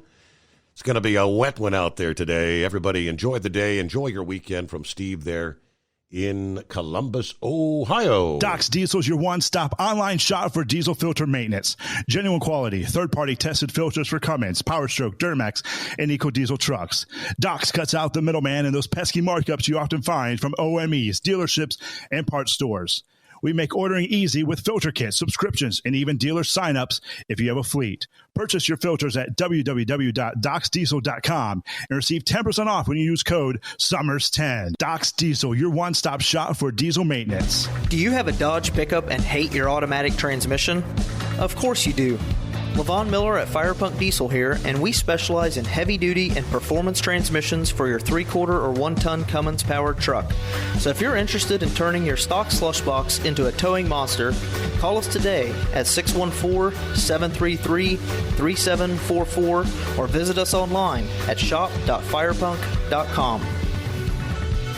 Winter is here. When the temperature drops, so does your truck's performance. Avoid fuel gelling by using Hot Shot Secret's EDT Plus Winter Defense, a 7-in-1 fuel booster and anti-gel that improves cold weather performance. The 7-point cetane boost decreases DPF regens and increases fuel economy. Be confident that your engine is running smoothly and trouble-free, even in the coldest temperatures. Hot Shot Secret EDT Plus Winter Defense, available at Pilot Flying J, Amazon, O'Reilly Auto Parts, and HotShotSecret.com. Hot Shot Secret, powered by science. For anything diesel, take it to Scheid Diesel.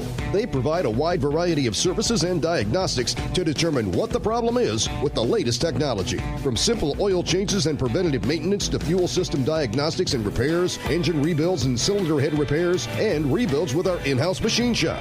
They also have on-site DPF cleaning for exhaust issues and DOT inspections. If your diesel is asking for some attention, Scheid Diesel has the specialist you need for anything diesel. Located in Terre Haute and Lafayette, Indiana, and Effingham, Illinois, Scheid Diesel has you covered. Increase fuel economy up to 7.9% with Hot Shot Secret Gasoline Extreme, the solution to maximize your engine's performance and fuel economy. Whether you're driving a sports car or a daily commuter, Gasoline Extreme is specially formulated with PEA to deep clean. Don't settle for an average driving experience. Upgrade to Hot Shot Secret Gasoline Extreme and go further on each tank. Order now on Amazon or HotShotSecret.com. Hot Shot Secret, powered by science. Hey truckers, this is Steve Darnell from the hit TV show Vegas Rat Rods. Check it out. Industrial Injection has been a leader in the diesel heavy-duty industry since 1985. Whether you are looking to keep your truck on the road, you are a hard-working farmer feeding America, an over-the-seas mariner, a miner, or a construction craftsman, Industrial Injection can help keep your heavy-duty rigs and equipment running so you can keep America thriving. Get all your turbochargers, injection pumps, injectors, and engine parts at industrialinjection.com. Industrial Injection, the place to go for all your diesel parts needs.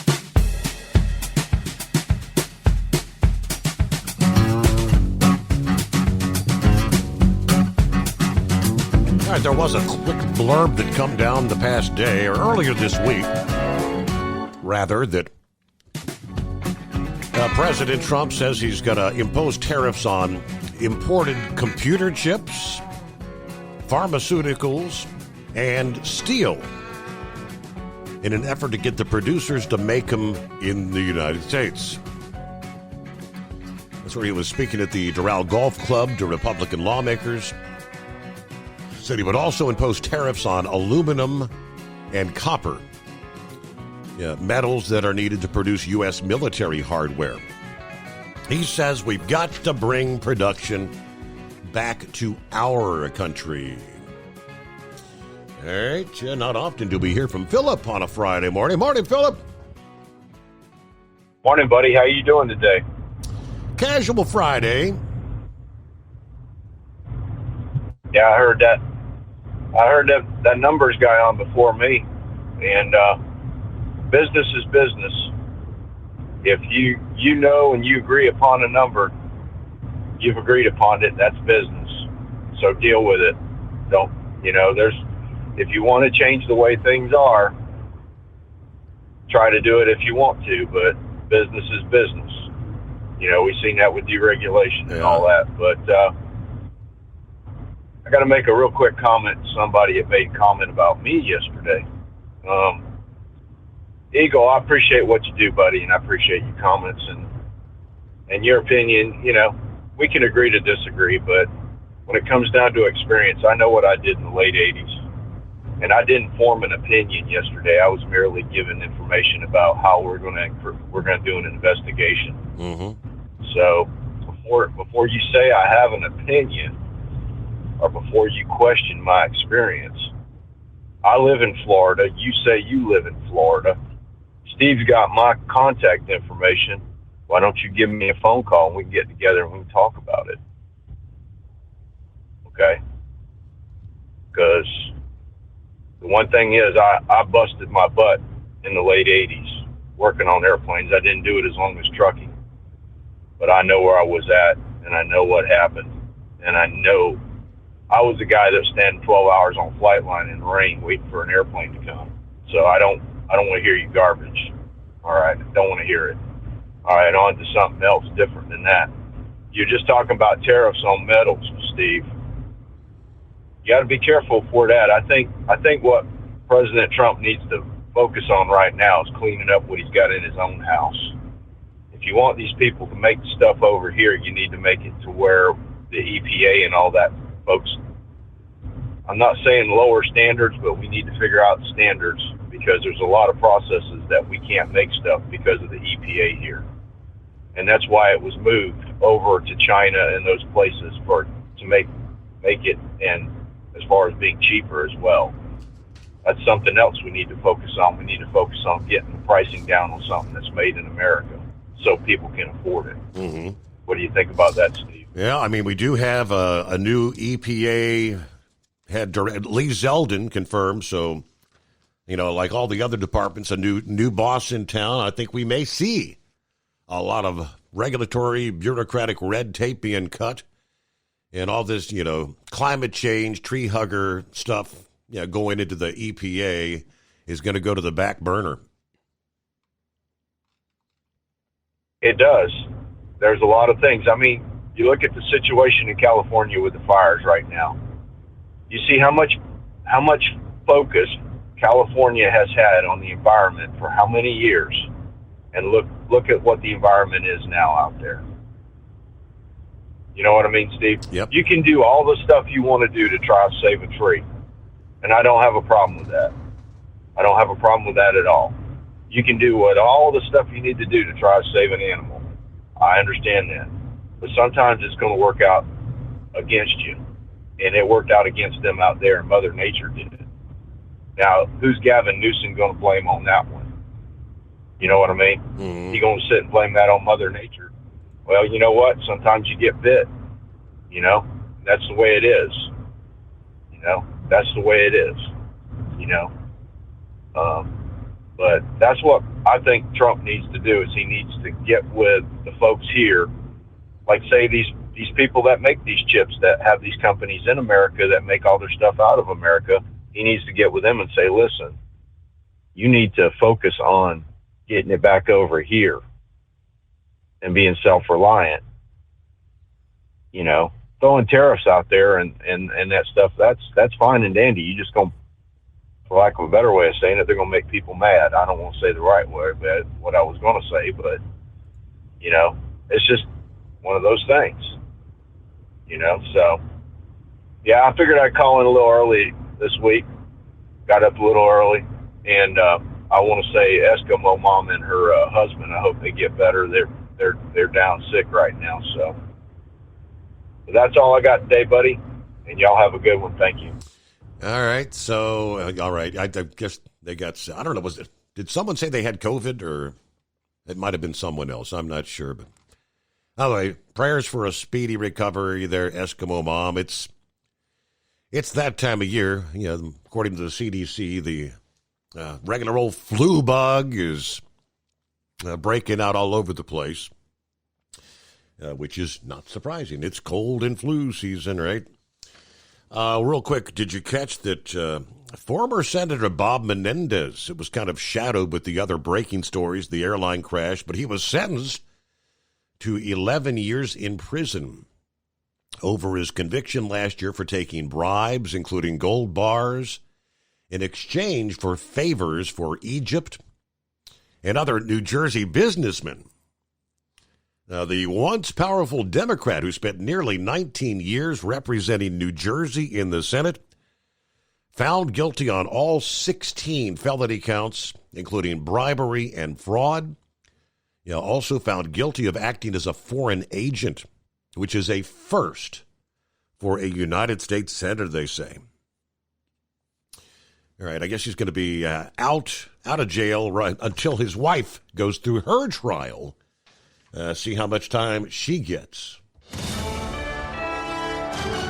USA Radio News, I'm Anthony Lucero. A preliminary FAA report reveals that staffing at the air traffic control tower was not normal during the mid-air collision near Reagan National Airport. Staffing was not normal for the amount of air traffic and time of day. We have not reviewed any specific reports about the controllers at this time, at least from the leadership team. NTSB's Todd Inman says investigators continue to collect information on tower personnel. The tower typically has a controller focused on helicopter traffic, with another checking on both airplane plane and helicopter activity. 67 people are feared dead after Wednesday night's collision involving an American Airlines regional jet and an Army Black Hawk helicopter. President Trump is threatening to send illegal immigrants to Guantanamo Bay. Congressman Chip Roy loves the idea. We want these dangerous individuals to be kept somewhere, not on our streets. The Texas Republican says the plan is both creative and innovative. I'm Brian Shook. From America's News Network USA Radio News. So you may ask, who are these people? These hundreds of thousands of people who've decided to do something different with how they pay for health care, and they join Medi-Share. It's a good question. Medi-Share members are people who realize they have a choice. They're not stuck with a status quo that they don't like. And we know this from research of Medi-Share members. They tend to have certain values in common, like their faith. They love that they're actually sharing with one another. They don't have to be part of a system that forces them to pay for things they don't support. They also value joining with other people who prioritize healthier lifestyles and encourage each other. They value customer service that's for them and their families. And they're entrepreneurs, people who work in the gig economy, pastors, school teachers, business people who do clearly value saving money. That's a big part of this. Up to $500 a month with Medi-Share. You too can do something different. You can start saving now. Here's the number. Call 855-SHARE-40. That's 855-SHARE 40. 855-SHARE-40. Doc's Diesel is your one-stop online shop for diesel filter maintenance. Genuine quality, third-party tested filters for Cummins, PowerStroke, Duramax, and EcoDiesel trucks. Doc's cuts out the middleman and those pesky markups you often find from OMEs, dealerships, and parts stores. We make ordering easy with filter kits, subscriptions, and even dealer sign-ups if you have a fleet. Purchase your filters at www.docsdiesel.com and receive 10% off when you use code SUMMERS10. Doc's Diesel, your one-stop shop for diesel maintenance. Do you have a Dodge pickup and hate your automatic transmission? Of course you do. Levon Miller at Firepunk Diesel here, and we specialize in heavy-duty and performance transmissions for your 3-quarter or 1-ton Cummins-powered truck. So if you're interested in turning your stock slush box into a towing monster, call us today at 614-733-3744 or visit us online at shop.firepunk.com. Winter is here. When the temperature drops, so does your truck's performance. Avoid fuel gelling by using Hot Shot Secret's EDT Plus Winter Defense, a 7-in-1 fuel booster and anti-gel that improves cold weather performance. The 7-point cetane boost decreases DPF regens and increases fuel economy. Be confident that your engine is running smoothly and trouble-free, even in the coldest temperatures. Hot Shot Secret EDT Plus Winter Defense, available at Pilot Flying J, Amazon, O'Reilly Auto Parts, and HotShotSecret.com. Hot Shot Secret, powered by science. For anything diesel, take it to Scheid Diesel. They provide a wide variety of services and diagnostics to determine what the problem is with the latest technology. From simple oil changes and preventative maintenance to fuel system diagnostics and repairs, engine rebuilds and cylinder head repairs, and rebuilds with our in-house machine shop. They also have on-site DPF cleaning for exhaust issues and DOT inspections. If your diesel is asking for some attention, Scheid Diesel has the specialist you need for anything diesel. Located in Terre Haute and Lafayette, Indiana, and Effingham, Illinois. Scheid Diesel has you covered. Increase fuel economy up to 7.9% with Hot Shot Secret Gasoline Extreme, the solution to maximize your engine's performance and fuel economy. Whether you're driving a sports car or a daily commuter, Gasoline Extreme is specially formulated with PEA to deep clean. Don't settle for an average driving experience. Upgrade to Hot Shot Secret Gasoline Extreme and go further on each tank. Order now on Amazon or HotShotSecret.com. Hot Shot Secret, powered by science. Hey truckers, this is Steve Darnell from the hit TV show Vegas Rat Rods. Check it out. Industrial Injection has been a leader in the diesel heavy-duty industry since 1985. Whether you are looking to keep your truck on the road, you are a hardworking farmer feeding America, an over-the-seas mariner, a miner, or a construction craftsman, Industrial Injection can help keep your heavy-duty rigs and equipment running so you can keep America thriving. Get all your turbochargers, injection pumps, injectors, and engine parts at industrialinjection.com. Industrial Injection, the place to go for all your diesel parts needs. Because Channel 19's a little congested. Call Steve now at 844-844-3388. The Overnight Drive.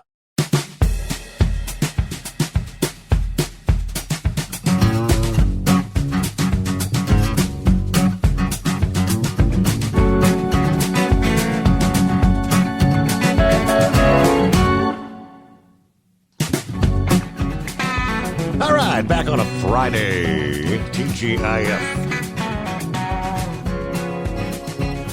Yes, toes go in first, senor. Well, that's what I'm doing right now, putting my boots on. So, yeah, of course, toes going first. How you doing this morning, Steve? Good morning, Heatwave. Okay. Hey, I'm sure y'all probably talked about the helicopter since last night and this morning, but I just got up. So if I go over something that you already know, please let me know. Yeah, military aircraft, the helicopters, the pilot always sits in the left side, they sit in the right seat. Co-pilot sits in the left. So when you see Rambo flying his helicopter, he's not doing it from the right seat. So yeah, there's always going to be the pilot, co-pilot, and there'll either be a crew chief or a flight engineer on there, so they have an extra set of eyes. And the flight engineer or crew chief is on there in case something goes wrong. They can look at the books and say, okay, if this is going wrong, then try this other option and try to fix the issue while it's in flight. So that's the reason why they had 3 on that aircraft at the time. It hit the excuse me. I just woke up, just got out of the shower. But yeah, as far as the controls are, they would not have been flying with their night vision gear on because of the light out there. I've had the opportunity to look through a set of NVGs, night vision goggles, and it's kind of really a surreal thing because everything is. This is Carl. He never really thought much of his credit scores. Well, until he got Credit Karma. A little bit lighter than others. And if you have a fire or a light source anywhere around you, that could blind you, or you just want to take a little bit of time to get used to the NVG image that you're being fed. So that's a big question that had indeed come up this morning. The father of the airline pilot that was killed said that he has 20 years helicopter flight experience in the Army, and said in the 90s he flew that flight over to the Pentagon many, many times. And he cited, he was questioning if they had night vision goggles on, there's a good chance they would not have seen that plane. And even without night vision goggles, there wasn't a guarantee. Right. But that's, that, of course, when I looked through them, that was back in '86. So, they've gone through, I'm sure, a lot of upgrades to them. But the night vision goggles are not something that's continuously on their face. They're able to raise it up like you would a face shield whenever you're grinding something. When you have a face shield on, and then you would just go ahead and flip it up when you're done. Now, they wouldn't have been training around that airport or flying like that, like I said, because of the light. And when they do use their NVGs, it's generally in an area that's not lit up. And the lighting behind the controls and the instrument readouts is controlled. They do have a dimmer switch. And if they're using NVGs, what they'll do is before they take off, they'll go ahead and they'll put the glow sticks right around the console. And that's just enough ambient light not to blind them, but for them to be able to see what the gauges are reading. So I'm sure they're still using analog, and there may be some digital, digital readouts that they're looking at.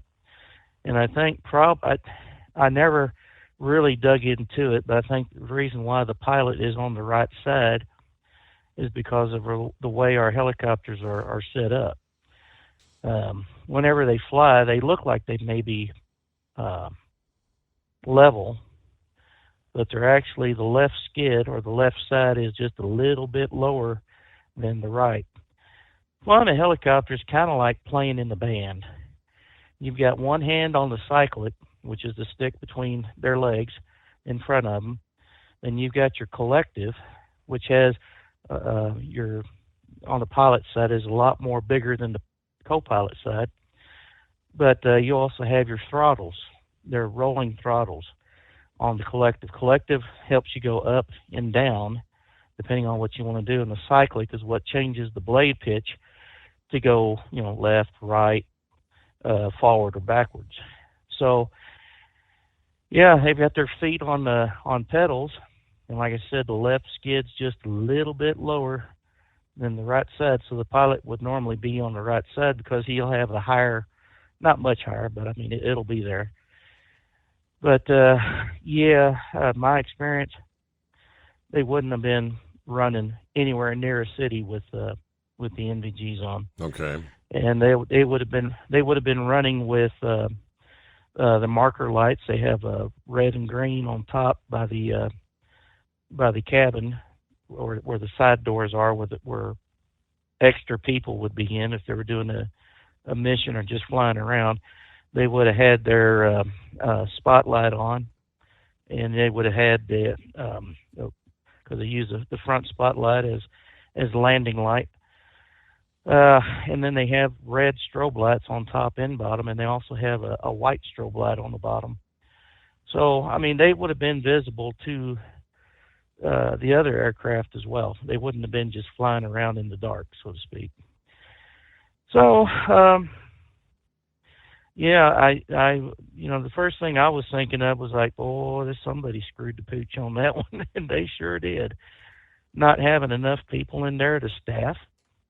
I mean, and they don't have a civilian radio in the aircraft, if I can remember right. It's the military has their own radio because they don't want to inadvertently let somebody know, hey, I'm flying in this airspace. Yeah, the one has one is VHF and one is on UHF. They confirmed the fact that the air traffic controller apparently was actually communicating with observing both helicopter and airline at the time this all unfolded, but he was talking to both. He got response from the helicopter pilot on 2 occasions, saying they requested what they called sight clearance, or using rather than. So they did respond. The helicopter did both times that he questioned, they had both the VHF and the UHF channels with that particular controller. They confirmed that. And as busy as that place is, it would have been very easy for the controller to have grabbed the wrong radio or spoken the wrong one. When he was trying to say, hey, there's something going on over here. He may have been talking to the aircraft, the fixed wing instead of the rotary wing. But, I mean, I was listening to Trump talk about it yesterday morning, and then he mentioned DEI, and I thought, oh, damn, could it have been? Well, I think maybe it was, because they have a shortage in the industry of aircraft controllers, and I mean, if it was, we need to be diverse. Well, okay, that's fine. You can be diverse, but we don't need this equity or the I word, which I think is idiotic. Right. But I mean, Trump's right, Pete Hegseth is right, and the rest of the Republican Party is right. You get your rewards based upon your merit. That's what they call a meritocracy. If you can do the job more than, proficiently, without any issues, and if there's a promotion, then it's going to be based on what you had done in the past. I mean, you're not going to make a person that's been convicted of DWI 20 damn times become a cop, and run traffic. Right. Now, whether or not the DEI had anything to do with it, I don't know. I mean, everything's being sliced and diced. When you get a chance, I don't know if you ever go back and listen to the podcast. I believe it was in the first half hour of hour number 2. I shared an audio piece where a current pilot Steve, had all the actual communication between the control tower, the helicopter, and he sliced it, and pieced it all together, and you got to hear the communication as to what was going on, and he kind of explained very intricately what he believes in his mind occurred before those two came together. So you go back, it's about a 10, 15-minute piece. It's very, very good. All right, sounds like a plan, man. I know the lady Heatwave, she was upset. She's like, it was in the damn military. I said, whoa, wait just a damn minute, you know. It's at night. You got all these things going on. And, I mean, that should have never happened. Well, they were citing Obama had gotten rid of a bunch of applications because they weren't the right agenda. To be nice about it, it wasn't the right DEI part of the agenda that he was trying to get in. Yeah, right. So right. And I mean that's a stressful job. It really is. I mean, when I was in the military, they had one old boy in our shop. Tried to cross train into becoming an air traffic controller, a field air traffic controller, and he was back in a rather short time, a couple of months. He says, man, that is hard stuff. So I have no idea. I have to take his word for it. But, I mean, just seeing these people on the phones and on the horns and then passing the aircraft on to the next person down the line, that's a tough job. And you got to be on your A game. And I say, undoubtedly, everyone that was in that control tower and everything has been brought in for a drug and alcohol test. Because they want to make sure everyone was on their A game, right? Someone had posted and said, I hear that the helicopter pilot was a female. Now, whether that would make a difference or not, why would it? Yes, it was. Here's the factual information. The 3 soldiers of the Black Hawk helicopter that collided with the jet were all, they say, very experienced and not only had thousands of hours of flight time between them, but were actually very familiar with the flight patterns above the Potomac. That was a question we had 24 hours ago, questioning, seeing as they had come out of the Fort Belvoir. Rather than what's the base that's right across the river, either way. So they did have very familiarity with the flight patterns. The Army confirming that all 3 were from Bravo Company 12th Combat Aviation Battalion based at Fort Belvoir, Virginia, about 20 miles south of Washington, D.C. This unit primarily transports senior U.S. military officials around the Washington area and beyond. All right, recovery efforts for 2 of the soldiers in the Black Hawk in the frigid waters continued Thursday, as did the search for the missing 64 among the American Airlines flight. They have recovered the flight data and cockpit recorders, I know, from the American Airlines. But the helicopter along the Potomac, a routine nighttime qualification flight, in which an instructor pilot tests a pilot's skills at navigating the various routes through the Washington area that are key parts of his or her mission. Now, Jonathan Kazoil, a retired Army Chief Warrant Officer with more than 30 years' experience in flying Army helicopters, said it was a very experienced group. He's been attached to the Unified Command Post created at Reagan National to try and coordinate efforts following this deadly collision. Now, Kazoil confirmed to reporters at a press conference call that the male instructor pilot had more than 1,000 hours of flight time. The female pilot, who was commanding the flight at the time, had more than 500 hours flight time. And the crew chief also had said to have hundreds of hours of flight time. Now, the way Kazoil put it, he said, given the short duration of most helicopter flights, the number of hours that they had flown should show how experienced they actually were. All right, 844-844-3388. As an independent trucker, you work hard to meet your goals. The Owner-Operator Independent Drivers Association has been helping small business truckers for over 50 years with benefits, services, information, and discounts. You work hard, but OOIDA works even harder to give you advantages that large fleets enjoy. And all of our programs support our representation on your behalf in Washington, D.C. Become a member at OOIDA.com, making a difference in the lives of truckers. Fuel filtration is a big deal. Poorly filtered diesel fuel can damage injection systems, reduce efficiency, and rob horsepower, among other things. By removing the water, air, and debris from fuel, fast fuel systems can triple the life of your injection system while restoring power, optimizing fuel economy, and more.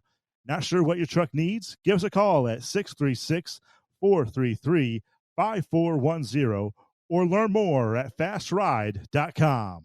At Hot Shot Secret, we share the science behind common diesel problems and their solutions. For example, diesel fuel cetane levels. In many states, the cetane rating in diesel fuel is 42 to 45. Most diesel engines operate more efficiently with a cetane rating of 48 to 50. One treatment of Hot Shot Secret Diesel Extreme will raise your cetane 7 points, increase fuel economy, and improve cold starts. Due to a cleaner burn, there are less hydrocarbons and particulate matter in your exhaust. This reduces the blockage of your diesel particulate filter. Using Diesel Extreme generates 83% less DPF regenerations. The 6-in-1 Diesel Extreme formula also includes the most concentrated detergent on the market, lubricity enhancer, water demulsifier, rust and corrosion inhibitors, and a fuel stabilizer. Hot Shot Secret Diesel Extreme is available nationwide at truck stops, fine farm and auto stores, and online at hotshotsecret.com. Hot Shot Secret, powered by science. Do you have a Dodge pickup and hate your automatic transmission?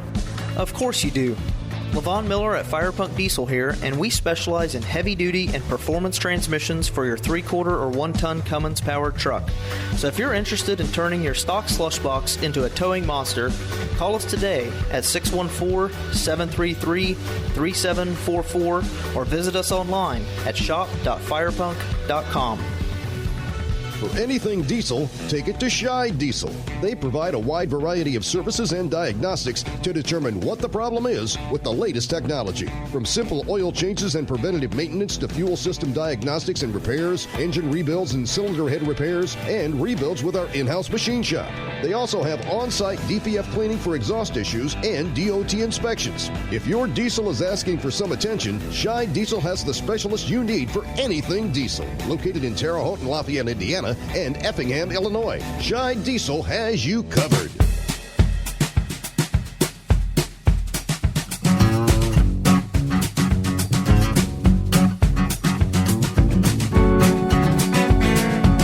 All righty. Hey, Mike. What's up? Yeah, thanks for taking me back there, Your Honor. So, as you were just kind of saying there, I was actually talking to somebody else I knew was in the Air Force there yesterday, and they said that they have to log a trip as a specific reason for doing it, if they're not on a mission or whatever. So most of the time when they go out and they're flying, whether they've got 5 hours or 5,000 hours, they mark down that trip, that flight as training because they're logging flight time. Mm-hmm. So, even if they're going to pick up pizza with a helicopter, they log it as training because it adds the flight time hours to their flying time. Okay. So that's one thing there that he was telling me. But not that they go out and get pizza very often. Domino's usually delivers to them. The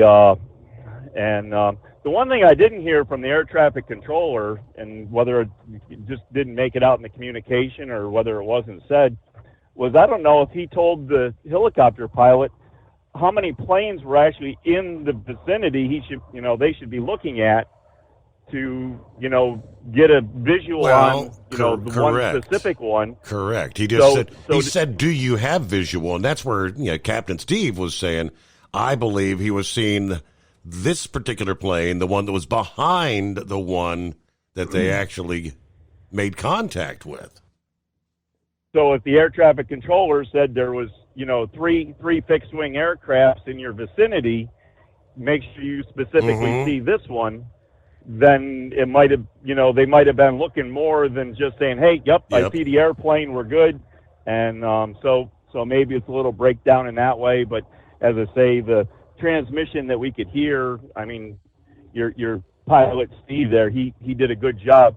He probably has a lot better ear for listening to air traffic controllers than the rest of us do. But between the static and everything, it's a tough thing to listen to, and try to make out with. So, but anyways, but as I say, we just got to wait and see and let the experts get it figured out and deciphered, and we're not going to change anything. The only thing we can do is try to prevent something else from happening at this point, happening again.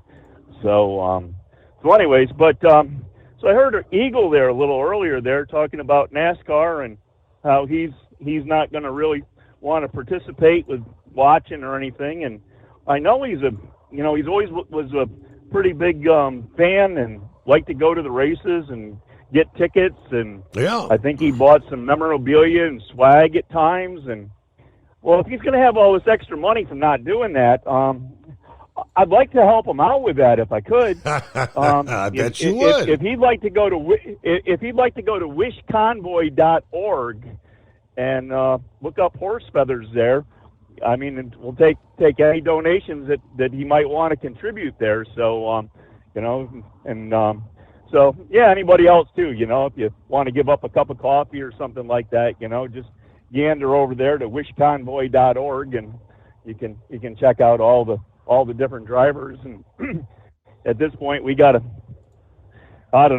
with all this propane stuff. We got to get started on it because we haven't really accomplished much this year yet. So we got to get going, but maybe that'll be a good start there because maybe Eagle will be right up on that there for me. So we'll have to see how all that works out there. Well, it's only January, but it is the final day of January tomorrow, February 1, and Convoy is at March, April. When is Mother's Day anyway? Mother's Day is always the second Sunday in May. May, okay. But yep, it's always the second Sunday in May. But the one big thing about it this year is the convoy actually got moved to Saturday before Mother's Day. They're trying that out to see if it helps the mothers and families out a little bit because there's always been a little bit of, taking Mom's Day away by having to go do the convoy. Mm-hmm. But then there's traditionalists out there too, Your Honor, that it's always been on Mother's Day. It's supposed to be on Mother's Day, and so there's some feathers that have been ruffled with the change, but we're going to give it a shot, see what happens, raise a couple flags, see who salutes, and go from there. But anyways, it'll be coming quick. I mean, truck shows coming quick, just a little bit over a month and a little over a month and a half away, and heck, the next thing you know, it's Mother's Day. So boom, yep. But all right, well, Your Honor. Thank you very much. Yeah, I mean, it's worth a try though. Saturday, I concur that Mother's Day, holding a big event like that. A lot of folks want to spend the day with Mom, take her out to dinner. You may end up with a bigger turnout holding it on a Saturday. I guess we'll find out come the second Saturday. Would that be in May? Close it out right there. Have a great weekend. See you back at the midnight hour, Sunday night into Monday morning.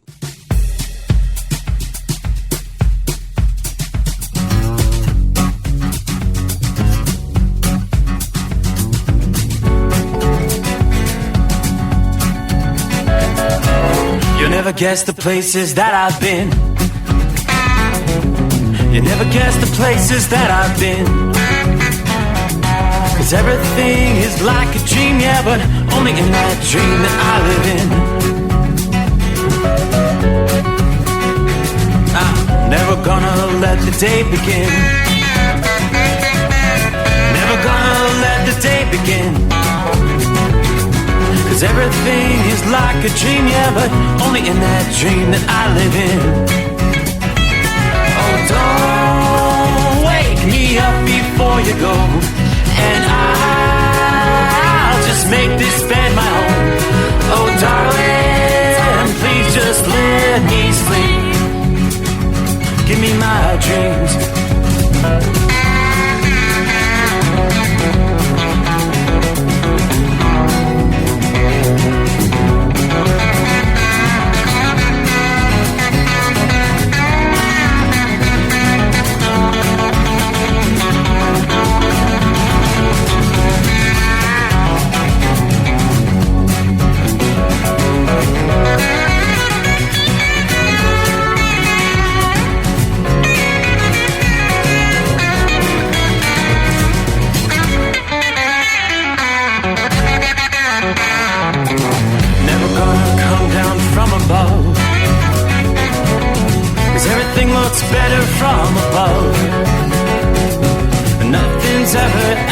seems you accept in that world that I dream of.